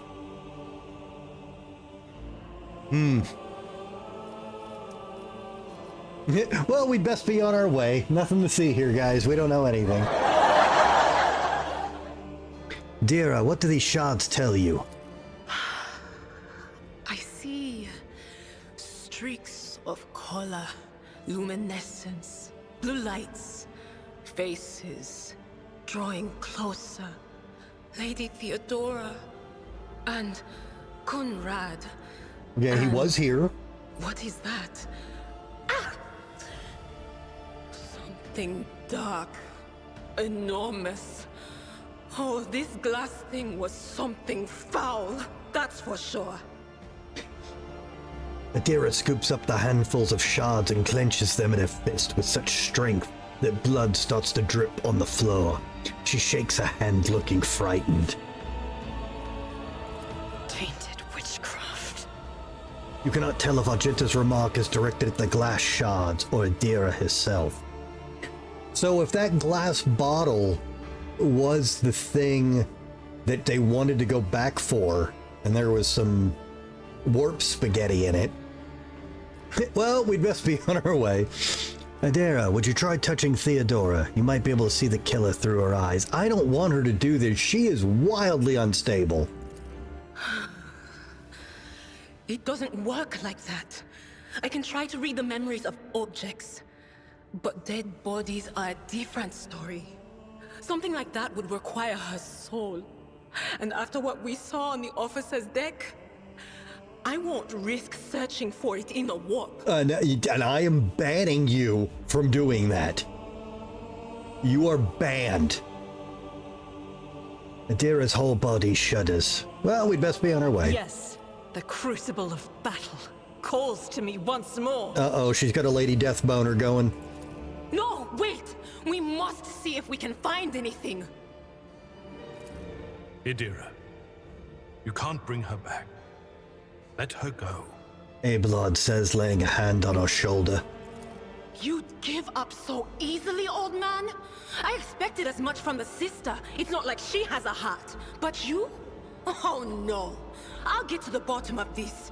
I'll find the one responsible for murdering the Lord Captain. And when I do, that scum will regret the day they were born. Adira clenches her fists. It's true, it is, but she's getting it up, is what I'm saying. Know your duty.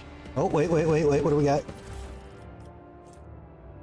Theodora's Rosary. The wearer of this amulet gains a +10 bonus to commerce and lore. Imperium. I like the commerce part. Do I have an...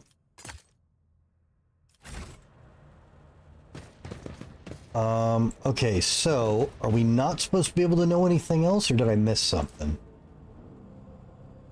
The murder scene looks like something caught the victim by surprise. No one had time to react to what was happening. Okay, we already took everything out of her safe. Nothing We shall else. reclaim what is rightfully ours.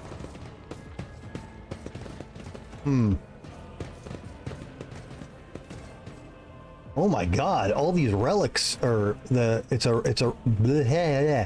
a reliquary, and they busted the fuck out of the place.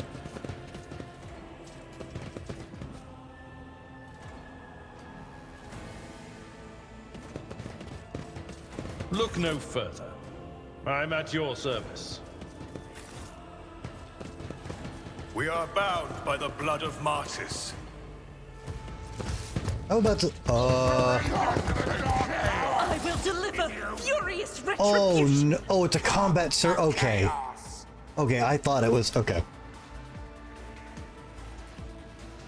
Okay, well, I wish you would have... I wish you would have said that before this fight started. Okay, let me get this fight sorted. Okay, who are we on? Abelard? Okay. Oh, Jesus! Ichabod, you're gonna break everything on my desk with your fat ass. Get down, Galoot. No galumphing on the desk. Alright, well, go brush your teeth and I'll... Yeah. I'll try to murder everyone. Okay. No, Ichabod, no.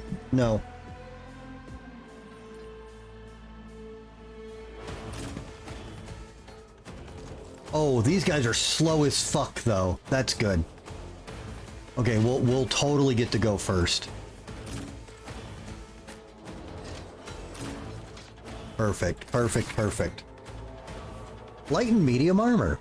Armor protects the characters from incoming damage. Light and medium armor types are both available to you at the moment. The armor stat indicates what percentage of incoming damage from an enemy attack it can absorb. The type of armor also influences the chance the character wearing it will pass a dodge test. Higher the dodge penalty, lower chance to dodge an attack. Character in light armor dodges attacks more often, but takes more damage when hit. Medium armor absorbs more damage if the character is hit, but reduces mobility and ability to dodge attacks. You have obtained heavy armor. I have. Unlike light and medium armor, heavy armor provides the ability to deflect damage. Deflection is a unique heavy armor stat that reduces damage taken by a flat amount.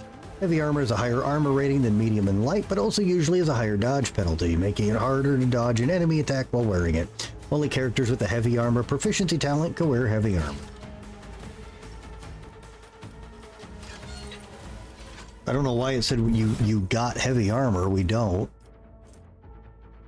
Oh, I mean, oh, he does, I guess. Okay, well, whatever.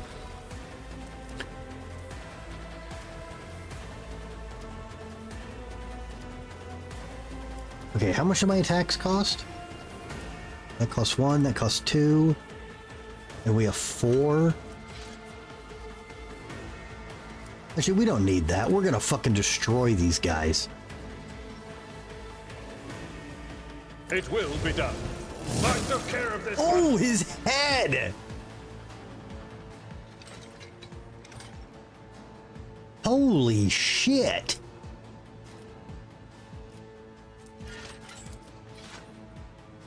At your beck and call. Gray hair, sure hand. All right, and Indeed. we'll brace for impact because you're probably gonna get hit.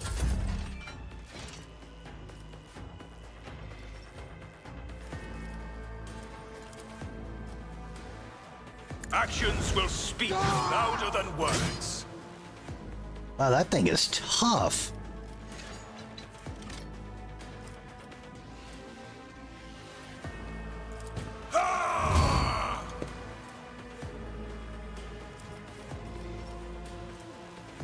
I will not be deterred. Rejoice, who have been judged and found wanting. Oh, the shit talking. Enemy statuses. You will encounter enemies with various abilities and features. An icon next to an enemy's portrait indicates they are under the influence of an effect. Click right mouse button effect to see the additional one at the... Yeah, I already did all that. Furious Recital. Grant 6 against one enemy equals ability against each enemy. Oh, okay, that we don't want to do that yet.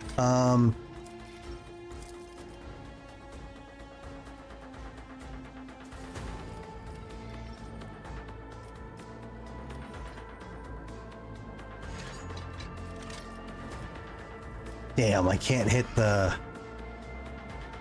It says 0% chance. As Fuck the it. Emperor comes... Well, she managed to hit 0%. But it did 2 damage to him. And he had 10 hit points. Who cares? Over penetration. Some shots are able to pierce enemies through and deal damage not only to them, but the character standing behind them. The armor penetration parameter is found on most weapons. It affects how much damage the target takes, as well as determines the chance of over-penetration. Some weapons have over-penetration parameter, which depends on the type of weapon, the value of the weapon's armor penetration parameter, and the character's talents. In case of over-penetration, characters standing behind the target receive less damage. So on that note, what is the over-penetration of that now that we know it has it? Because I was told I had 0% chance of shooting my ally, and then we shot him. I don't see... I see armor penetration. That's not over penetration, unless it is. And that's just written badly. Well, whatever, it's fine. Okay, This is unacceptable. Oh, okay, well then, Ichabod, no.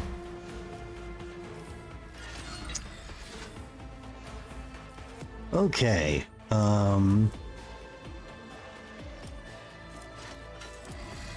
Will do. Okay.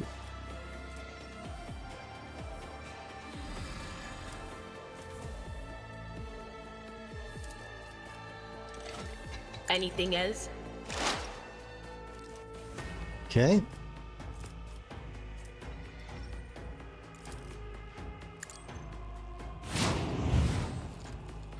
Okay.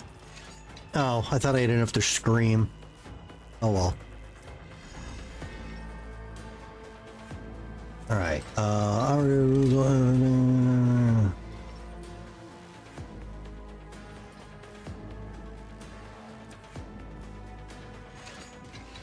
Huh, okay. Weird way to word it, but... It's stupid. Oh my goodness. Chaos guides me. Get fucking blind parried. Oh! Way to shoot your robot. You can get a better understanding of what transpired in combat by checking the combat... Ichabod. All actions performed by your character, their companions, and enemies are recorded in the combat log in the bottom right corner of the screen. What? What combat log?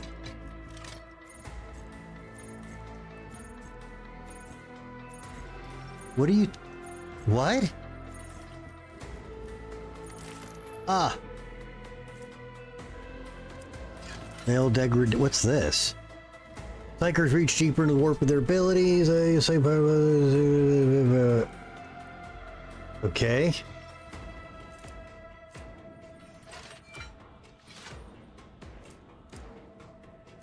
Okay. All right, well, I will do my duty. Ooh, 6. It will be done.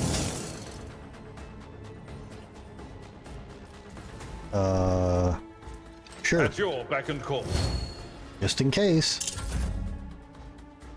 Okay, I don't want him to kill it, because then the bonus is wasted. So, murder this guy. That is sufficiently murdered. And so shall it be done.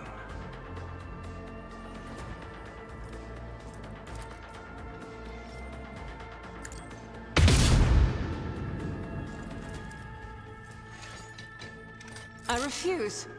Why can she only shoot? I don't understand that.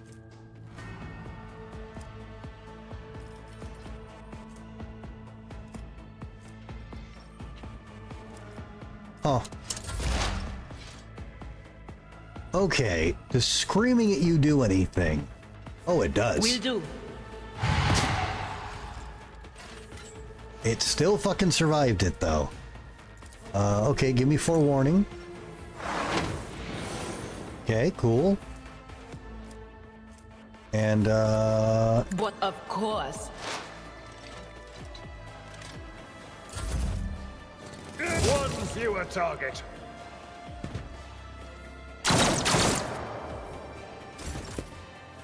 All right. Yep. And you should have. Oh, I wonder if it counts when you killed him out of turn. Well, I don't see two action. Well, let's see how it works. Be done. Oh, who am I kidding? He's gonna murder this guy. I will do my duty. Oh no, he isn't. Okay, so do I have another action with him? It still works. Nice. That's bad news for you, buddy. Indeed. Reduced to dust. Your leg fell off. Uh-oh, both your legs fell off. Jesus, why did you do him like that? It was heresy, that's why. What's this? Grace of the Oblivious. The wearer gains +5 toughness if their intelligence is less than 35. My intelligence is less than 35. Oh. If you're gonna be dumb, you gotta be tough. Is that the letter? Okay, have we looted the bodies? Let the faith guide my path to glory. Okay, we also let me level up. I'll save. I gotta show Aunt Kaylin the character creation. Isn't there a way to? There we go. All right, what do I get at level 4? Oh, I get my ultimate. Nice. What's this? Oh, and I get a talent. Okay, so how does this work?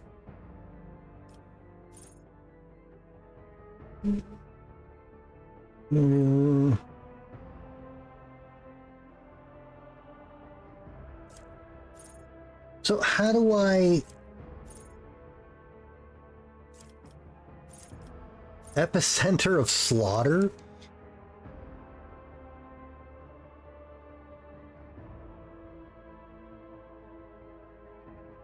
Okay, actually, we're not going to level first because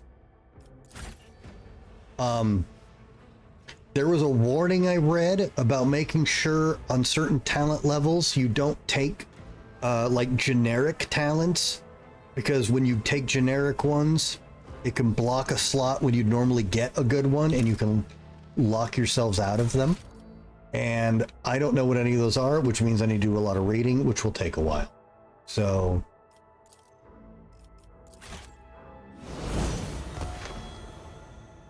okay. All right, main menu, yes.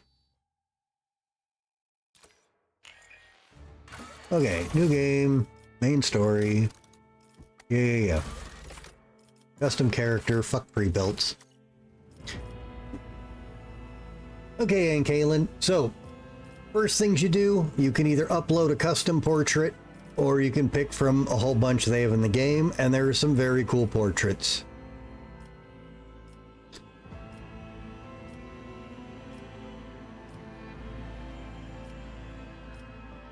Oh my god.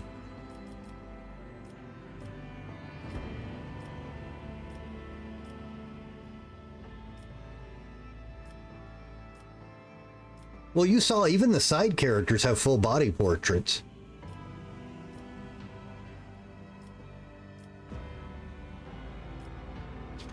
So anyways, you'll pick one of these, and the game, when you pick a portrait, it will set an appearance that matches the portrait. So you may not have to customize your character. It has pre-builts for the portraits, which is really nice. Oh, I'm sure that, remember, the game's been out a while. I'm sure it's all out there. But if you want to change stuff, you've got a bunch of different face presets.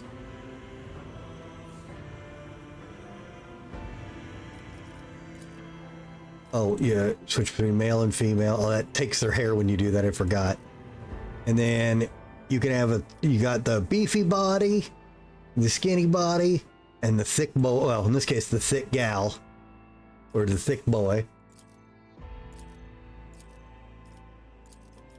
Skin tones.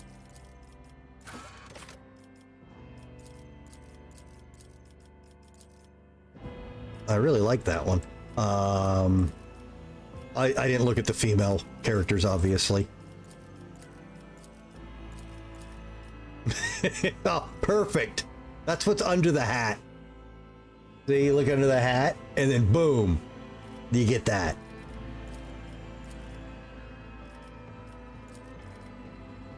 Well, because you can be, well, you'll see, you can be nobility and stuff. I like that one too. Yeah, it's why she's got such a big hat. And of course, hair colors, whatever. All right. So, scars.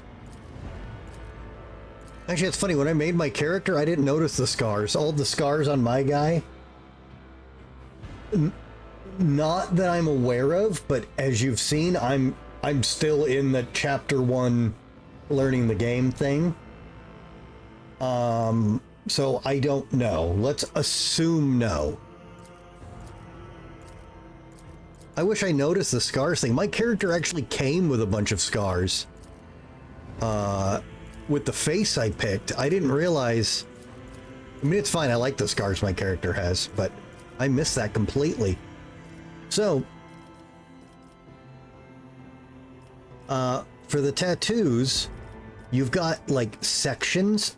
So like there's the Aquila I got on my back. So you'll want to make sure you go to the other sections to pick them, or you'll keep overwriting them, or you'll load them all up. So like when I was messing with that and didn't realize it, oh no, never mind. So, but yeah, so if you do this and then pick another right arm, it'll have all the tattoos on the arm, which looks kind of fucked up. But if you also want a full sleeve, I guess you could just put everything on the arm and make it a giant mess. And then you can change the tattoo colors.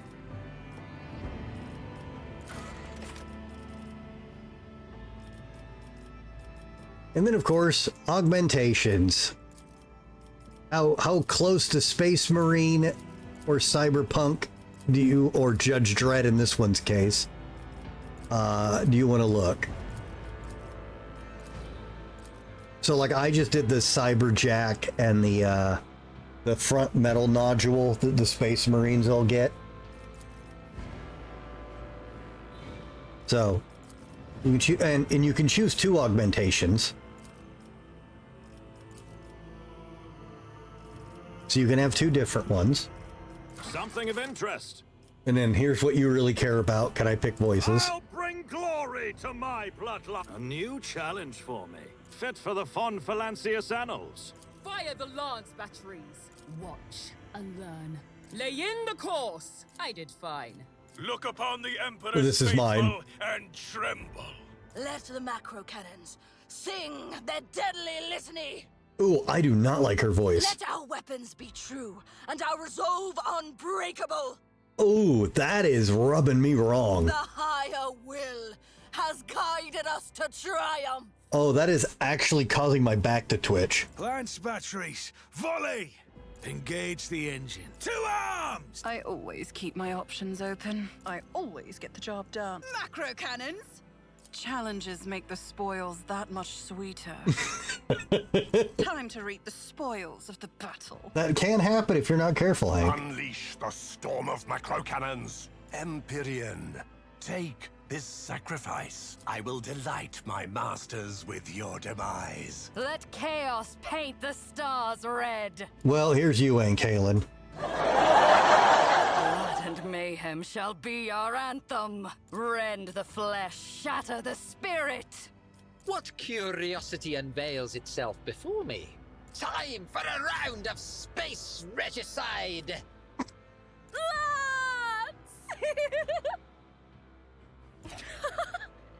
Let the bodies pile! Applaud my brilliance. Madness conquers the void. Step by step I lead. Behold the wrath of madness! Send their souls to the void. I think I made the right call for you there, but Looks like we have a problem on our hands. My supremacy is proven once again. Perfect. Fire at will! Now that's interesting. Looks like we have a problem on our hands. Wait, there's no daring female? What the fuck? My supremacy is proven once again. What? Why is there no daring female? You like the mad ones more. Oh, okay. Gaze on the powers of the veil. All right, so here's something I can tell you. You can respec during the game. I don't know how it works. I don't know when it unlocks. However, all of your character creation things cannot be respec. So that is one of the reasons I was agonizing over this for a couple of days, because I can't undo any of this.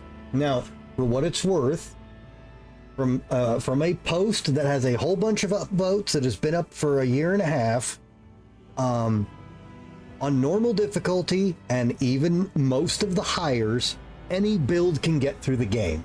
You can't make a worthless character. That being said, it doesn't mean the synergy will work well or you'll get the most out of them. Correct. So, the first thing you choose is what kind of homeworld were you from? Are you from a planet where almost nothing can survive? Have you lived your entire life on a ship and never been on a planet? Are you from a mega planet with billions of people? Are you from a world where we make all the stuff and the Adeptus Mechanicus run everything? Are you from the Imperium with humanity's finest? Or are you from a fortress world where nothing gets in and everything that tries dies and everyone's a soldier?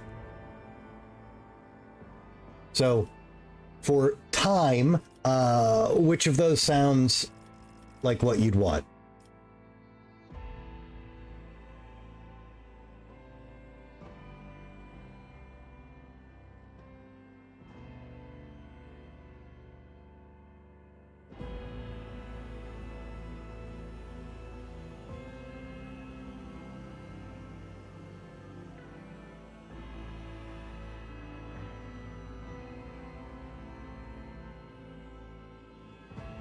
Well, yeah, but I mean, I know you got to go to bed, so I'm not trying to keep you up going through the, again, I spent like an hour and a half going through these, so.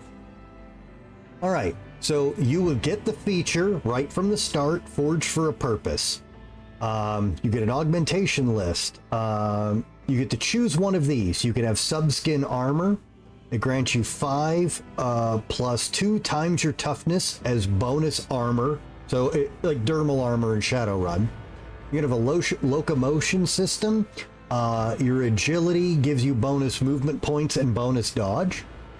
Or you can have an analytics system. You get 10 plus your int bonus % to critical hit chance. All really good. You just have to pick one. Your int gets 5, your toughness gets 5, and your charisma gets neg 5. For the most part, stats work in groups of 10, so the 5s don't matter. There is exceptions, but almost everything is 10 equals 1 point. So every 10 is a 1 point mod to something. Does that make sense?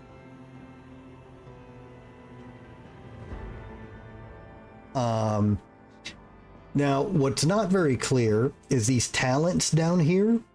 You do not get these, but by having this, when they come up, you can choose these talents if you want. Which is part of why I don't want to do that, save or level up my characters, because I don't want to fuck that up. You don't? Okay. So, yeah, weaponry bonuses, toughness bonus, stacking bonus hit and dodge reduction. Oh, this is, you can use persuasion, coercion, and calmer. You can use your charisma skills with intelligence instead of charisma. So that right there can change an entire build. So if you're already doing an int build, you could pick this and then be a int build who's technically also a charisma build. So that's one of the big ones that can change everything. Yeah. All right. we'll say you're, mad scientist, then I don't know what I guess that. Yeah, you're doing int, so okay. All right, so now you've got to choose your origin. What was your job before, now that you've seen the intro, what was your job before you get called by the rogue trader and told you're part of the bloodline and now you work for me? So you can be the Astra Militarum Commander.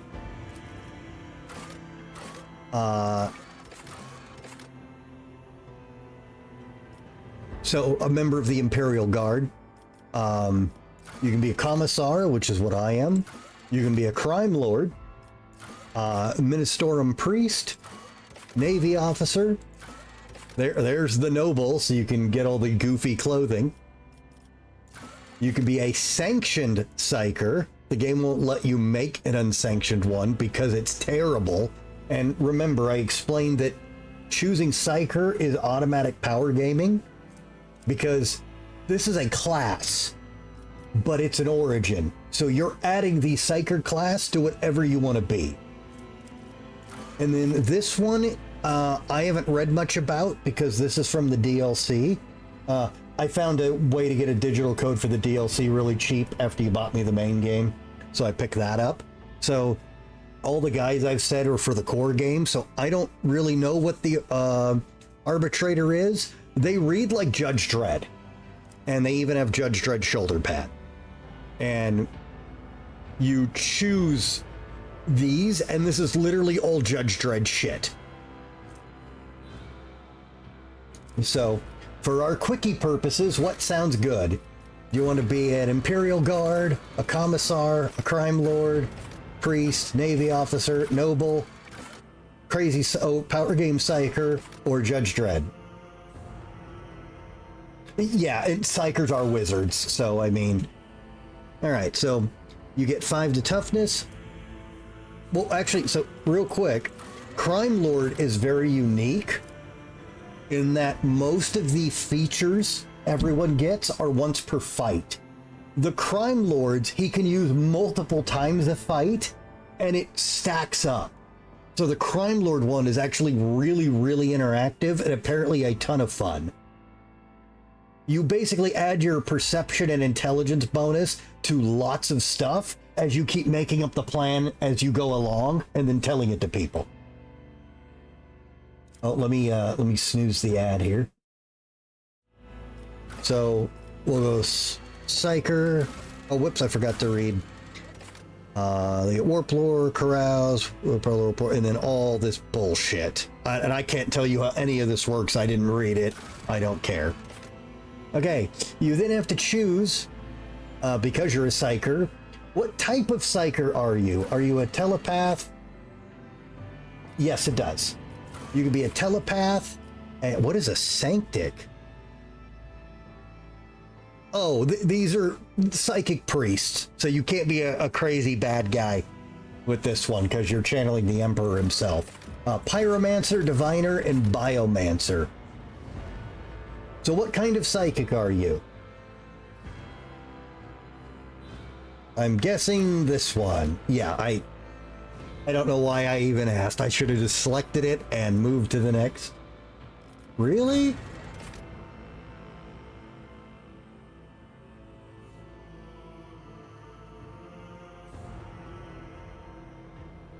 Warp speed, metabolic overcharge, regenerate, invigorate, enfeeble. And you start with iron arm. I don't know. I think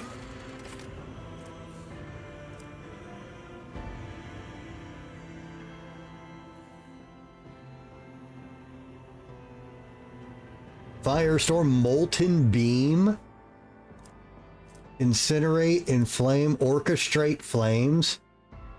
The target does not stop burning and no longer makes tests to stop burning.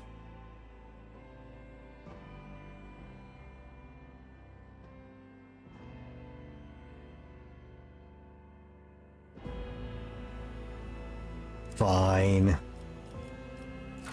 Okay. Okay, so now you've got to do your role play stuff. you get to choose something really awesome that happened to you, and then something really shitty that happened to you. And you will get a stat mod for this, and as you saw, it can come up in the game and affect events and story things. So you can be the apex of brilliance. You solved a mystery of a powerful psychically active Xeno artifact and destroyed the creation of countless enemies of humanity. You can have illustrious glory. You single-handedly saved a pilgrim ship by stopping a warp breach while traveling through the warp.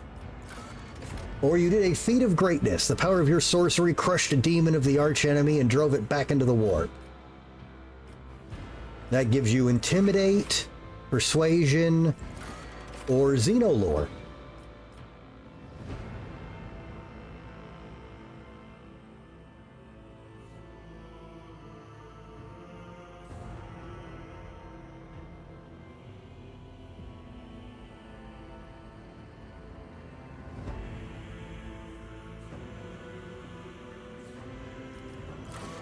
Okay, so illustrious glory. You saved a pilgrim ship by stopping a warp breach. Okay.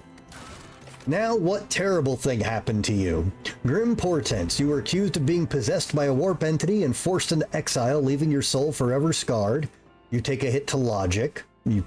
For power gaming purposes, you probably don't want that one, but role play. Brand of shame. Your sorcery caused a warp manifestation aboard a void ship, claiming thousands of lives in the end. You take a hit to your awareness. Oh my god, you know what would be funny? Guys, I single-handedly saved the pilgrim ship by stopping the warp breach that I created.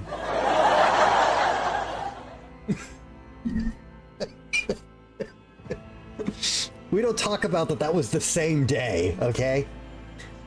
Or Shadow of Torment. An error during the sanctioning process brought you many hours of agony, which nearly cost you your life. And you lose warp lore.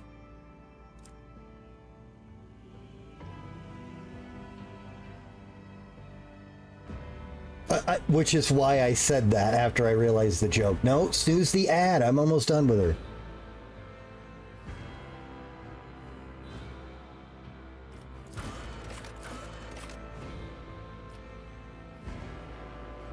So, were you possessed by a warp thing? Did you blow up a bunch of people in a ship with warp stuff? Or when the government made sure you weren't a complete psycho, they nearly killed you?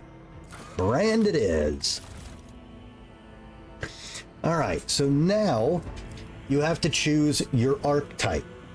And your archetype will have certain options they go into for your next archetype. And they don't all have the access. So to keep this very simple, warrior is melee. Officer is broken. Now I've heard remember most of the guides are old, but everyone was doing every broken build with officer because it's one of those classes that can give everybody action points, and you get action points for giving action points, and then your action points give action points. This class has been nerfed like 6 times, and apparently it's still really good, but there's no recent guides covering the redos, so I can't comment on it. Demacia! Or Demacia, yes. This is super broken support. Operative is this is what the psyker chick in the party has. This is the like the sizing people up to tear them down one. You constantly add debuffs that everyone could exploit. Okay. Soldiers use guns, and Blade Dancer is also melee, but they're quick moving. These are strength, these are agility. Okay, operative it is. Okay, so then off operative, well, let's make sure you want to be operative because these are what you can be later. You can turn the operative into an assassin, a bounty hunter, a grand strategist, an executioner, or an overseer. I can't comment on most of these because they weren't things I cared about. The assassin is a direct damage murder debuffer. The assassin also apparently is sort of kind of weak. Not sort of. Because if you look, warrior can go into assassin and executioner, but they can go into vanguard, which is the path I want to do. Blade dancer can't go into it, so they can be defense melee, but that's not necessarily the case, because they can both turn into an assassin. Look at strategist and strategist. Master of battlefield positioning for themselves and their allies, the Grand Strategist is able to increase the effectiveness of their party by designating and strengthening important parts of the battlefield. Oh, okay. I can tell you the main thing they do. I remember reading about this. So the main thing they do is really, really cool for this kind of game, but it is hard to use well. You basically get to set an area on the field, either for the good guys or the bad. Well, yes, but their big thing is very specific and unique. I've never seen a mechanic like this. So if you've got the play grid, you can select 3 bars: the front line, the back line, and the center. And you can do this for your side or the enemy side. And you determine where the best back line or the front line is. And if your characters are in those zones or the enemies are in those zones, they are buffed and debuffed based on a list of parameters on what they can do or how you can abuse them there. So that can be very difficult to use, because if the fight goes tits up, you can't have your people in the zones or the enemies in the zones where you want them. But if you call it right, the bonuses are insane. So they were listed as a advanced playstyle one, but really good when you do it. Yeah, see, frontline, backline, and rear. And you create those areas either for the good guys or bad guys, and that's how the bonuses work. Yeah, I have not seen a tactics game ability like that before.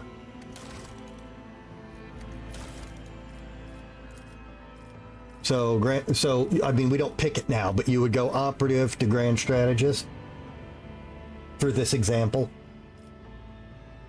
There's my last snooze. And then finally, at the end, you get exemplar. Exemplar, obviously everyone gets it, but what exemplar is you become the master of what your 2 things are. So I would be a warrior vanguard exemplar. I am what everyone who wants to be a protective tank could ever want to be, and it lets you get a bunch of stuff to everything in both trees. That's how it was explained to me. And so your ultimate ability is dismantling attack. The operative inflicts 1 exploit on all enemies in the combat, then makes a free attack against a target. That attack will always hit. Until the end of combat, the target of this attack has a 30% penalty to armor, block, dodge, and parry.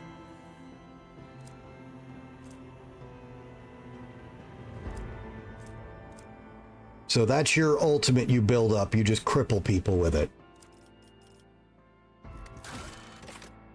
So finally, you've got...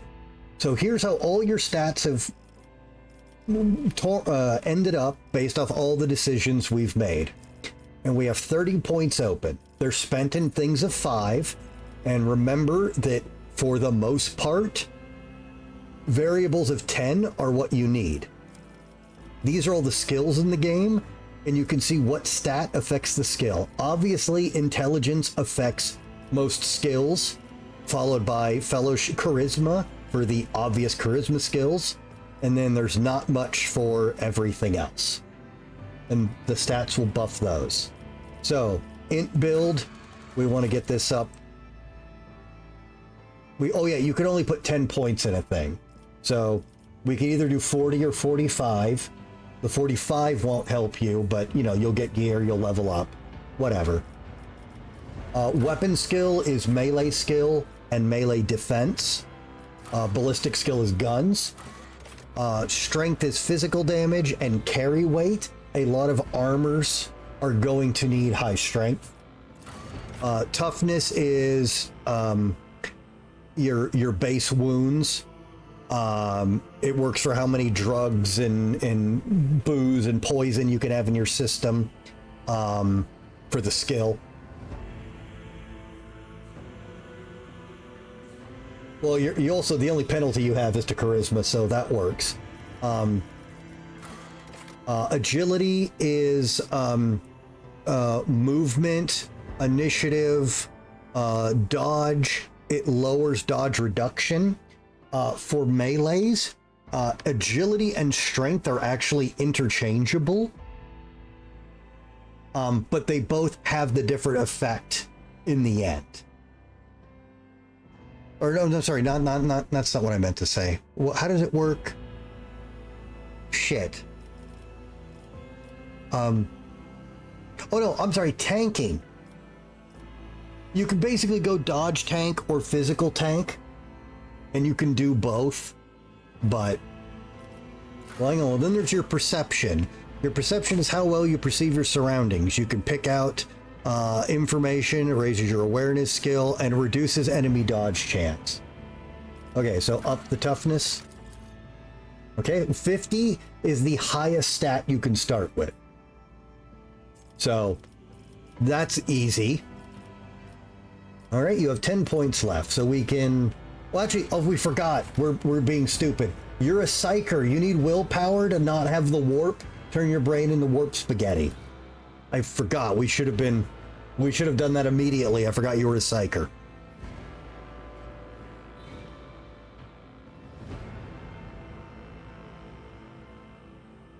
So, probably that. I forgot, because you're two classes I'm not thinking about. Yeah, because again, you're effectively multi-classing by being a psyker. So, your final skills, your athletics is average, your awareness is absolute garbage. You can do a lot of drugs and alcohol and poison. You don't really talk anyone into things. You don't really good at trading. You have average demolitions. Demolitions is lock picking, by the way. Your logic is sound. Your lore skills are really good. You've got medical skills. You're not going to convince anyone of anything, and you know your way around a machine. You then get to name your ship.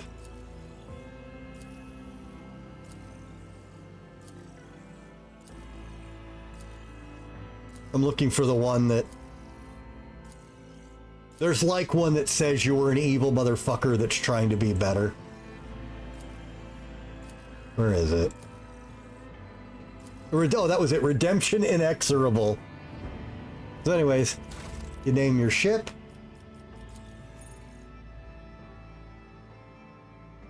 Yeah. Anyways, you can name whatever. You get your final view of your characters. That's your starting psyker power. Your backgrounds, and then you'd start the game. There's a lot, and we were skipping going over all the skills and what they scale with and what they do, and I don't know how the psyker shit works, so that's your fucking problem.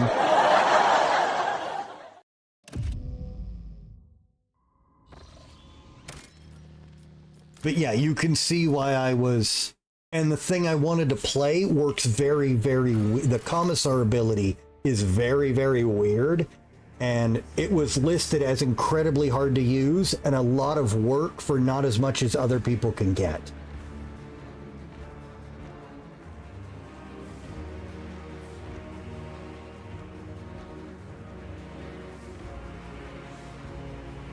Yep. And I can't stop him anymore. I'm out of snoozes.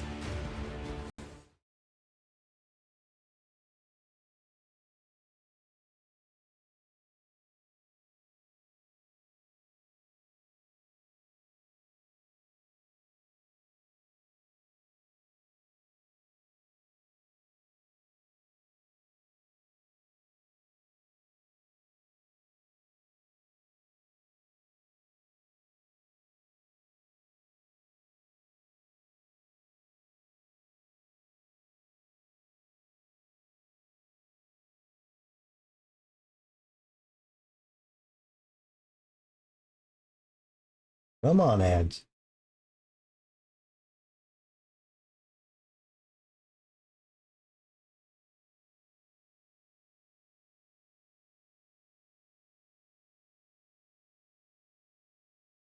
Okay. So you can see there's a lot. There's a whole lot. It's very cool, but it's a lot of systems, and it's not quite following Warhammer fantasy rules, but it kind of is. And there's a lot of weird scaling. So yeah, it's a lot. In fact, it's so much that I'm afraid this stream is over. I've been on for almost 12 fucking hours though, so I don't want to hear it. Everybody, thanks so much for hanging out. I really appreciate it. All the bits, views, subs, and follows. Round out the 13 more minutes. Don't be a bitch. Hank, I gotta. You pick up the slack, Hank. All right, Boom Tech. Have a nice night, man. Anyways, guys, everybody, thanks so much for hanging out. I really appreciate it. All the bits, views, subs, and follows. We should be on tomorrow, unless something health-wise or other happens. I gotta go to bed.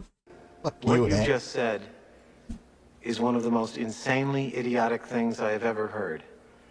At no point in your rambling, incoherent response were you even close to anything that could be considered a rational thought. Everyone in this room is now dumber for having listened to it. I award you no points, and may God have mercy on your soul. What the fuck did I do to deserve that? Very cosmopolitan. Hey, thanks for the 9 bits. I don't get it. I thanked people for bits, and so you insult me? What did I... Oh my fuck. That's not even the important one. The important one is where is he?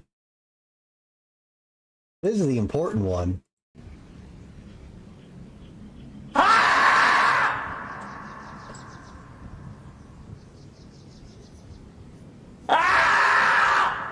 I love that little guy. But you're not giving me bits. You're spending channel points. Those aren't bits.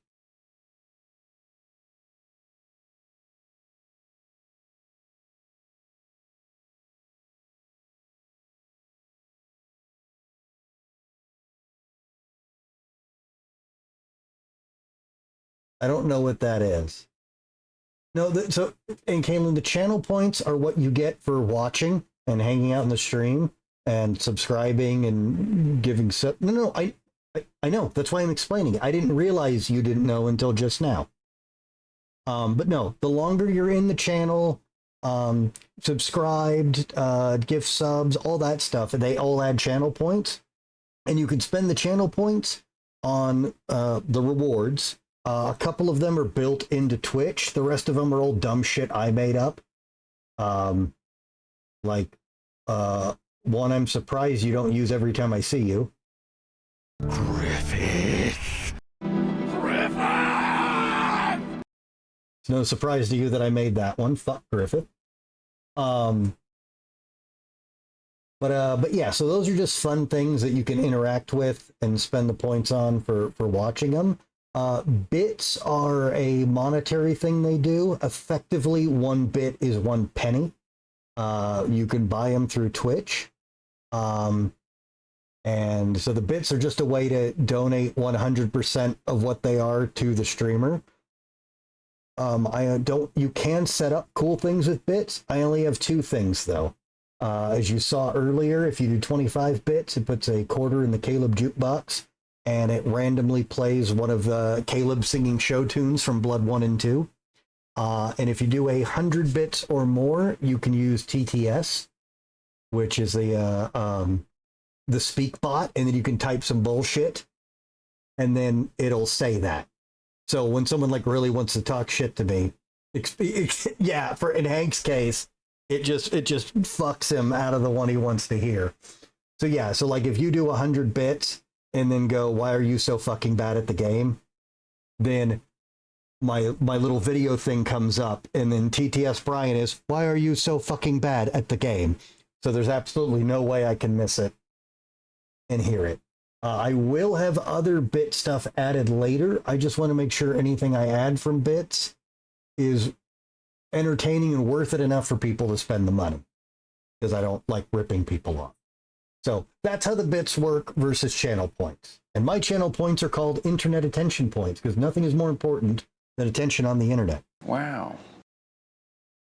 So there you go, Kalen. You've been Twitch educated. Tell your parents to quit hating Amazon so I can get my Prime sub back. I need that $2. But anyways, guys, we should be on tomorrow, unless something goes terribly wrong. I don't know if we'll be on early again, but we will do some more Last Epoch for the season 3 Twitch giveaways. So if you're interested in Last Epoch or have a friend who is, send them over to my channel when you see me on. They don't even have to sit and watch if they don't want to. Just throw me on mute and leave it on, and it will get you a bunch of free cool stuff. And if you subscribe or do a gift sub, you get a Bitch and Dragon Scale cloak, which looks really hot. So we'll do a little bit of Last Epoch tomorrow, and then we will hop back into Rogue Trader and do some more shenanigans, because Heretic is finally fucking done. All right, let me go find us a raid target. If you guys can hang out for the raid, I'd really appreciate it. Anybody I raid is either a friend of the channel or someone I personally watch, so I promise they're worth it. And you'll get internet attention points for sticking with the raid.